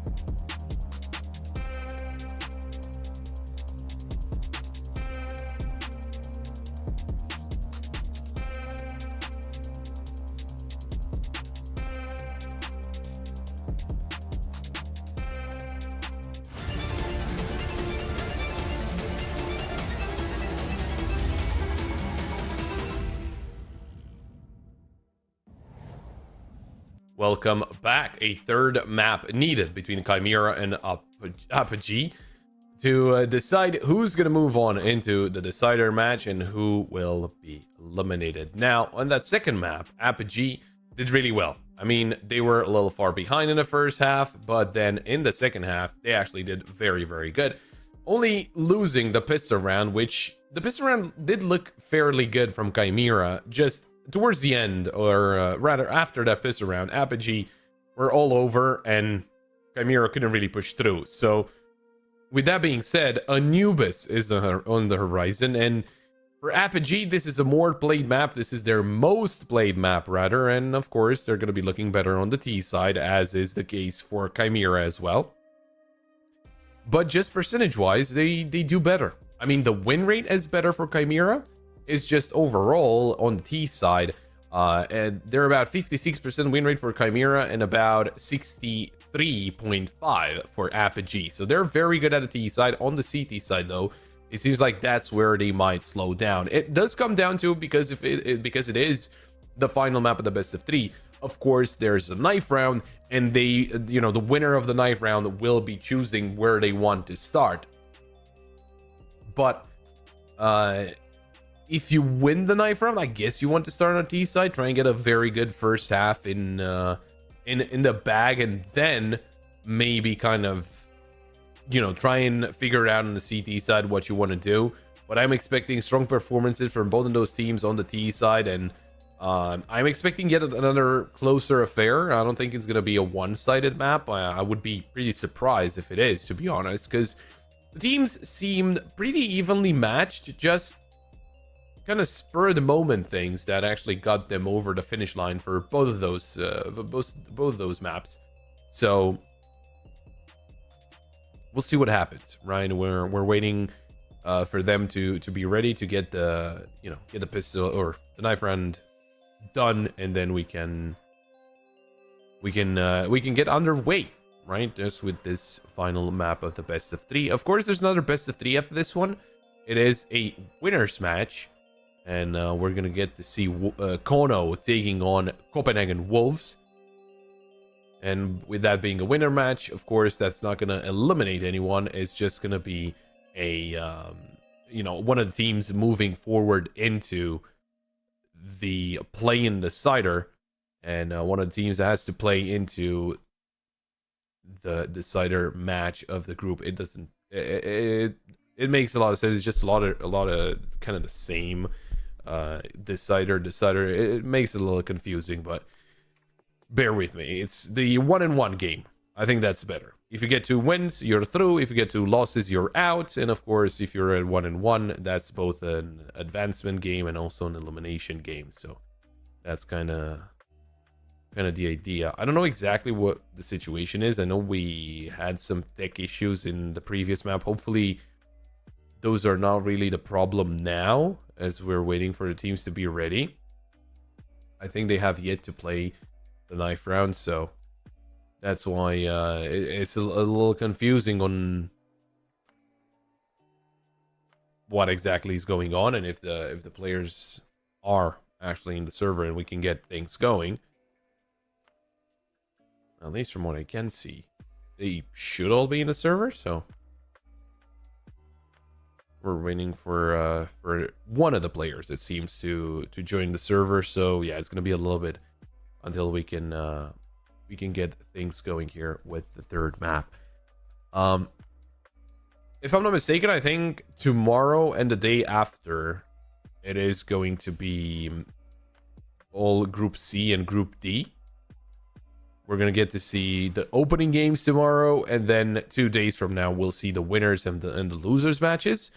And then 3 days from now, we'll have matches that give us either a team that makes it into the play-in deciders or a team that is eliminated. All the decider matches of every single group are going to be played on the 28th.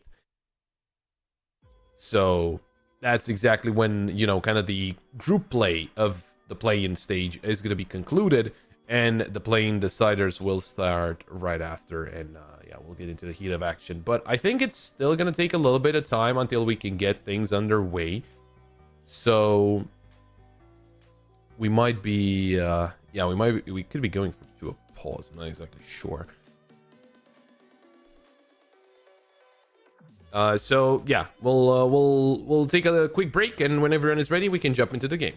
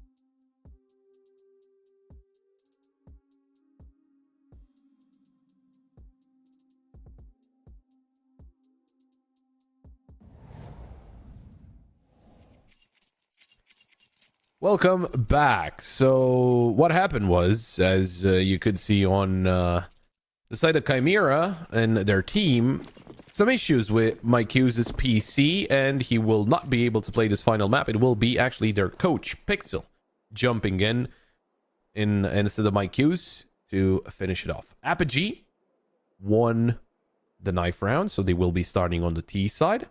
It will be Chimera on the CT side. Let's see how this one goes. As Apogee, they're not really forcing the issue. They're waiting to see what Chimera are about to do, what they want to do on this pistol round.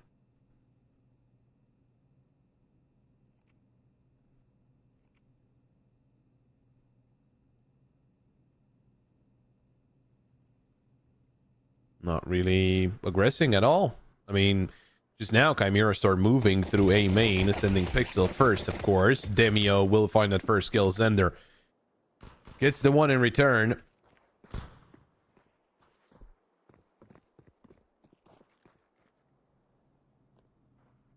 Starting to reposition here, Chimera, but Apogee, they're trying to move towards B. Velby finding HVA. Another one coming in from Velby, and he's looking for a third. There we go. Wonderful stuff from Velby. Blue-white wins the duel against Hypex, and it will be the pistol round going the way of Chimera.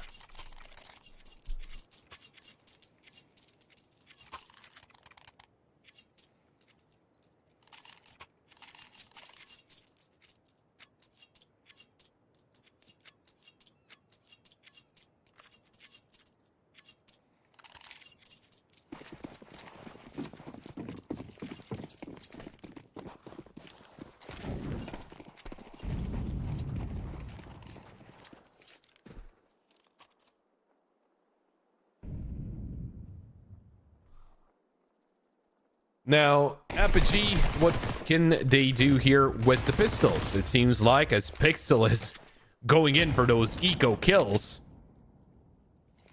So far, not a lot. Pixel turns around. Oh, he gets shot in the back by HVAC, but Zender has a pretty good angle here. Pixel found a second kill.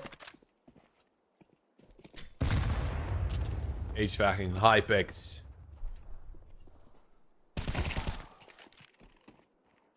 Not really a lot that they can get done. Hypex has the deagle, so maybe a quick headshot.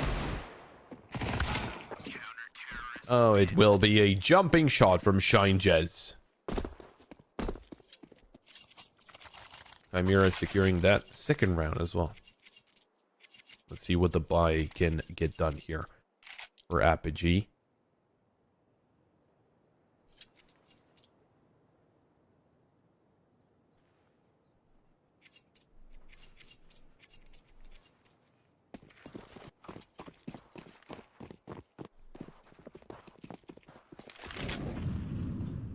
Yeah, maybe the buy round can actually get Apogee to where they want to be, right? Because they're stronger on the T side, so maybe this is where they feel a lot more comfortable.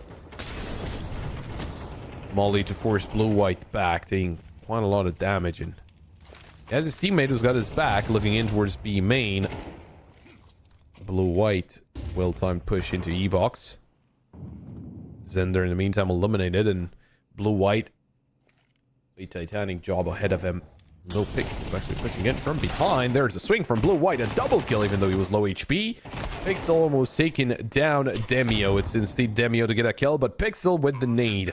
That is going to be enough. It's Velby and Pixel. Oh, leave it up to the coach to try and clutch it up. 1v2, swing out, and Jacob is ready for that swing. Apogee securing their first round here on Anubis.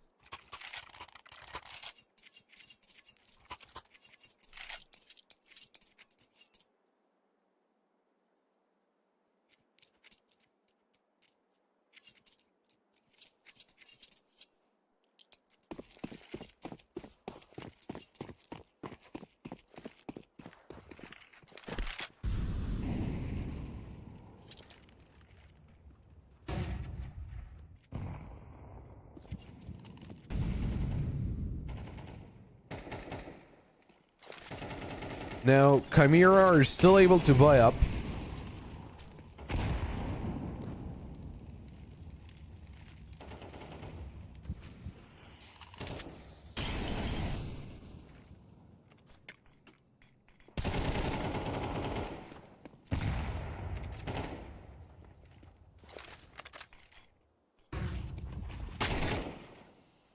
Good swing, but Jacob, he's gonna get that kill. Overwhelming mid there, Apogee.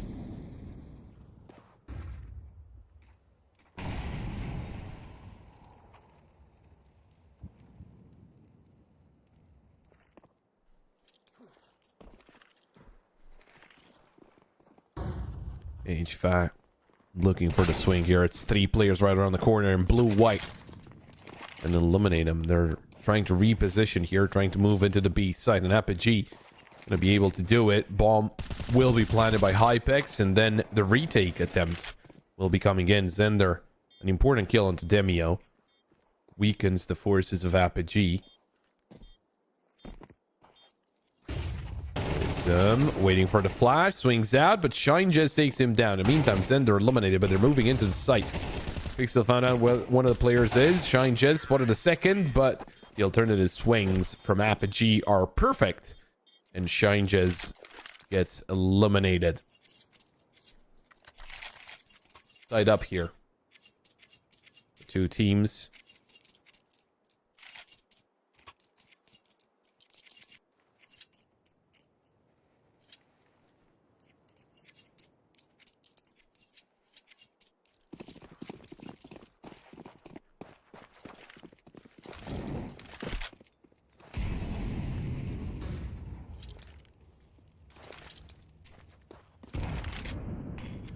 Oh, good name. Zender taking some early damage. Basically just an eco. Blue-white has the Zeus. Maybe you can surprise someone swinging through the smoke and E-box, but I don't think anyone is gonna go for that.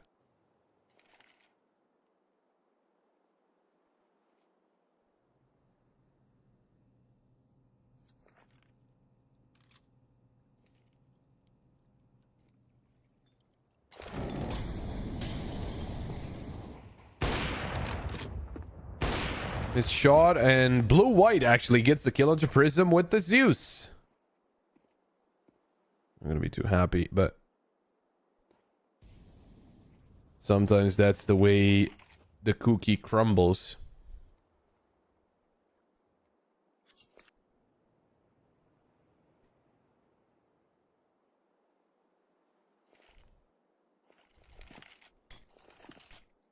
Well, they got every single player on this B side, so maybe they can surprise them, but it's still USPs and a single P250. P250's gone. The USPs pushing through the smokes, though. Shinejez and Vilby, they each get a kill. Demio, you know where he is. Oh, Hypex, important kill into Pixel, and there we go. There's a round for Apogee for a second. It looks scary, but it's all fixed now.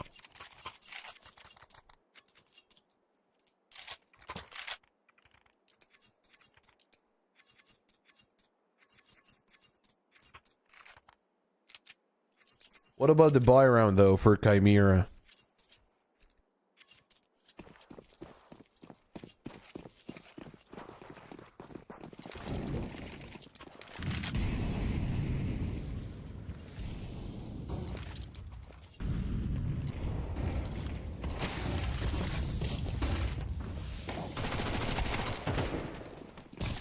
Act 10, quick play through E-box. Blue-white will take down one, but there's HVAC with a trade. Jacob, important double kill, and well, that's his round over. Zender was thinking about trying to help out his teammates, but his teammates were dead very quickly.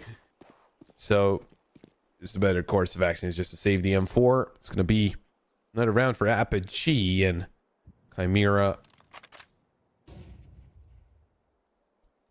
well, not really all too hopeful about the next round either, to be honest.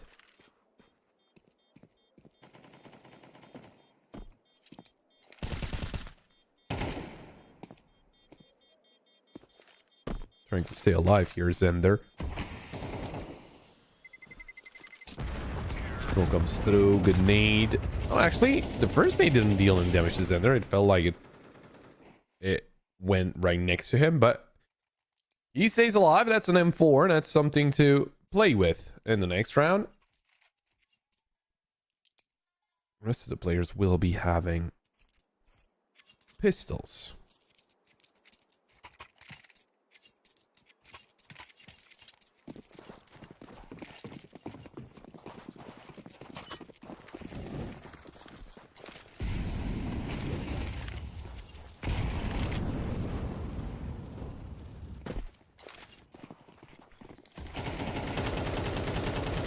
Oh, blue-white, important kill, but there's the trace from Demio and Prism quickly opening up the B site. Not really a lot of resistance from the pistols. Shine Jez. Oh, he was close to getting that headshot.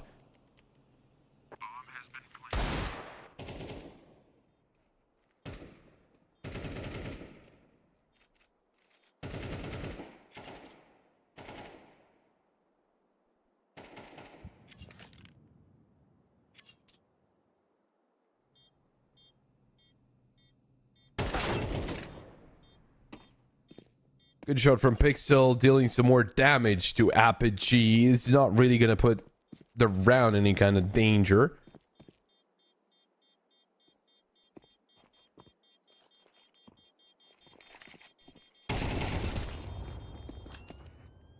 Yeah, just dealing a lot of damage on Nico. Gonna feel that Apogee into the next round.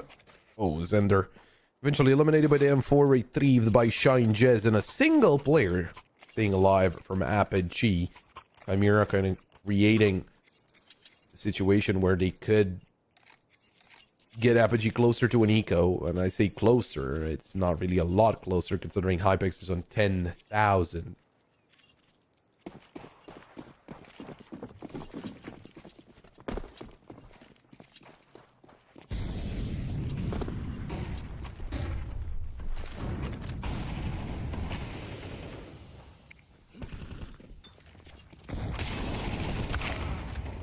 Oh, blue-white caught as he was getting back to sight. And the opening kill going the way of Apogee.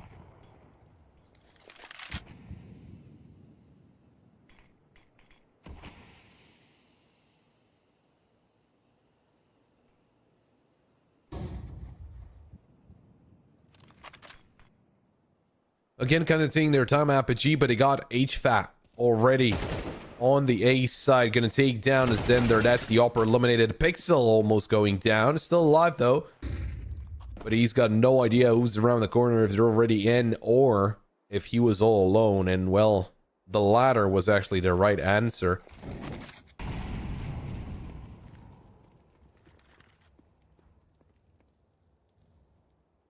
Starting to reposition here, Apogee. He's trying to move through E-box and B main, and Shine Jets has to cover by himself. First player spotted. Not the cleanest spray, but he gets the job done. Second player swinging out though. Jacob able to get that kill. Pixel towards CT with only 19 HP. I think they already know his position. Might have been a little... It might have made a lot of steps there. Yeah, Hypex gets the kill into Pixel, and Velby, he is all alone. Oh, spots the head of Demio. Moldy forces him back though, and potentially saving his life.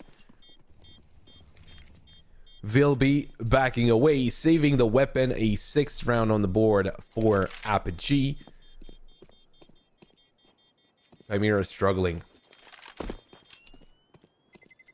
Terrorists win.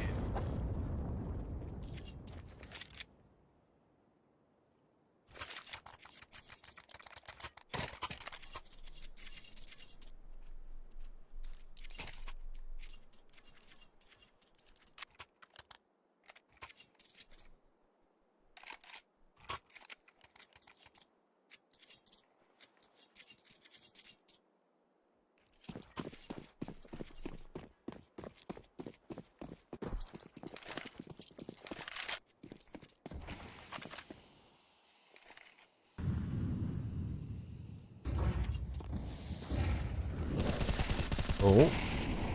Switching up to a faster play, and, well, it backfires at least on the first peak there as Prism is eliminated. Demio down to 25. He might try to swing together into the A side, kind of split into the side itself. Shine Jez dealt with by Jacob, and hey, maybe they can turn around. Demio, very important kill onto Zender, although blue-white's already behind him, and that bomb will be going down, but not planted. It will be eliminated fairly swiftly unless Demio pushes through the smoke into A? Or maybe they actually go back to A? Yeah, Demio kind of expects the one of the players to be right behind him. So yeah, he's going to start swinging in. Pixel finally found by HVA. And Apogee, that's actually a very well executed play. One plan by Demio and blue-white. He might be able to get his kill. Oh, never mind. Demio, what a shot. Apogee one more on the board. And again, just very smart at a Demio not to go back, just to chill around and call his teammates. Tell them, okay, come towards A and let's free this site because I might have an enemy right behind me and I don't fancy taking the duel against him. Nicely done. It's 7-2.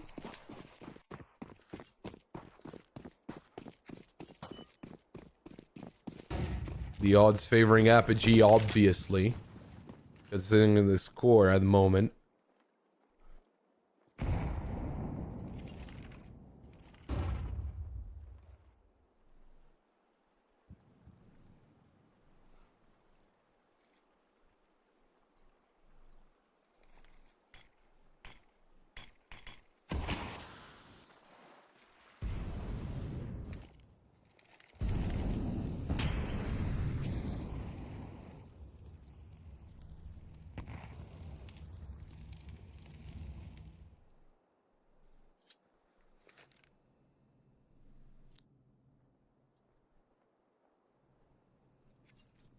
Zender towards E-box, waiting for the swing, trying to play the off angle here.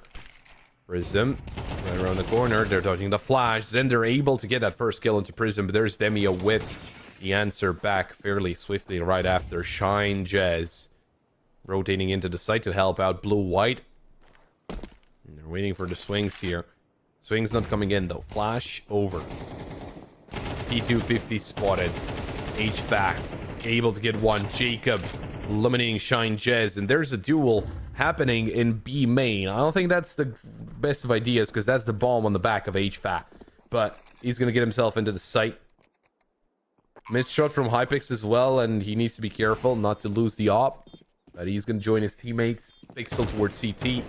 Arm spotted. Jacob, I think he has taken a lot of damage from a teammate.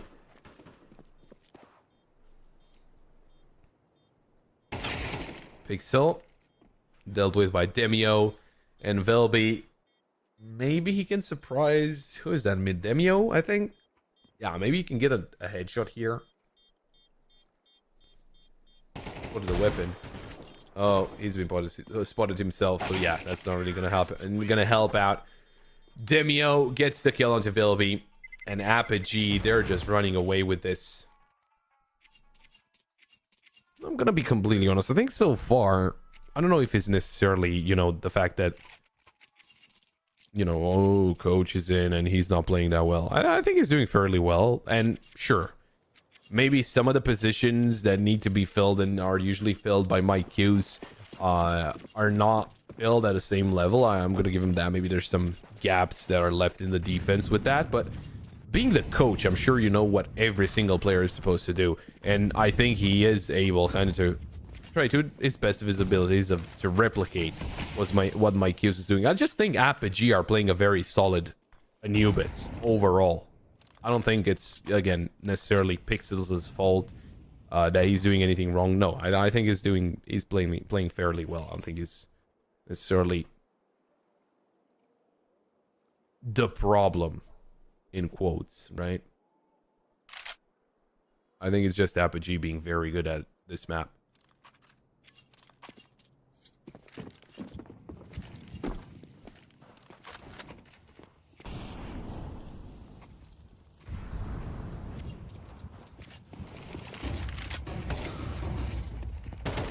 Good shot from Zender. Demio eliminated, even though he was flashed up, but Jacob and HVAC able to answer back almost instantly. Bomb needs to be retrieved. In the meantime, they got Prism trying to flank through mid. Blue-white. Oh, turns around. Prism not allowed to miss that. Two of your teammates are low HP. Jacob actually has a second op. Each found to the side. He's waiting for them to get in closer. Going for the reload is a little crazy, but he's going to be spotted by blue-white. Good shot out of Shine Jez, and it's all down to Hypex. Gets them off the bomb, but not long enough as the defuse kit is there. But they still, blue-white just goes in for the defuse without the defuse kit because they just had plenty of time. So Chimera finding that round. Can you pin that on Prism? I think you can, to be honest. You're not allowed to not get away with at least one kill there. They were not looking at you.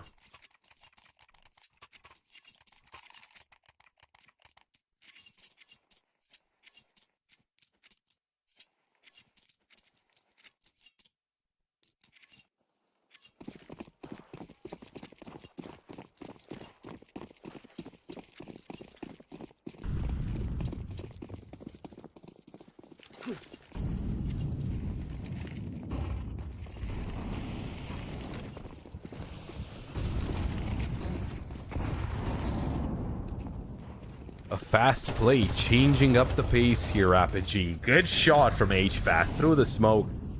Finding the headshot to Velby.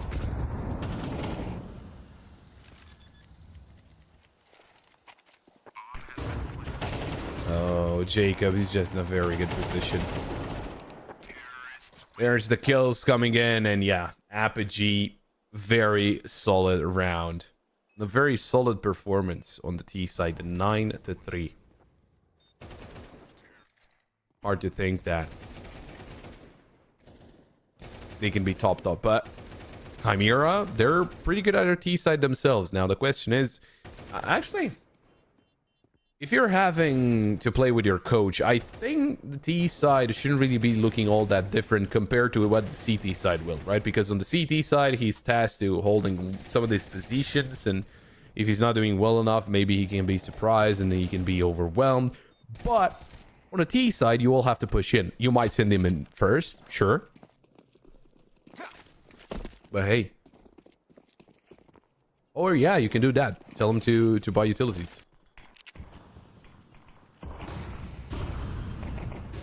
There's the push coming in. Good shot out of Demio. Looking for some more. It's a double kill out of Demio.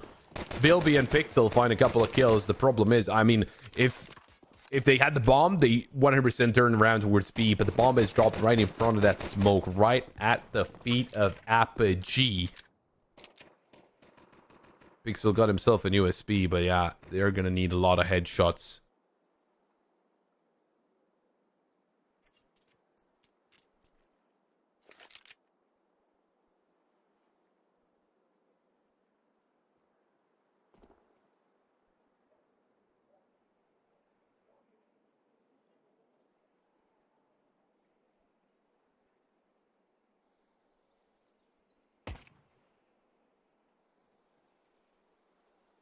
Pixel looking for those headshots. The team's gonna find one. Oh, they're actually dealing a lot of damage. Vilby found Prism, and Hypex takes down Vilby. They could not take down a Pixel.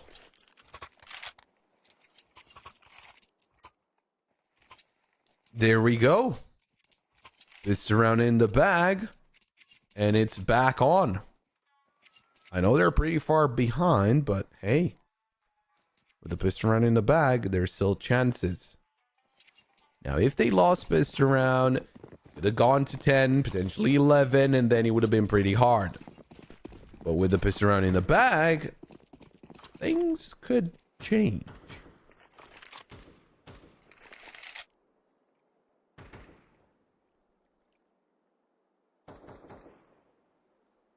They'll be cutting them right around the corner. Demio read like an open book.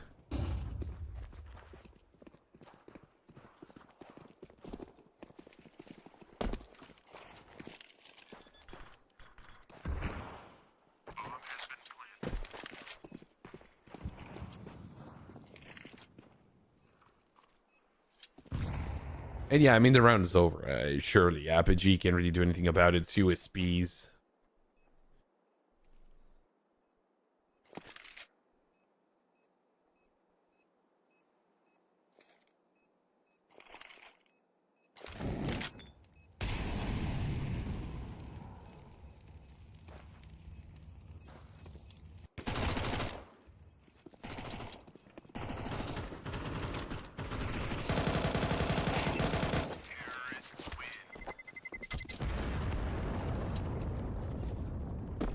Kills do come in, and, well, in the end, the round didn't really change. Nothing changed the outcome.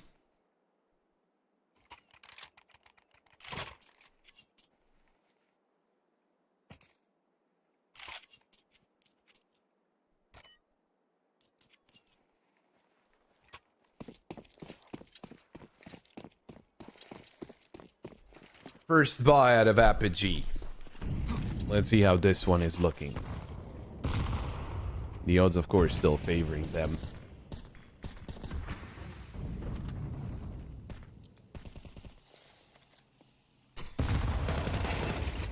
Oh, good nade. Blue-white gonna get that kill on Jacob.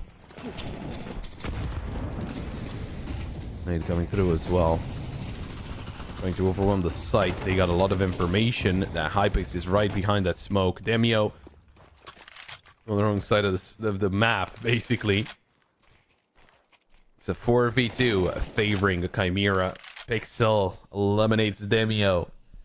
An important kill found by the coach there. And HFA, yeah, he's done. Round's over. And we'll be moving towards the 16th with Chimera on 6. Now, 9-3 felt like worlds apart, right? 9-6, that's more like it, right?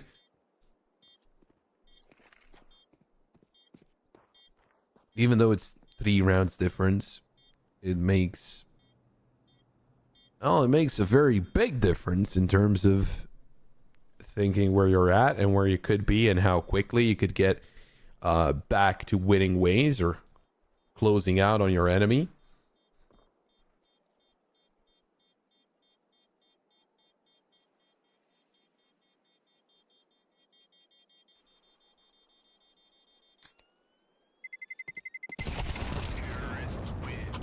Blue-white finds that final kill. And Chimera secure yet another round.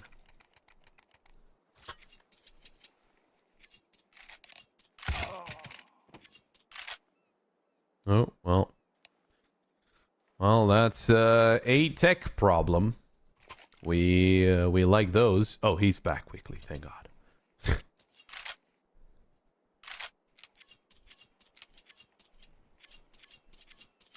Yeah, it might have been just a quick reconnect. Maybe some issues routing to the server. Anyway, we should be getting back into things fairly quickly here.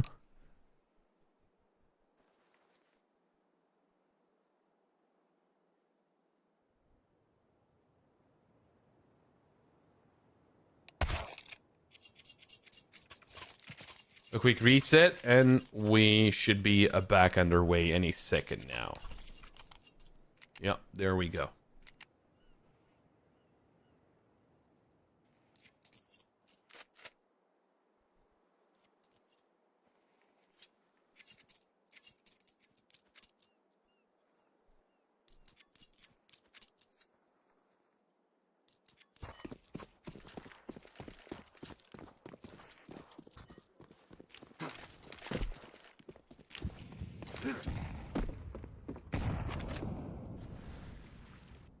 Well, then another pistol round for the side of Apogee. The nades are there, and oh, Zender actually getting a lot of damage. There's the push. Zender, good shot onto Demio, but he lost blue-white. Needs to run away. He should be able to make it towards B safely. Oh, maybe the USB surprising them right around the corner from mid. More or less. Changes in the meantime. Gets shut down by Jacob. There's Vilby with 1. It's not going to be enough. Very nicely done by Vilby and Zender. Holding their ground. Getting the kills. Chimera. There's another round in the bag. And I was talking about how 9-6. It doesn't feel that big of a difference. Well, right now 9-7 certainly looks a lot more doable.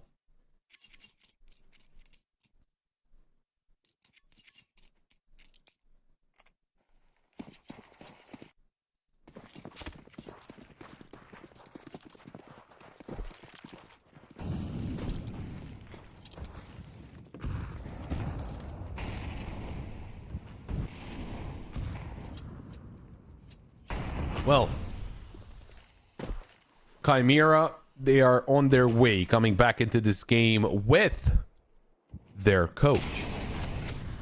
That's gonna add insult to injury, and he could send Apogee back to the drawing board. Not yet, just though. Demio finding Pixel, but Blue-White gets in with the trade. Prism. It's a good shot onto Zender. That's the Opper eliminated. Maybe having a better start into this one. Maybe now they can start getting things done.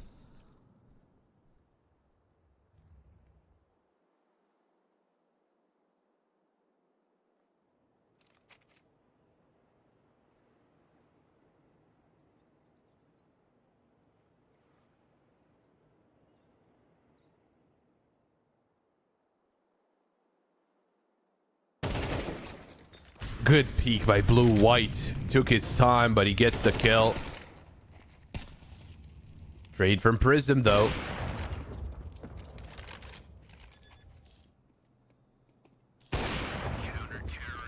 Good kill from Hypex, and Apogee finally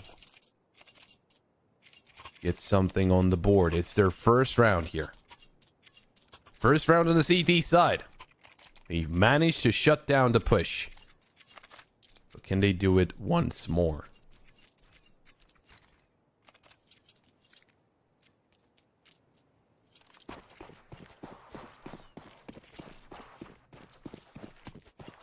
Chimera, of course, they have plenty of money. They're able to buy up no issues. Although there's no up one to Zen. They're still going to be rocking that AK.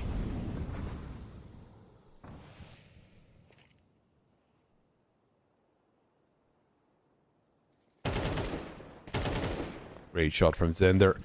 They were just slowly waiting for the enemy to push in. Well, they do. That's the mistake. Oh, but Jacob, great job with that double kill. Will be tagged down. Prism will make sure he doesn't see the light of day. And Prism gonna get the triple kill. Apogee back to life. It's 11 on the board for them.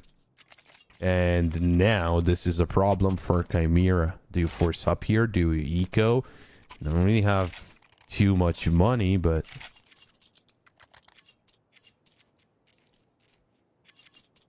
we'll see how they do.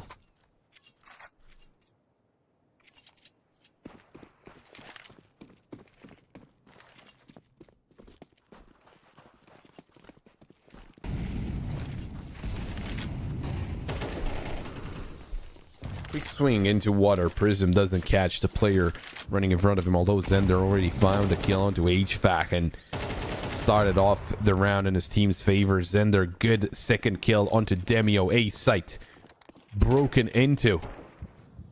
It seems like the buy does pay off. Again, a pretty big risk, but they did have AKs. They were missing a little bit of util.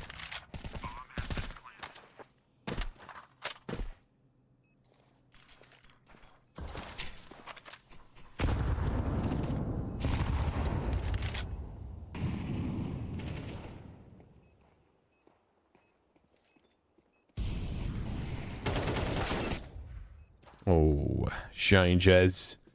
Pushed up one by Jacob. They're still going to go for the retake here. Might as well. Going to try and swing in together. Hypex. Surprised by Pixel. There's Zender with one, and Blue-White will find Prism. Chimera, even though Apogee were still going for this round, Chimera were standing their ground.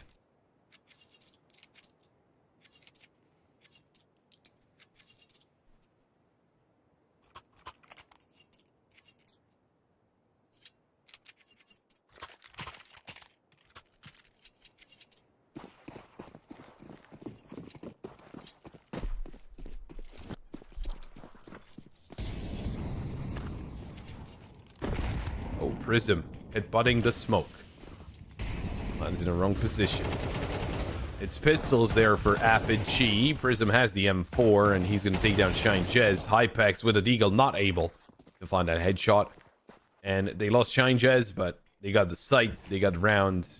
I don't think Demio has anything to do with this one. He only has the USB and a smoke.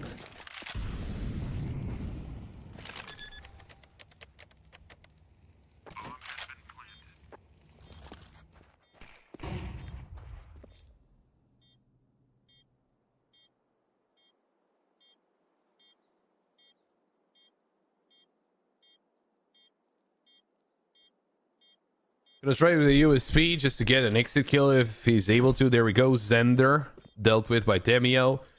Weapon that can be saved over. That's for sure. Oh, not if he's still sticking around. Blue-white will find a kill into Demio, and no save for you, sir. Chimera with a 9th on the board. You've got 2 rounds in between those two teams. Apogee, though, that was an eco. Now it's going to be the weapons. And we'll see if Apogee can keep it going. Try and get themselves to map point. Or rather, series point. Considering we're in the 3rd map of the best of 3. There's still one more after this one. Is going to be Kono taking on Copenhagen Wolves. And that is a winner's match. Winner's match of Group A.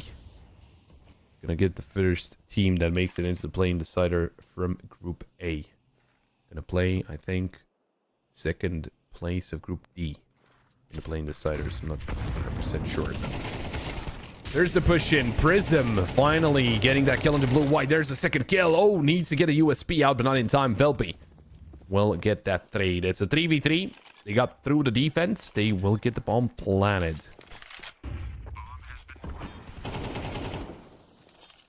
Great shot from Zender. Hypex and Demio, the last 2 players standing, trying to push into the site. An awkward spray from Hypex, but he's going to get that kill. Although the retake itself, not going to be too easy. So it's going to be very complicated. Velby, 5 bullets in the mag, still alive, but not for long as Hypex swings in. And he doesn't know where the bomb is. The bomb is actually not planted for Shinjes. There's a defuse coming in, but he got himself into the wrong position to defuse, and Shinjes will just get that kill. Double digits on the board for Chimera. It's still Apogee in the lead, but only by 1. Chimera doing a very good job at coming back into this game. But I do think if they want to win, they need to win in regulation. I don't think they can get a lot of things done when they swap sides in OT.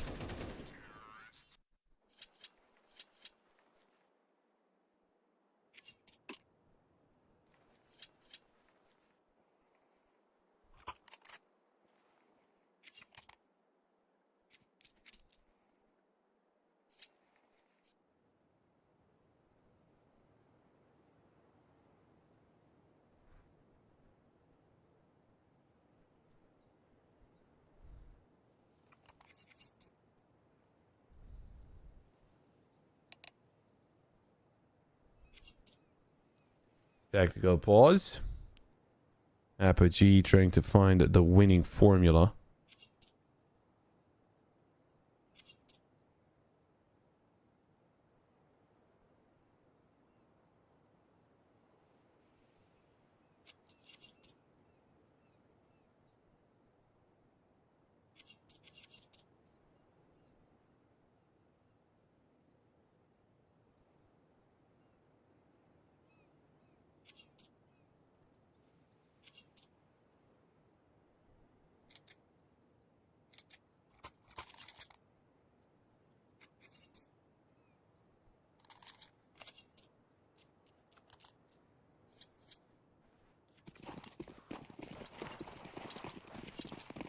Not the best buy out of Apogee. It's some pistols alongside an M4 and an MP9. Flash coming through as Demio swings out. There's him and HVAC finding a couple of kills. Chimera.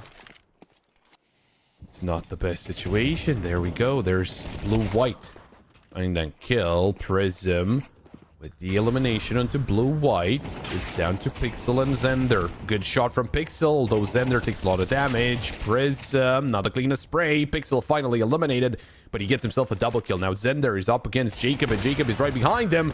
Great reaction out of Zender, and it's the clutch. The 1v2 clutch from Zender, and with some help from Pixel, they win the 2v4. Great job by both Zender and Pixel.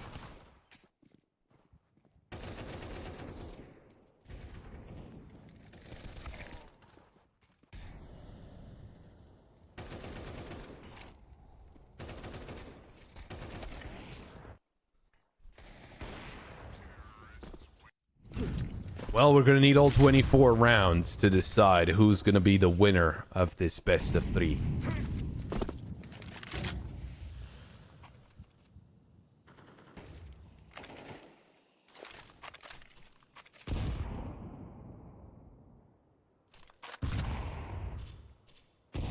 Chimera, no, this is a very important round. I think this should be the round that decides the fate of the game. Both teams are more or less out of money. If they lose one, it's an awkward bye. It's even more punishing for Chimera just because they won a lot of rounds in a row. Oh, Apogee, they got Prism isolated. Shine Jez gets that kill, looking for another, and there's Jacob showing his head as well. HVAC rotates over to help out Hypex. In the meantime, Demio left all by his lonesome towards the A site.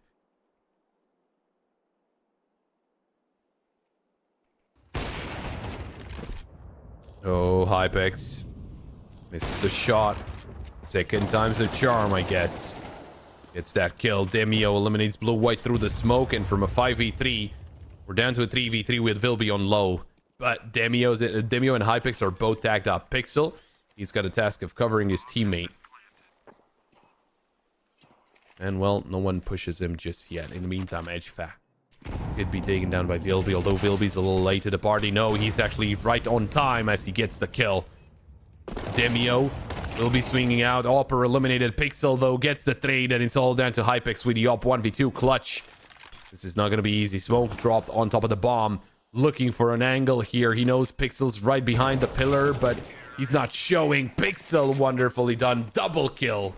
And it's Chimera with 12 on the board. One more round, and it's over. They complete the comeback from 3 to 9 down.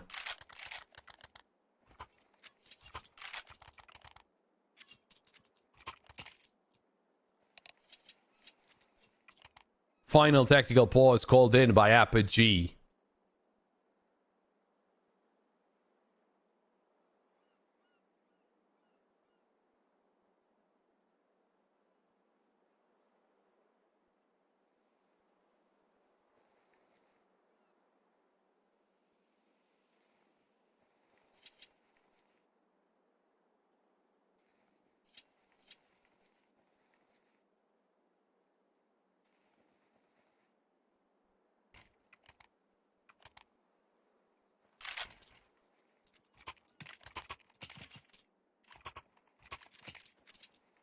Well then, round 24.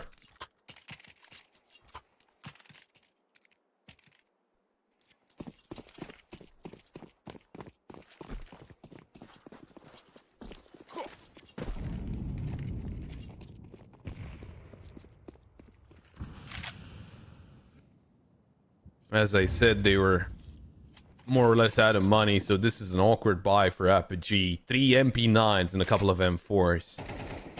Not a lot of util in the back pocket to try and use. Try and stop the advancement of Chimera. The question is, with 3 MP9s, do you try to get aggressive at one point, or do you just take a chill pill? You just chill on the site and wait for the enemy to push in towards you. Big still trying to fake out something towards A main, although every single player of his team is actually close to this side of the map.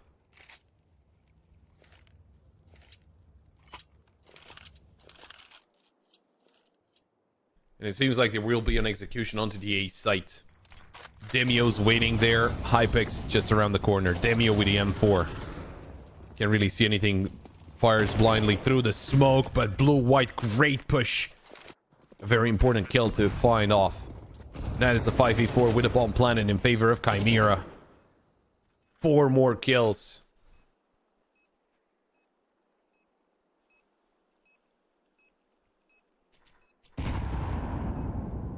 Oh, good double nade, but Blue-White will not fall from that. Push starts. They try to come into the site. Vilby eliminated. Pixel goes down. HVAC actually takes down his teammate. Oh, the team kill. That's not the moment for a team kill. And Blue-White will take down Prism. That was the final kill of the game, Chimera. What a wonderful comeback. From 3 to 9, able to win 13 to 11. And again, you know, whatever the case, I still feel like Pixel did really well, all things considered. And again, on the T side is usually a little easier. You can try and manipulate things a little better. But with that, Chimera will be surviving here in Group B of CCT Europe Series 17. They will be moving into that decider match. That's going to be 3 days from now. Hopefully, you know, their teammate Mike Hughes fixes up his PC up until then. But wonderful stuff from Chimera and Apogee. Well, at least for Series 17, this is the last we see out of them. A good try, but they were not able to get it done. But that is not the last best of 3 of the day. We still have one more. We can quickly pull up the schedule, see what the last best of 3 is. And it is, of course, Copenhagen Wolves taking on Kono. We had Alaska against Fireflux, but that was a forfeit because Alaska was having some tech issues. Ecstatic 2-0ing Iberian Soul. And of course, we just saw Chimera win 2-1 against Apogee. So, right up next is going to be Copenhagen Wolves against Kono. We're going to take a 10-minute break, and we'll be back with the final game of the day.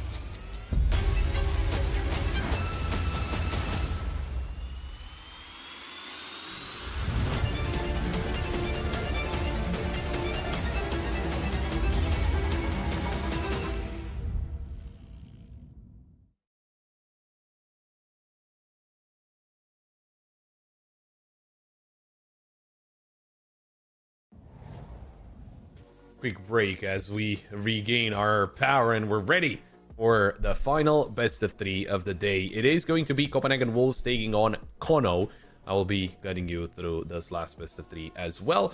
And before we get into the heat of things, let's quickly look again at the schedule just to see what has happened so far for the day and where we stand. So, started off with Alaska against Fireflux, or at least should have started off like that, because Alaska, they had some issues. I heard it was a pretty big storm in the UK or in Ireland, might have been, and they had tech issues, so they were not able to play. Fireflux did win that one. That was a winner's game, so Fireflux made it through the playing deciders. Alaska, they're not out just yet.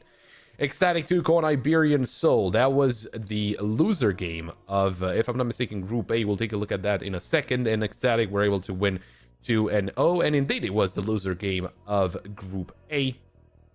They managed to win, so they are waiting for actually the result of this game. The loser of Copenhagen Wolves taking on Kono is actually going to play Ecstatic in that decider match in about 3 days time. I think we can take a look at Group B as well, since we're talking about groups, because that has been played as well. Because in Group B we just had the losers match, and it was actually Chimera to walk away with a 2-1 against Apogee. And as I said, Fireflux did get that dub, but Alaska with the L, they're not out just yet. They have to play Chimera in about 3 days, and that will give us the second seed of Group B. But enough about other groups and enough about other matches. We have the winner game of Group A, Copenhagen Wolves taking on Kono. I think this one should be at least as interesting as the previous one. Previous one was very close to 1, as we all remember, so I'm expecting kind of the same here, but I wouldn't really know how to tell you about who is going to take this one away. I mean, it would be the first time the two teams are actually playing each other, at least in a little bit here, so I'm very curious to see how both of those teams are actually going to look, because they're, if I'm not mistaken, I know for Copenhagen Wolves for sure there's been some changes, and for Kono, oh, that's the same case. So, for Copenhagen Wolves, I think you see a couple of names that are very fresh. That's of course Bielani and Giacchino joining up 12 days ago. Andu joined 3 months ago. Tabor has been around for a really long time, as well as Shane. Also gotten their coach about 9 days ago, and well, he has a 61% win rate in the 9 days he's been in the team. I would say that's pretty good. Copenhagen Wolves, I think they're on a upward trajectory, and I think they're looking fairly strong. They beat 2-0 Ecstatic, but they did lose to Party Vision, and I don't think you can fault them from that. They also lost to Fireflux about a week ago. They have played a lot of games since the year started. I mean, they started 2 weeks ago, and they already got, let me double check this. That's 5, that's another 5, 12 games. This will be the 13th match in 2025. So yeah, that's still very impressive. I'm looking forward to see how Copenhagen Wolves are gonna fare here. On the other side, on the side of Kono. Well, for Kono, the 2 new players that they have are Shie and Zogen, although Captain Kirka joined about 27 days ago, so I would say he's also kind of a newer addition. Saltovsky and Amster have been in the team for 7 months, and of course the coach has been with them for about 9. Kono, I'm very interested to see how they fare, just because, you know, they changed around. I mean, they had Ken Cizor, which you know, kind of transferred over and actually to Bait, and Captain Kirka came over from Bait.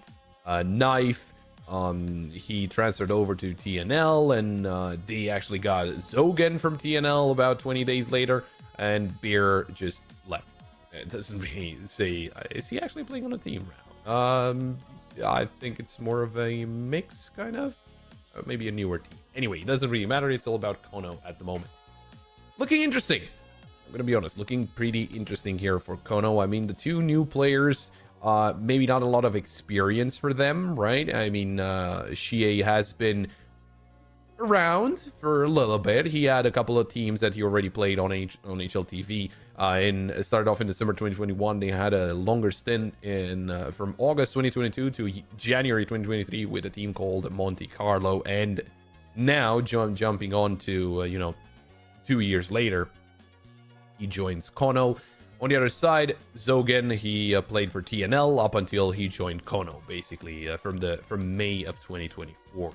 So it's looking interesting. I'm really curious to see how both CA and Zogan will be looking. I'm probably butchering their names. If I am, I do apologize, and I'll see if if I can find something that works.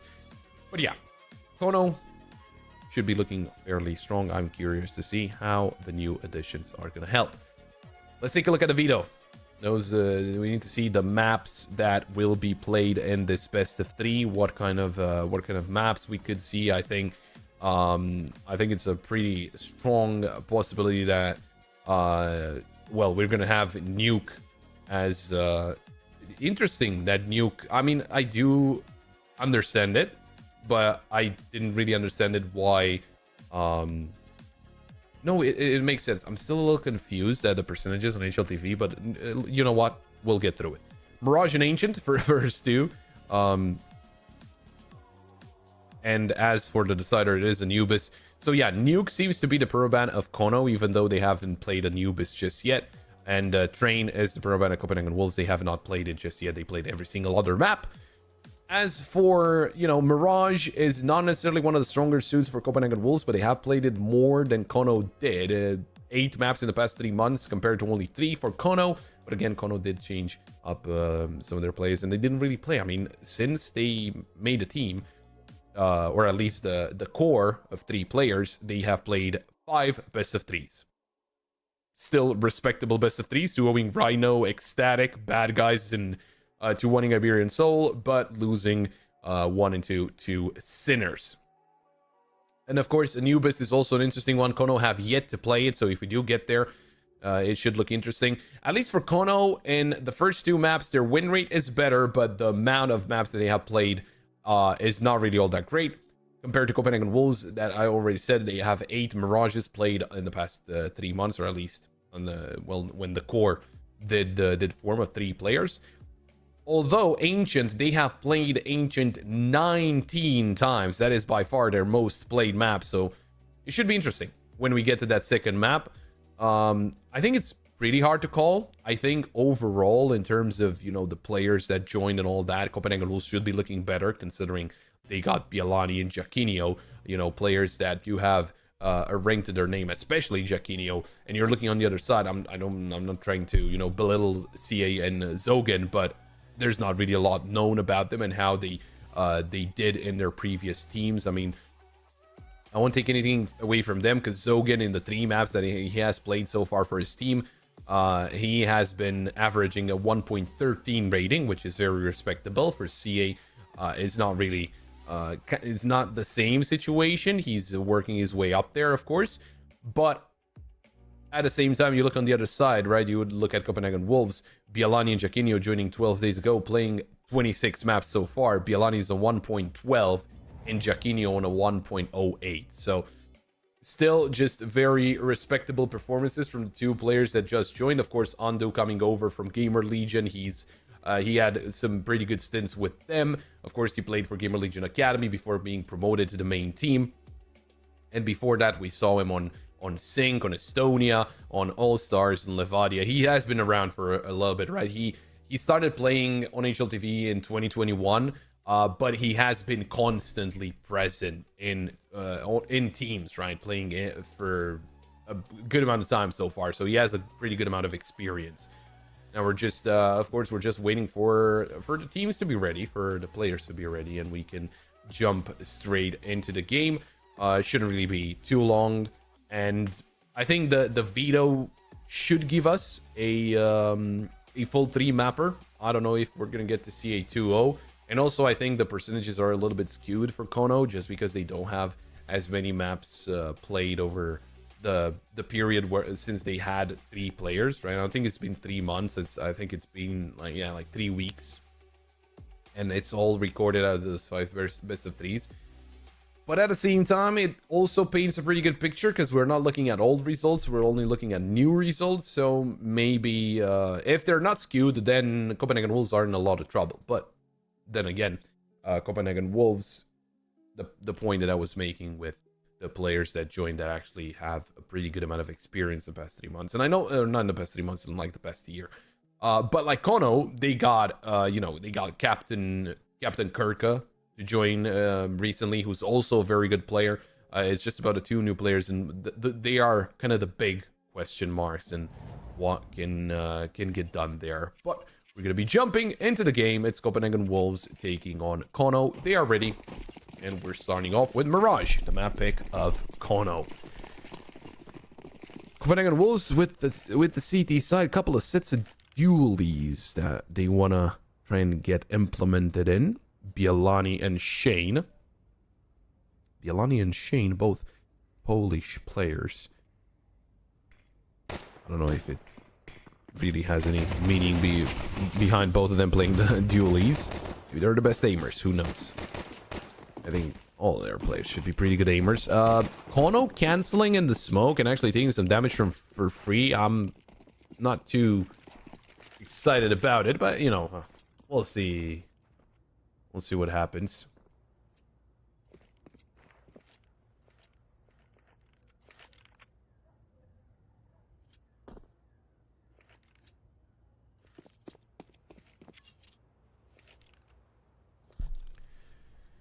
Slowly making their way through mid, maybe an A play eventually. And then Copenhagen Wolves have 3 players towards the A side. Might not be as easy as Kono thinks to push into the site itself. Although boosting up 2 players is really going to be helpful. They have Giacchino to try and cover CT. He's also got the defuse kit if it is needed. They got a player in ladder room, which I don't know if Copenhagen Wolves are actually going to rotate through short. Shane. Oh, he's got multiple players in front of him. He finds the first kill on the Shie, but that's Saltovsky with a double and looking for the third. Well, in the end, Amster, he does get that kill in short. That was Bielani walking into his crosshair. And it's all down to Taper. 1v4. What's the player in Palace? And they're on default. Should know about Amster and how he was towards short. Hitting all those headshots that he needs. And Zogan will be the one to shut him down. Oh no, walking away with a piss around. Fairly good approach to the whole situation.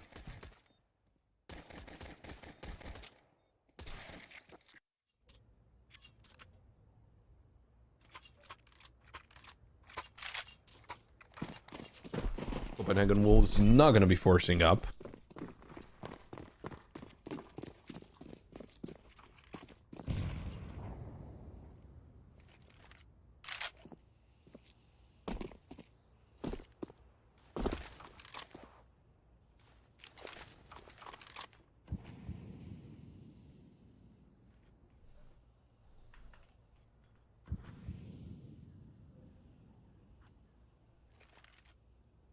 Making their way through mid here. Kono see a good shot onto Shane, but there's Zondo with a trade. Captain Kirko overwhelmed by the multitude of USPs. Giacchino was very focused on to get a weapon, and his teammates do go down, and that Khalil is not going to be hanging. He's going to be in his hands for a lot longer. Good kill from Zogan. And they clear out site.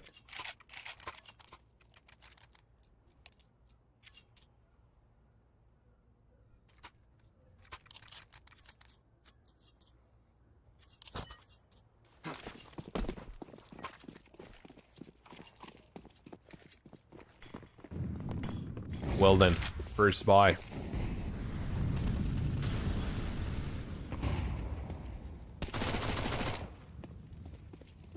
Good start from CAS. He gets that first kill onto Giacchino.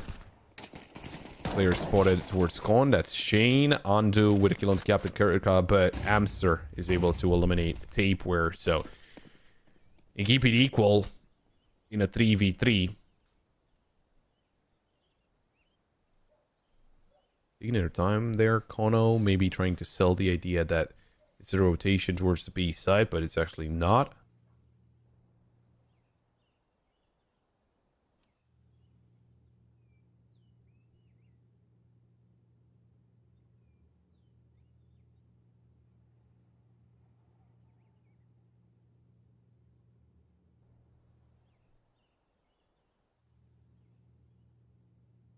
really taking their time. I mean, Copenhagen Wolves, they're not even believing at this point that it's just a fake. They're actually believing that it is going to be an A site play.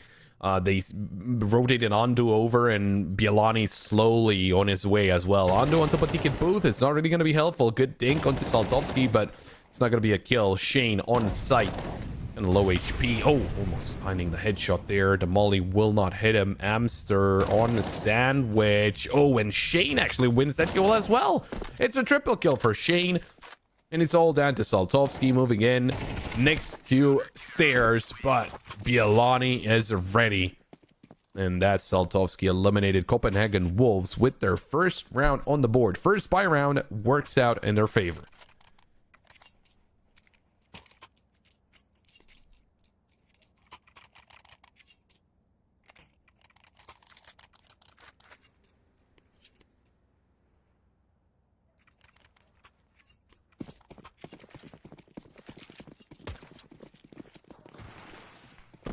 Now, with the pistols coming out of Kono, Copenhagen Wolves kind of instantly resetting them. It's not a force buy, thankfully for Kono. It's just an eco, so they will be able to buy up into the next round. Because they were on 1400. I think they barely didn't get enough money, so that's maybe why they decided to just eco it out. It's still very early on in the game, so why not, right?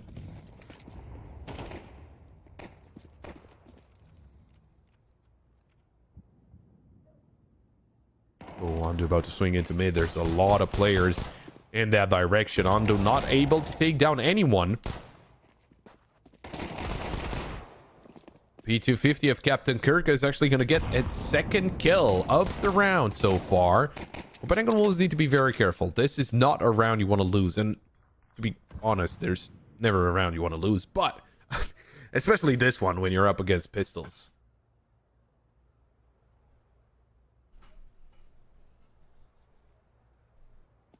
Actually rotating Giacchino over here, Copenhagen Wolves, to try and retake mid, but Captain Kirk is going to hear everything. Oof, that drop. Thankfully, I think it wasn't all that impactful.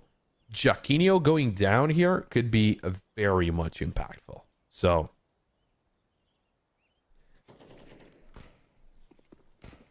Giacchino, oh, he was not spotted. He was not checked. They didn't check on their palace. Gets one and a second. Looking for that third. Almost. Amster will take him down, though. So the ball will be planted. It is a 3v2 favoring Kono. Copenhagen Wolves in an unfortunate position. Captain Kirk, though, in the middle of the map. And that's not going to be helpful. Shane finding that kill.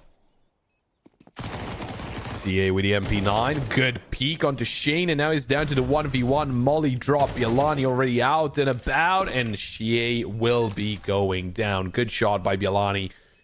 Saving the day there for the side of Copenhagen Wolves, because the round was not at all secured. If they check on their palace and they take down Giacchino without losing a single member or losing one at max, then that would have been a lot better.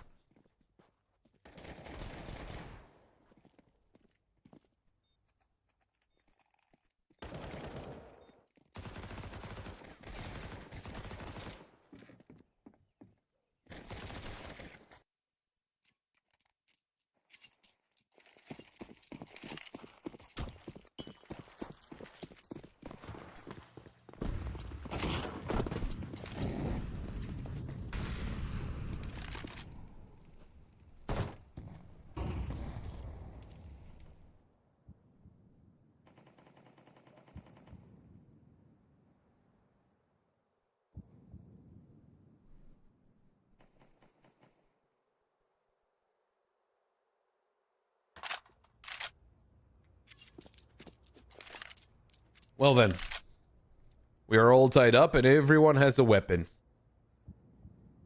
Kono, they made it very costly for Copenhagen Wolves, so that is something they need to be careful with. And oh, Giacchino, great shot. Amster eliminated. He was by himself, so don't get me wrong, it's not the end of the world that he goes down, but it's still going to be hurting for Kono.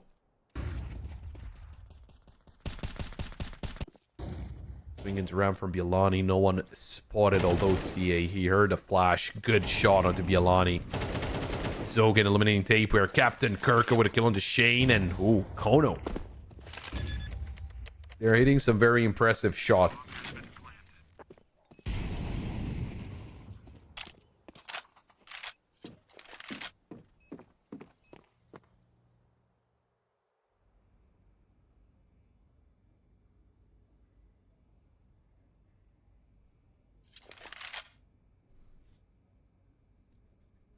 Well, it's just going to be the save at this point. Nothing looking a lot more hopeful than that. So, just going to save the weapons, and it'll be Kono back in the lead. Well, at least so far, I'm happy I was right in my kind of prediction, I guess. Expecting the game to be fairly close, as the two teams are trading rounds here. And again, the fact that the timer stopped is not a great idea. Although, or not a great sight. Although, it seems like it's not going to be for too long. There we go. And we are going to be getting back into the heat of things.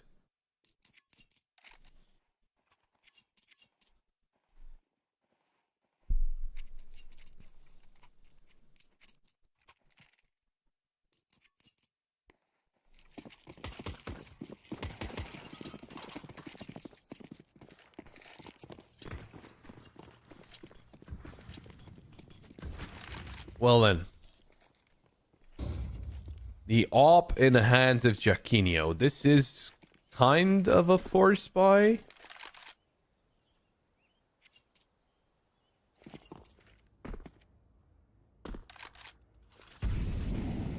Although the op can surely deal a lot of damage. Oh, there's mayhem on the A side. This Chain and Bialani actually getting 3 kills. Tapeware finds the kill onto CA, and it is all down to Saltovsky. All of a sudden, Kono, they lost everyone. Every single player almost. Good shot from Saltovsky. He's in a 1v3 now.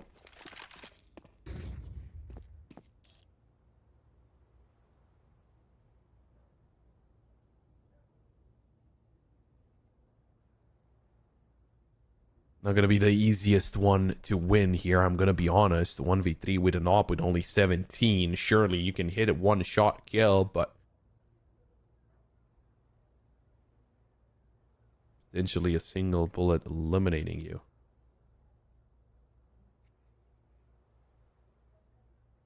Something you need to take into account.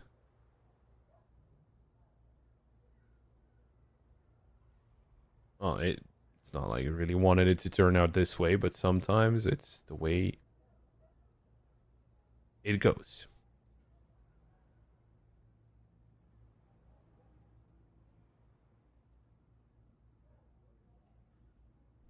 Counter-terrorists win. And with the timer ending,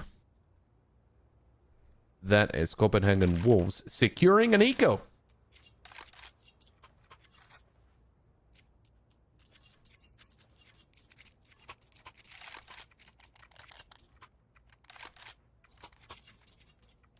Well, not going to be too happy about that.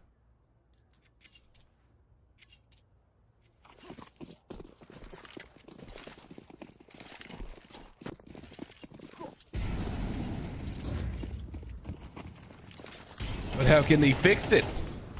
They still have weapons, they can still be aggressive, and that Saltovsky boosted up. Shane eliminated. Tapeware still looking to get aggressive. Ooh, Captain Kirka. He was not blinded, but Tapeware was. A little bit of an issue with that flash there. Andu, good trade. Giacchino, he finds the kill on the CA. Back to equal numbers. It's a 3v3. Amster surprised by Andu, and down to 14 HP. Saltovsky will be forced back. Gonna rejoin his teammate. He's gonna join Zogan and try and play together towards this B site.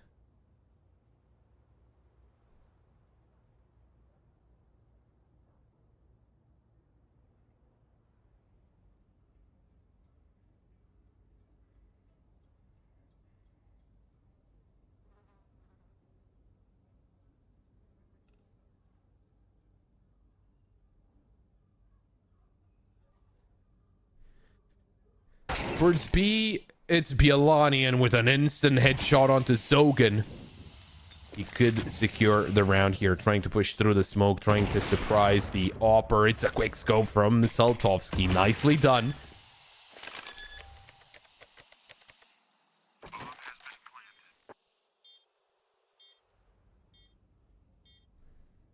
Line coming in from Ondu, and Jaquinho's towards kitchen. That smoke should cover him for a little bit longer. But he's trying to push towards kitchen right now. The Opper, perfect timing onto Ondu's jump. And there we go.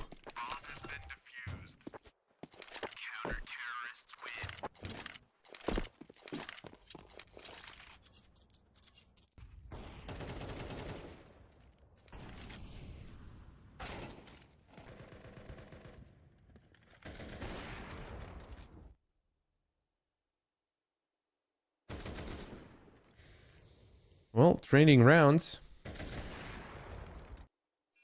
Both of those teams giving it their all. That's for sure.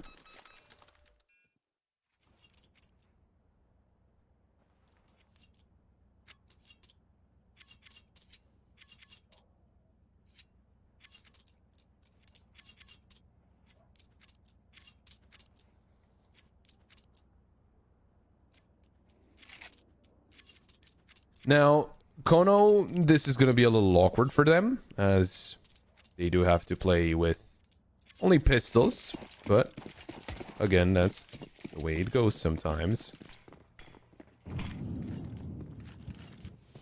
They'll still try to get everything done with those pistols, although Ondu has something else up his sleeve. Great kill onto Captain Kirka. Jaquinho at the edge of the smoke, going to find a kill onto Zogan.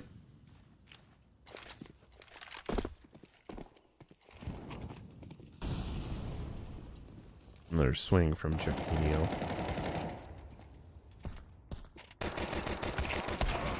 Oh, see a surprising Shane, but there's the trade from the Opper.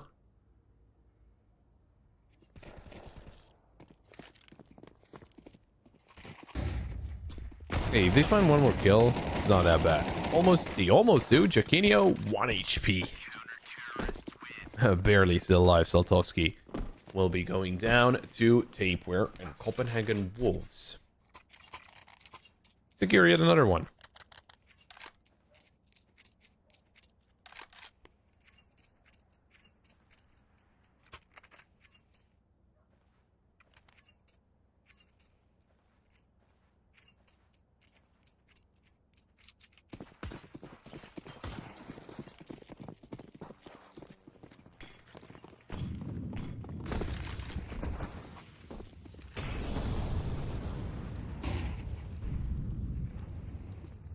Now, with the weapons, they do have the op as well, so Saltovsky could take on Jaquinho.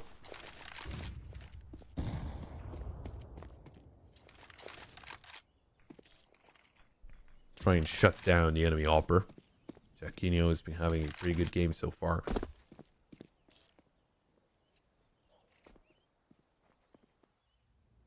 They are taking their time, but they could be surprised as a couple of players are actually pushing in from B. Tapeware, dealt with by Captain Kirka. I don't know if they expect Shane to be there as well. They might not. Now the question is, Shane, do you go towards mid and you take down Captain Kirka, but you give away your position? Or do you go through T-spawn and surprise multiple players? Oh, Zogan expecting that position from Ondu? Great awareness from Zogan. He's going to take down Jaquinho as well. Saltovsky takes down Bielani, and the question now is posing with Shane, where is he going? He went towards mid, but not only he gave away his position, he's kind of all alone. Now in a 1v3. The round's basically over unless they just walk into him. And, well, Amster walks by him, takes him down.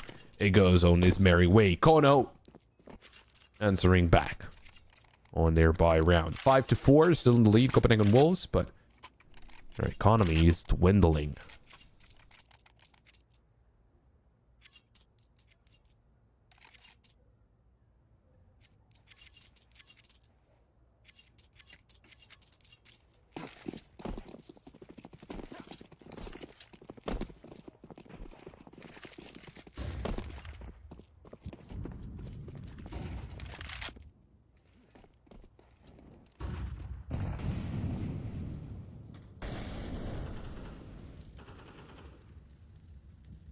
They need to be very careful about this round. This is not going to be an easy one.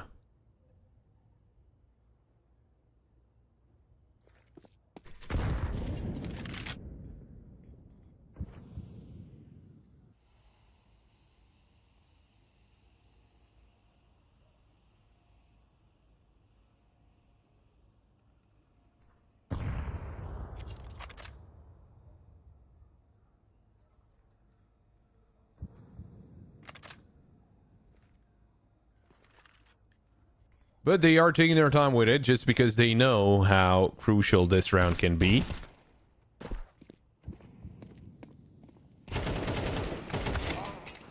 Good shot from CA, but there's Andu with an answer back.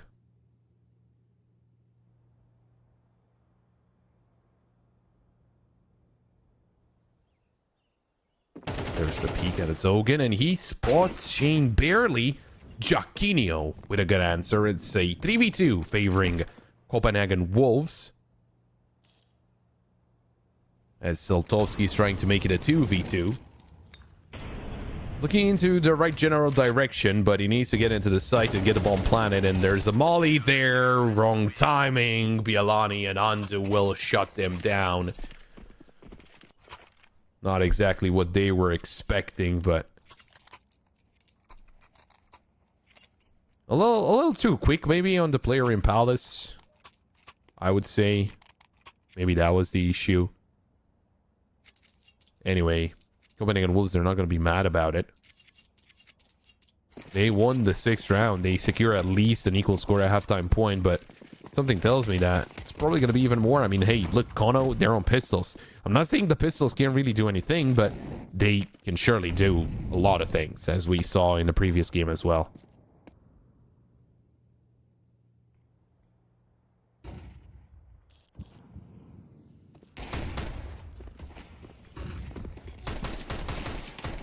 Oh, there's the take 9. Tape where goes down.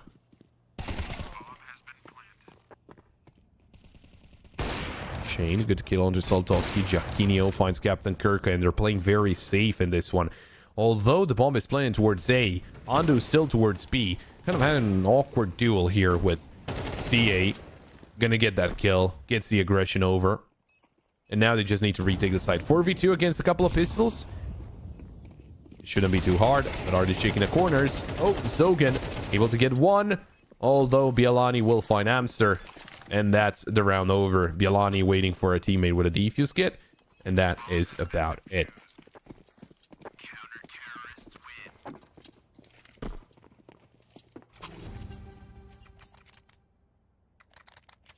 Final round of the first half.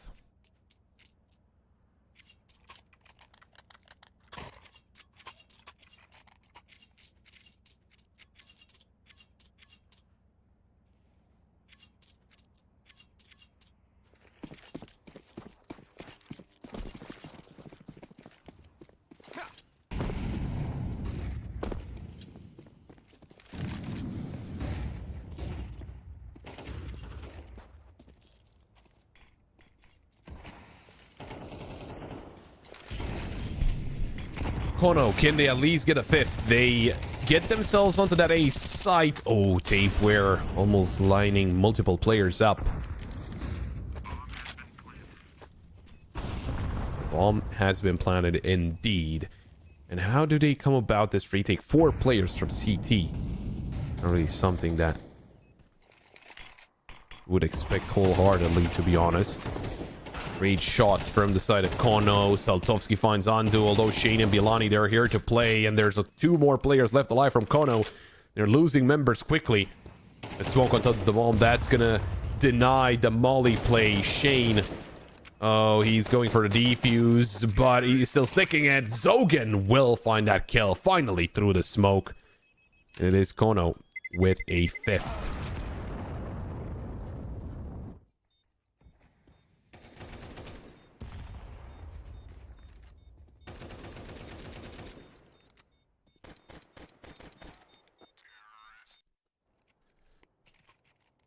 Well, 7-5. I want to say it is to be expected. Considering it's Mirage, it just feels like it's the right way to go about it. I don't know why. 7-5 does feel like a fairly average Mirage score, especially on the CT side. Now that they change sides, though, what is going to change? That's the big question.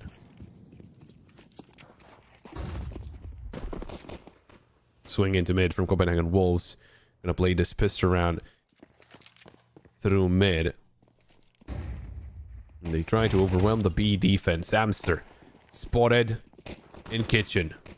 Another player right next to him. Tapeware gonna take the deep peek, although he's gonna find Amster. Nice kill. Rotation over though. You got a player late through mid. And 3 players already through kitchen. Smoke deployed. There's the spam through the smoke from Andu. Tapeware finding a 2nd kill for himself. And a 3rd as well. Getting aggressive in kitchen. Doing really, really well there, Tapeware. Copenhagen Wolves, they secure the round.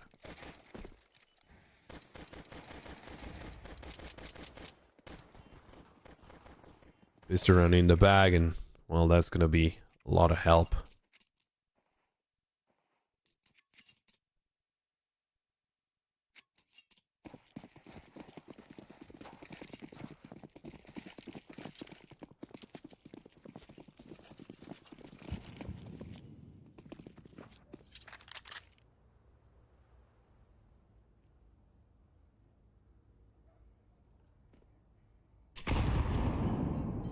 Oh, good nade.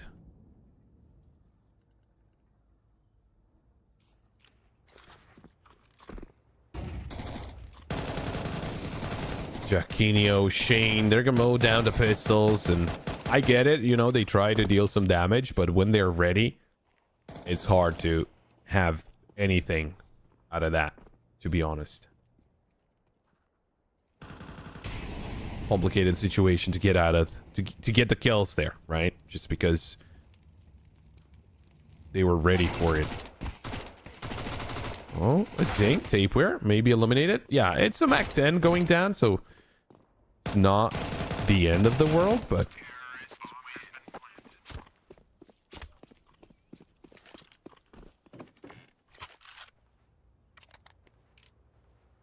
at least it's a little bit of damage. Now, 9-5.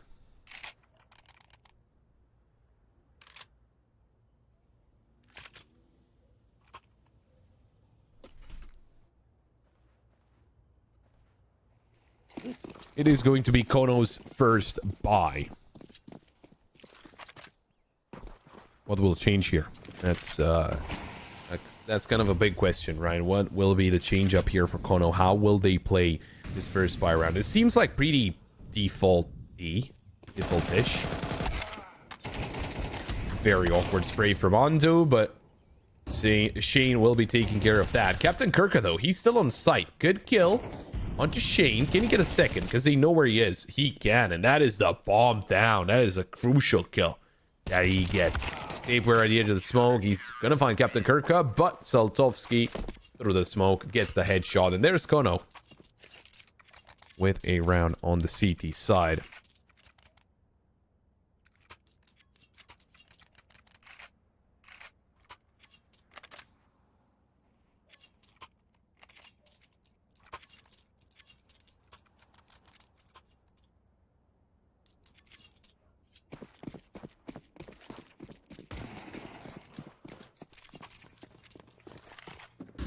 Now, instantly, Copenhagen Wolves are forced back to pistols, which is a little unfortunate for them, but that's the way it is sometimes. It's the way you have to go about it sometimes. It's not all in your hands. You do have that Galil in the hands of Shane, sure.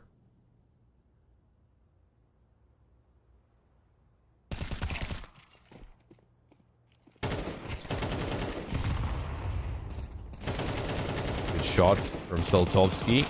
Gonna find the second one onto Ando. There's a kill from Shane, but quickly dealt with right after, and Amster finds those final kills.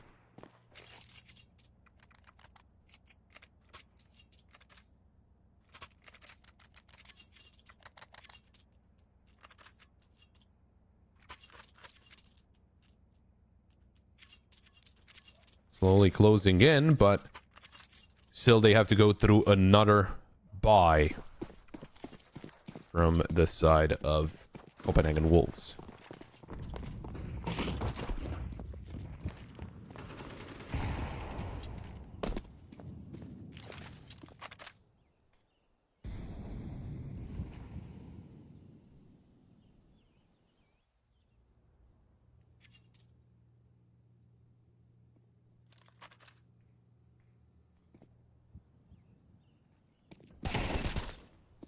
Oh, good shot from Captain Kirka. He's just so ready. That is an important first kill to find. You take down Tapeware. Was pretty good in a lot of those important situations. And then you still cripple the attack, right? Because one of the players is just down. They're not with their full forces.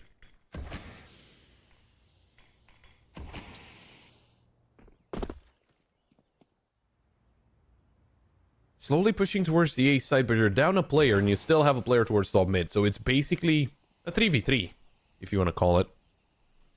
But you're walking into kind of unknown territory. That's the main issue. So let's see how it goes. It's Jaquinho's locked in onto the angle.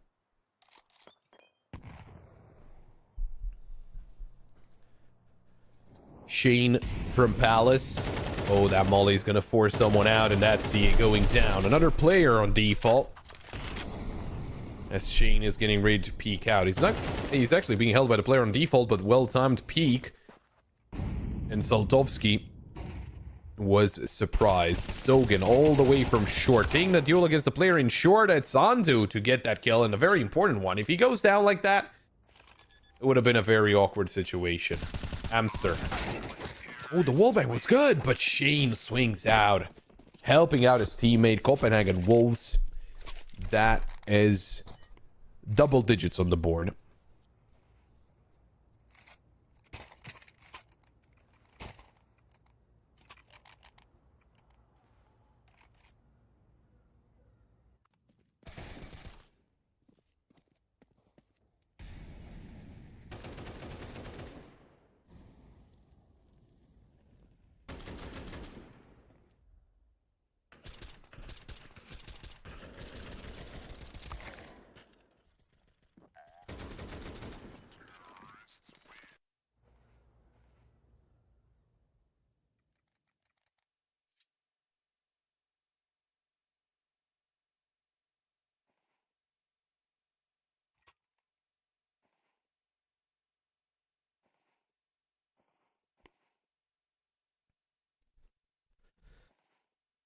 Well, Kono, double op setup. This is an interesting approach to CT side Mirage. It's not really the... I think it's pretty usual, but not that usual, right? Well, Saltovsky gets the first kill. Now, the question is, Amster can hit deliver. Usually that's what it happens, right? The player in window sticks to window in A side, and the player that is usually not playing the op is towards B apartments, and that makes a lot of sense. Amster's looking down into B apartments. Can't really see anyone just yet. No one's even remotely close, but still, he's got the angle covered.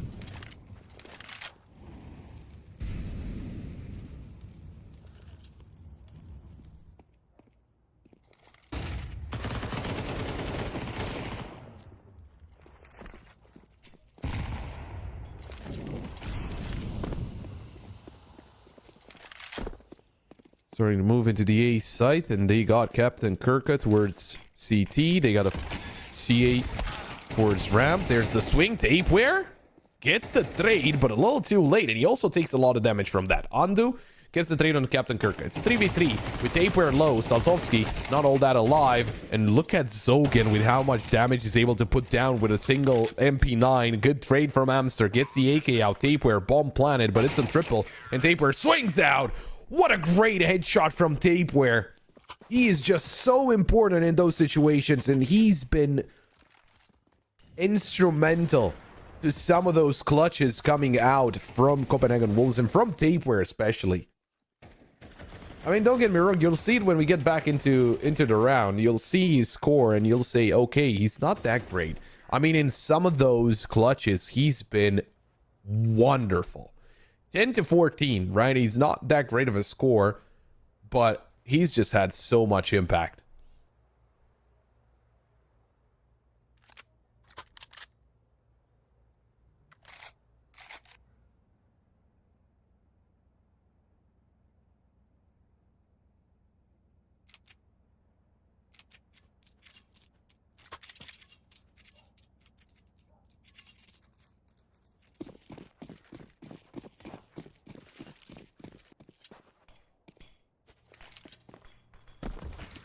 USPs now for Kono.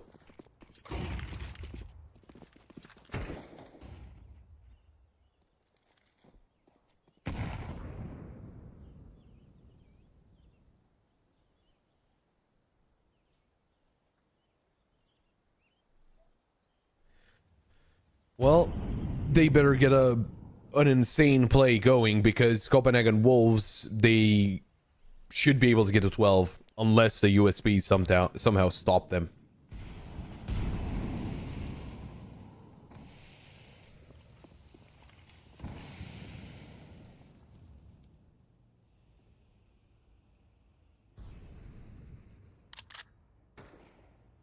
Well, they chose the B site. B site is completely open. Copenhagen Wolves can just get a bomb down, and yeah, that's basically round over. That's Copenhagen Wolves on map point. On Kono's map pick. And one of the worst maps for Copenhagen Wolves. Technically, both Nuke and Dust 2 are on lower win rates. Close by 36-33. This is 38% win rate for Copenhagen Wolves, but not really looking like a 38% win rate team. I'm gonna be completely honest. Pretty solid performance here from Copenhagen Wolves. Andu, good double. Down to Amster and C8, but they're on the other side of the map, and there's no one really going towards them. So that's round over. It's 12 and 5 map points for Copenhagen Wolves.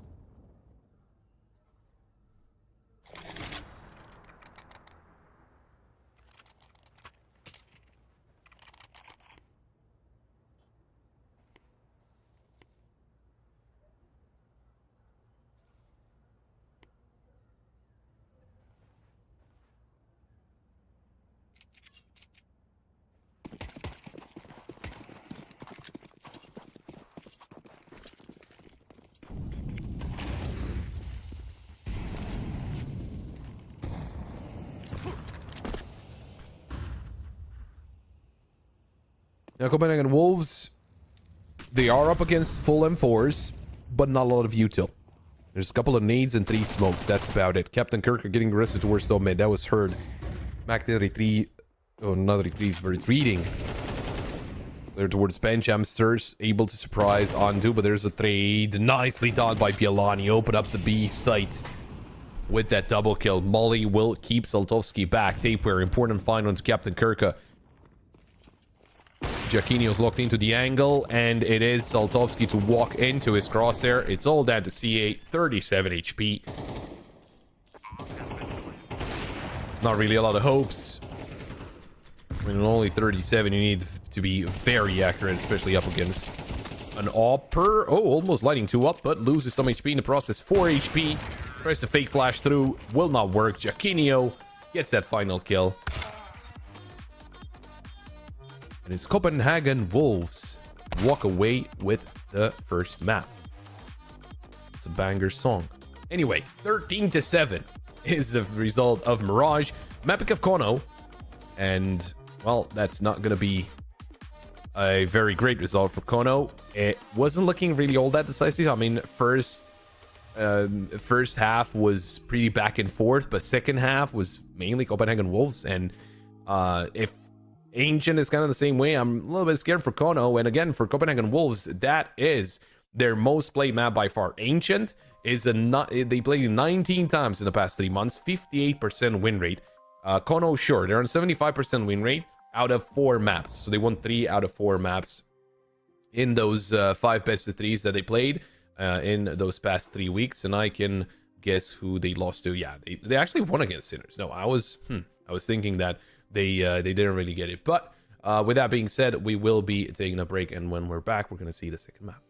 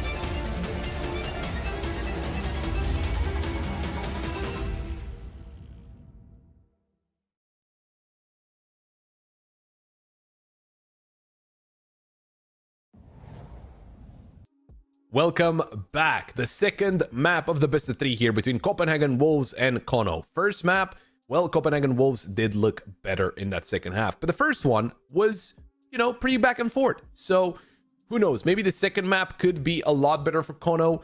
I mean, percentage-wise, sure, it does look like it, considering they did win 3 out of the 4 games they played. They did lose against bad guys, but won against Rhino, Ecstatic, and Sinners. Impressive result against Rhino, considering it was a 22-20. But on the other side, Ancient for Copenhagen Wolves is a pretty straightforward map. They also won against Ecstatic, but it was a 13-5. It was a more one-sided win. Their most recent result, actually today, against Hymo, they won 13-2. So this is a very strong map for Copenhagen Wolves, and they're good at both T and CT side. A little better at the T side.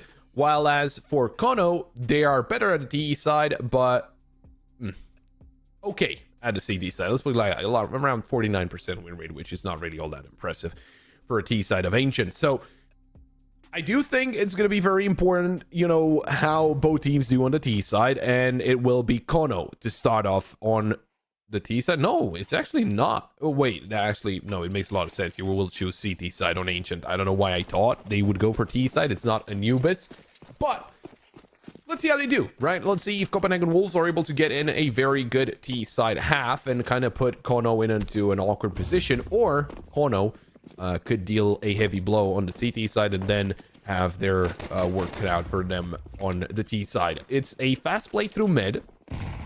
Did take kind of a long way around. Saltovsky, good headshot onto Bialani, starts rotating over. Still needs to be careful about main as well. That's where Andu is, and well, rather was Saltovsky. A triple kill to start things off, and it's all up to Jaquinho. Has to clutch up 1v5. It's not gonna happen. Amster takes down Jaquinho, and it is Kono to walk away with the pistol round. Nicely done. Very clean headshots there from Saltovsky onto Bialani, then onto Andu right here. Boom.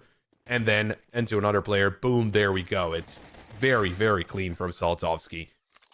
No issue at all there. And they want to repay Copenhagen Wolves for what happened on that first map, I'm sure.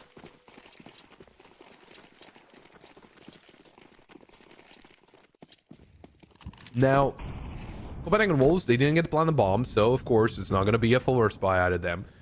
Wouldn't really make a lot of sense. I mean, sure, they could have got them at take 9s, and actually, if I think about it a little bit, they could have gone through the play of throwing that B-side smoke and then, just overwhelming the side. In the meantime, Captain Kirka just clearing out mid, getting the 4K, and then the final player, Bialani, being eliminated by Amster. But yeah, a fairly straightforward anti-eco. No issues there for Kono. Copenhagen Wolves will be getting the AKs out. So let's see how this one fares for their side. Jaquinho may be thinking about maybe potentially a Galil to try and get himself some more util. Yes, there we go. That's the answer he goes for. It's a Galil for a couple of flashes extra.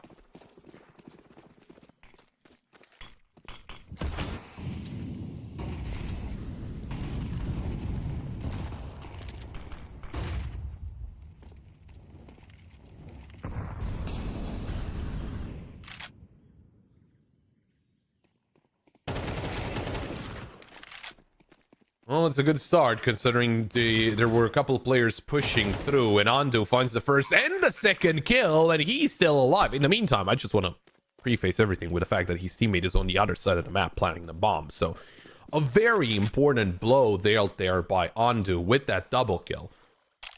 Because right now, Kono, they're not only down 2 players, but they liberated the site the enemy was pushing up on. And the round's basically over. They're just going to save. It's a couple of MP9s and an M4 they're going to hang on to. And yeah, that's about it. Very nicely done by Andu and also by Copenhagen Wolves. Kind of understanding what the play should be and how it should look like. And well, they get the job done. In round number 3, they answer back. This is something similar to what happened in the first map when they started off. Clean shot by Shane. When they started off trading up rounds in the first half. So we'll see if that's the same case here. Although Copenhagen Wolves, again, that was a very solid round. Kono do have plenty of money in the back pocket.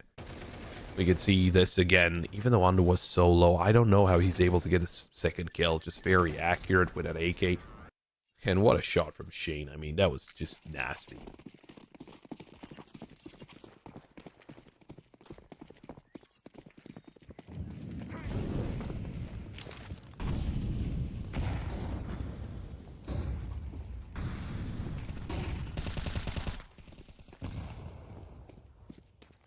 Well, Captain Kirka already taking down Shane, starting off the right way, round number 4 in favor of Kono. In the meantime, CA finds the kill onto Andu, so it's already a 5v3. And not really a chance for Copenhagen Wolves to answer back. No damage has been dealt yet from their side. Kono, everyone is on full HP, very much alive. Saltovsky locked in with the op. Easy headshot onto Bialani as he swings into the crosshair. I think Copenhagen Wolves kind of slowed down a little bit too much here. I mean, previous round, sure, it worked out wonders, but that was because Kono got aggressive. They had MP9s. They kind of had to get aggressive, right? In this kind of situation, yeah, they could just chill out. They could just play safely. No one really rushed them into things.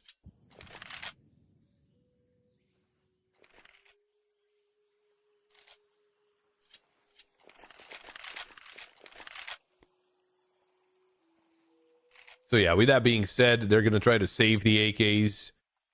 Still enough money to buy up into the next one, so makes a lot of sense why they would save, although Amster is closing in on their position. Oh, spotted by Giacchino, but I don't think Amster could have seen Giacchino if there was no bullet shot there. They really need to stay alive. They cannot go down after a time, because it's going to be a big kind of blow to the economy, so you need to be careful. Although Kono, with their economy, is much more important for them to keep everyone alive, and that's exactly what they'll do. They will allow Copenhagen Wolves to hang on to the 2 weapons, but that is about it.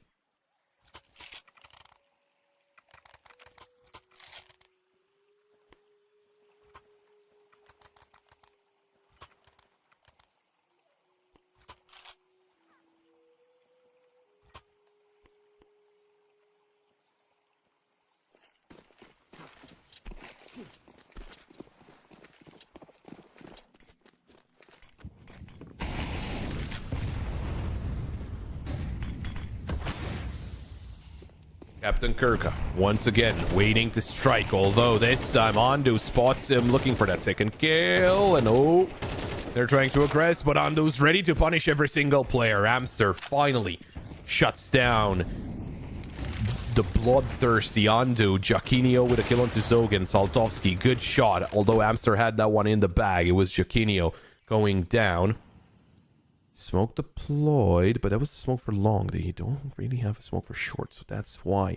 Tapeware, I think he spotted a player in window, losing a lot of his HP, but dealing a pretty good amount of damage. Now, the Opera left the premises. Saltovsky, he went back. The deep smoke. Oh, that's perfect. Bialani right around the corner, just needs to hang on to the angle. Saltovsky swings in. Oh, he takes down Tapeware.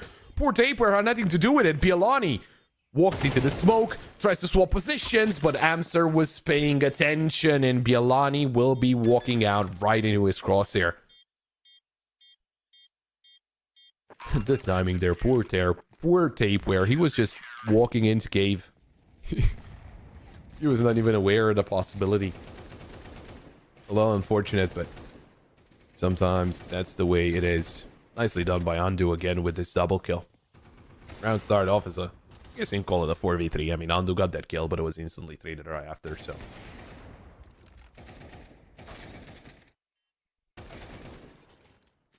So yeah, a 4th round on the board for Kono. Not a shabby CT side at all, at least to start.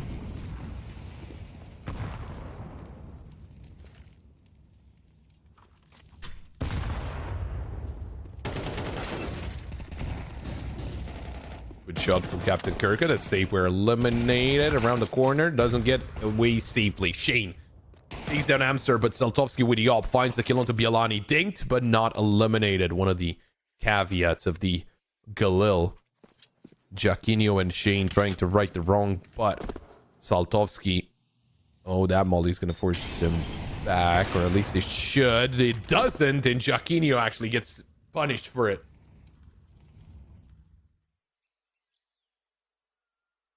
Now, Shane could try to eliminate the Opera. Needs to kind of take the initiative here. Pushing in towards CT. Oh, CA will be walking into his crosshair. Oh, but the dink. CA, wonderful shot. Shane couldn't really do anything after that. I mean, the headshot was just perfectly timed.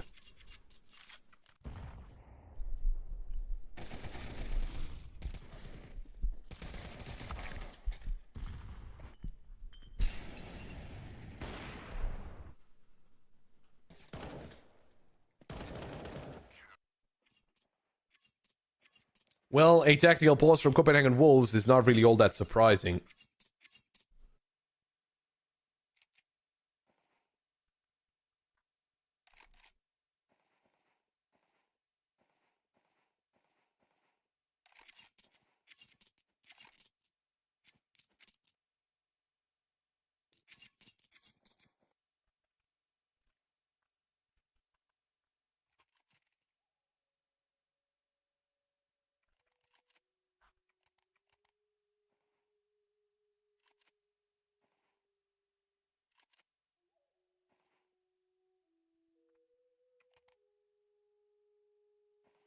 Tech 9s is the way to go for the Wolves.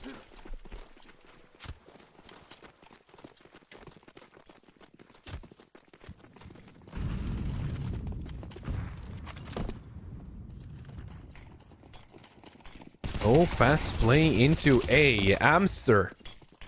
A couple of kills as he falls back to safety.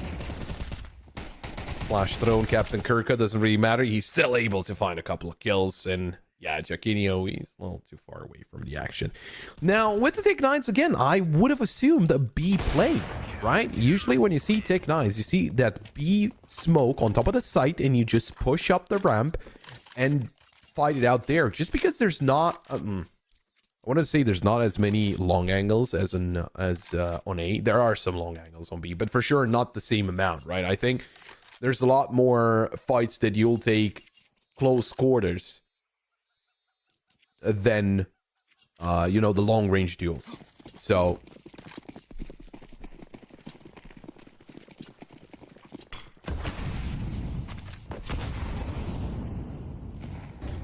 let's see what the plan is here.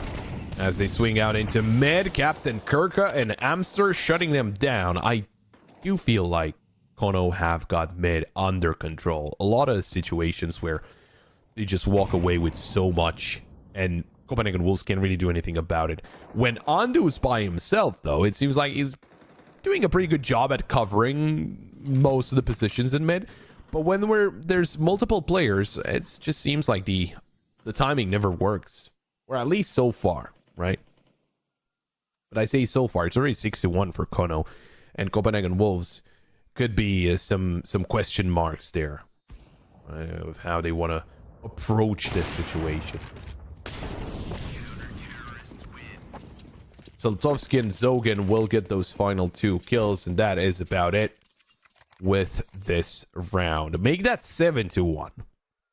So a very, very solid performance so far out of Kono.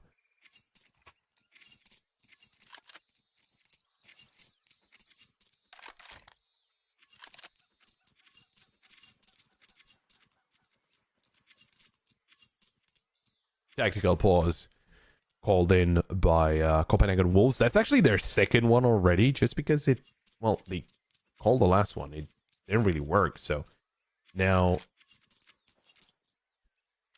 they kind of need some different strategy.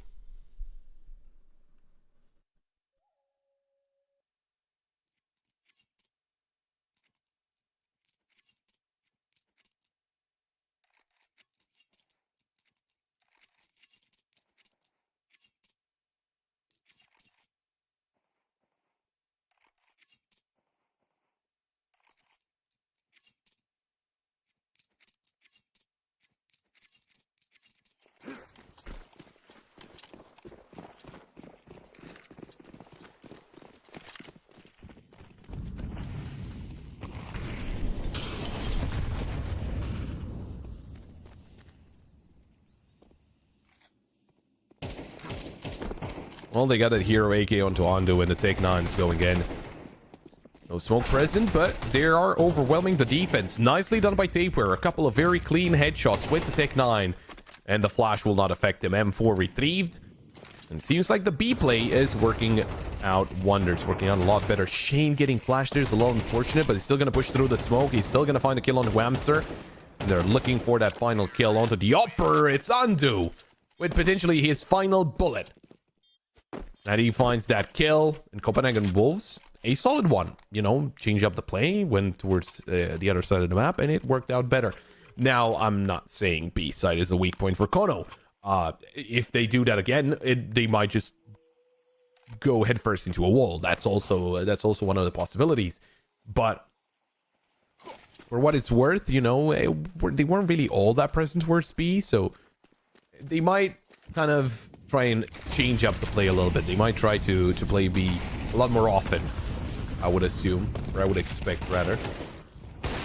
Good shot from Bielani. Giacchino takes down Zogan, and well, this is what I was saying. Try and be a lot more often. Giacchino, he was so patient, waiting for Saltovsky to swing as well. That's a smoke, but of course Giacchino couldn't really hear from the start. CA towards B long, and they got Captain Kirka coming in from mid. He's right around the corner from Jaguar.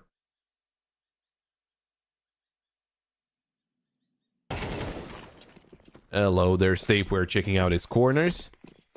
And quickly rotating over to the A site. Guess what? CA thought no one's here anymore. Nicely done. Giacchino. Huge play by him. A triple kill. Very important that he actually hangs on to the angle there towards CT. That was very smart. Well, Kono slowly running out of money.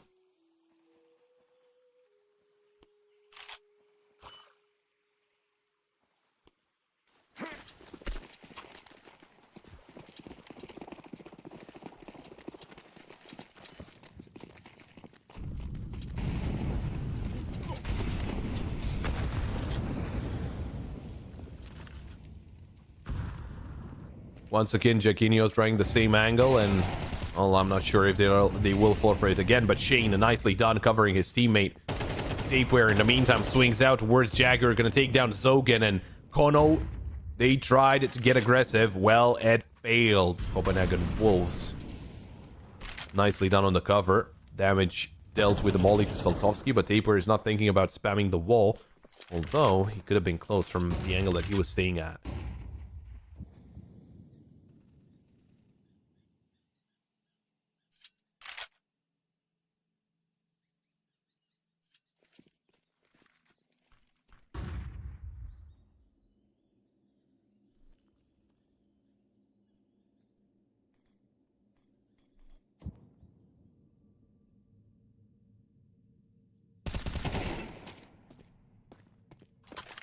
Great shot by Captain Kirka is going to shut down Andu.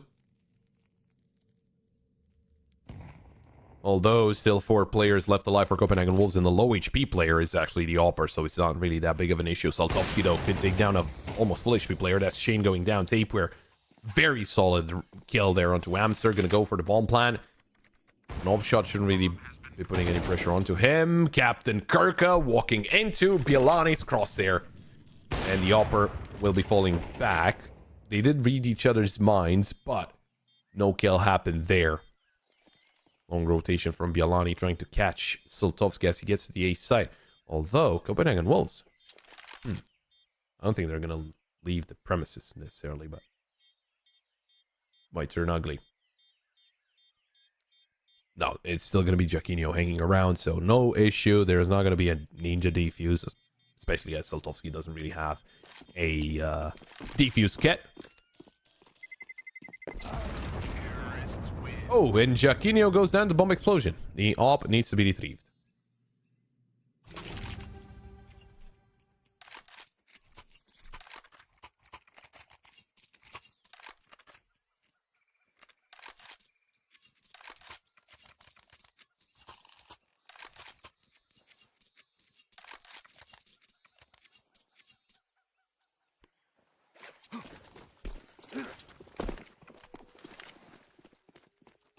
A single round left out of his first half, and it certainly is looking a lot more hopeful for Copenhagen Wolves than when they were down 1-7. Good push by Captain Kirka, though, and that is Andu. This has been a highlight of this first half. The duel between Captain Kirka and Andu, both mid players and both kind of toying around with each other, seeing who's going to strike first, who's going to make a mistake first. And this time, it is Andu going down. I mean, I don't think you can necessarily call that a mistake. He was just waiting around, but he is the one to fall. And they go back from mid, aggress through a main. I like this. Shane just around the corner. If they can take him down, nicely done. Captain Kirka very much deadly with an MP9. Upgrades to an AK. Zogan around the corner. Tapeware swings out, goes down. Giacchino with the op just around the corner. Saltovsky, he's got the angle down towards Bialani, and that's an easy shot. And with Giacchino, the last player left alive. Good shot onto the enemy opper. Looking for a second, but I think it's going to be hard. Was about the close HP, a close player. Nicely done. Doesn't know about the off angle of CA. Oh, he's right around the corner. Quick scope from Giacchino. Tech 9 in his hand as he's going to go back. Swaps to an M4, but right around the corner is Captain Kirka. Very nice drive from Giacchino. I actually started to believe when he got into this 1v2, but he went back and he got caught out by Captain Kirka. 8-4 is the final score of the first half in favor of Kono. Very respectable 12 rounds there for Kono, and very curious to see how their T-side will be looking, considering, again, for Kono, out of the 4 maps that they played so far, the CT side has not really been all that successful, although the T side has been very much successful. So we'll see if that comes into play here against Copenhagen Wolves as well.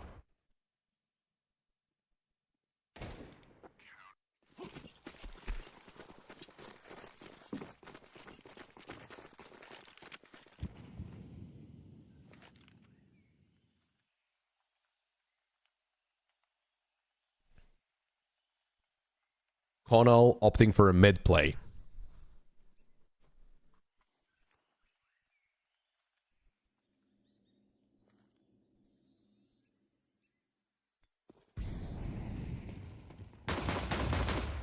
Bialani not able to shut him down. And I'm pretty sure Ando has to back away. Yeah, he's staying in a fully infested site. Saltovsky, great headshot. Looking for a second, and he's going to find it onto Giacchino, and it seems like the pistol round is already over. Tapeware, if he can clutch this, well, that is going to be a feat of strength. 1v5 with no armor. Good headshot onto Captain Kirka, but Zogan will get one back.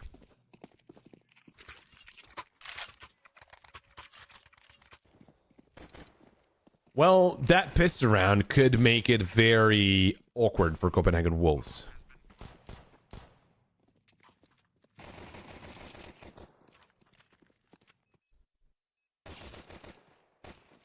I mean, I'm guessing they're going to eco here. Yeah, that makes a lot of sense. So it's potentially going to be 10 for Kono.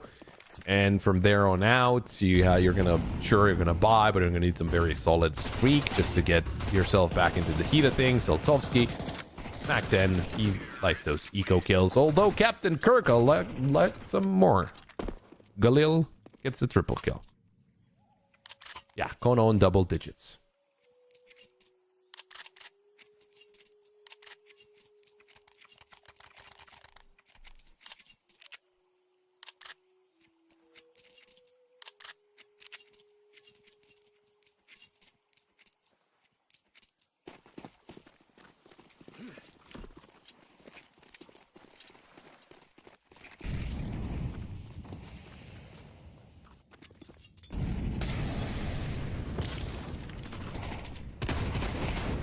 Oh, the XM tapeware. Well, it works out. You can't really blame him. CA taking down Shane. Andu, though, with the trade.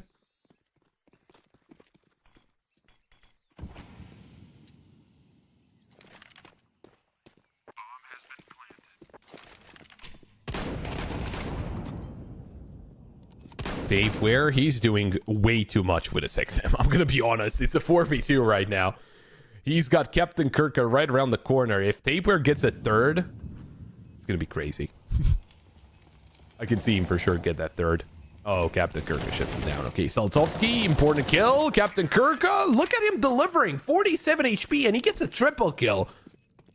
Wonderful stuff from Captain Kirka, and that should shut down Copenhagen Wolves. We're gonna get to see the third map. It just feels like it's over. I mean, Copenhagen Wolves and a 3v2, sure, they had Tapeware with the XM. We can't really say anything about it. I mean, respectable double kill that he got, I'm gonna be wrong. But with no answer right after, it just feels like, yeah, this one's done and we can move on to Anubis. It's a very steep uphill battle. That's a good start from Andu. CA though, good kill onto Bialani, and the B side is open. Yeah, Kono can just walk into the site. Andu's gonna be coming in from CT. The smokes coming out as well, isolating the vision of Copenhagen Wolves and kind of the positioning as well. Pretty good damage through the smoke, but won't really mean all that much. The bomb will be planted by Saltovsky. Spamming away into the smoke. Nade. Oh, that's gonna be enough. Lucky bounce. She is eliminated.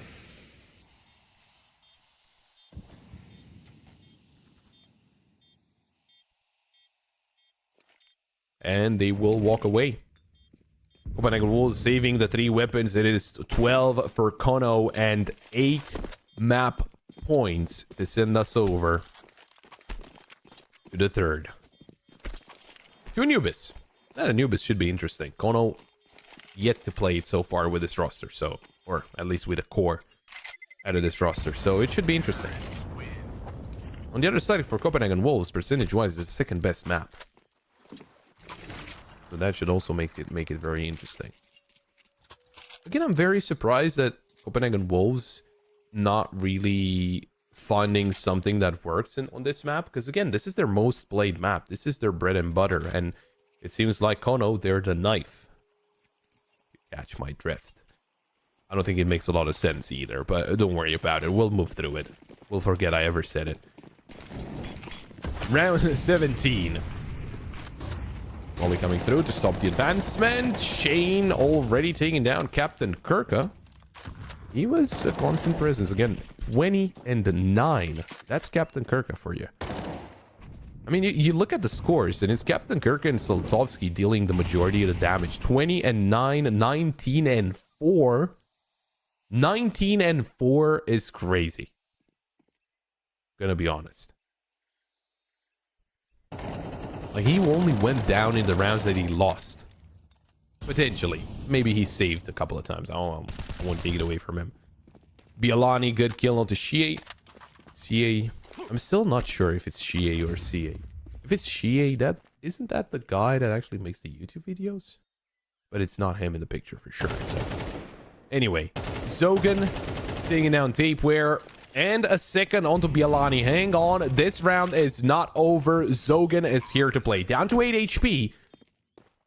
But still very much deadly. Giacchino and Andu, they both made it into cave. Amster around the corner loses the duel.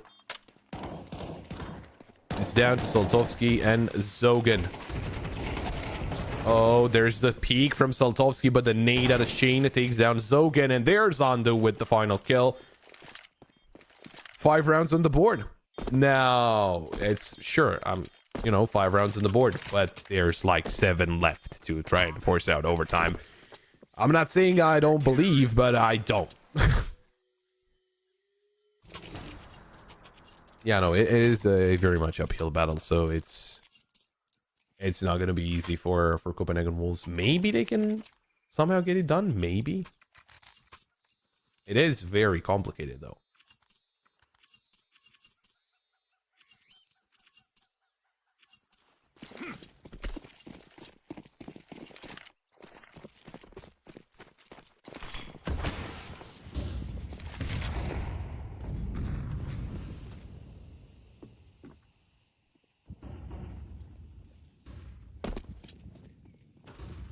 Oh, they trade positions in the smoke. Who's that going to be an advantage for? For now, for Kono, as Saltovsky takes down Andu. And if he goes back towards main, he might go down, but he find out about the player that's pushing in from behind. If not, Shane is in a very strong position at the moment. No, he's actually going all the way around.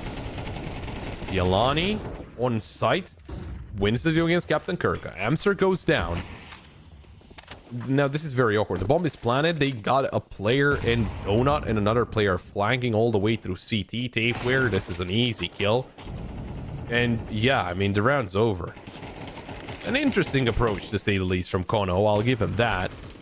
It's just the players on site did go down fairly easily, and that was one of the main issues. Copenhagen Flames, another round on the board.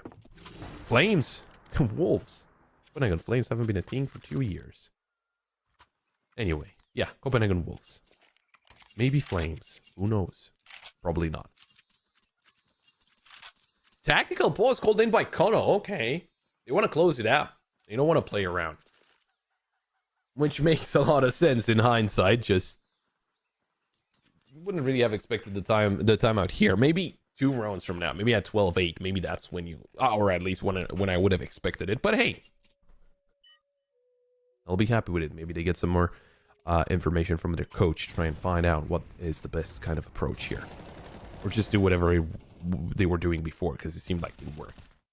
you know, they're up to 12 and the enemy is not. So...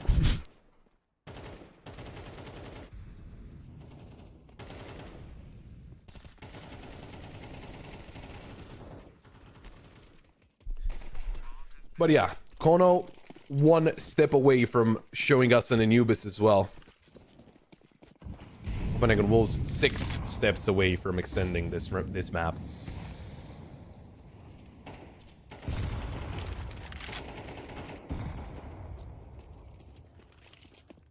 Good utility usage. That's CA going very low. Shane taking down Amster, but Captain Kirka found a kill onto Wandu.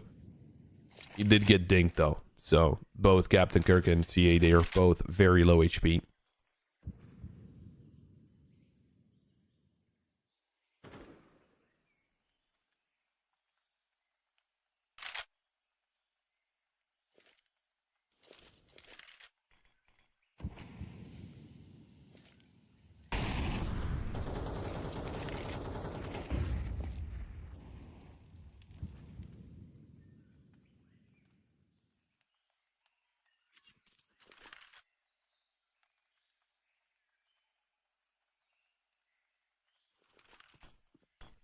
Slower play from Kono. They're going to try to get themselves through a donut. Well-timed smoked at a Shane, but they might just be pushing through it. Or is that the case? Or will Shane start spamming mindlessly into the smoke? Probably not. Although the smoke will soon fade. Shane. What's the timing? He goes back in hiding. Although they're right around the corner. Gets the low HP player, but gets... quickly traded right after Zogan. He's the one to get the kill. A second kill from Zogan. They got the sight. They got Tapeware and Bialani coming in for the retake. Great reaction out of Tapeware. He is usually the clutch master. Is he gonna do the same now? A good double, and it is the 1v1 against Zogan. Goes for a defuse, although the flash didn't really do anything. And with that, Kono secured the second map. And we're gonna get to see a third one, Anubis, right around the corner between those two teams. And then again, it should make for a very interesting match. I mean, this one, the second map, was all Kono. Copenhagen Wolves, not really a lot out of them. Compared to that first map, where first half was back and forth and second half was Copenhagen Wolves, this whole game on Ancient was Kono. So, Copenhagen Wolves... they need to take those 10 minutes, figure out what didn't work and what did work and what they could adapt to Anubis, because Anubis is just on the horizon. And, you know, you want to be the victor of this game if you want to make it into playing deciders. If you lose, you're not eliminated just yet. Of course, you'll have to play in the decider match, but still, you want to make it into the play-in decider as soon as possible. We will be taking a short break, but when we come back, it is the final map of the best of 3 to decide who's going to be moving forward into the play-in deciders and who is going to be staying with us in the group stage for another day. We'll be right back.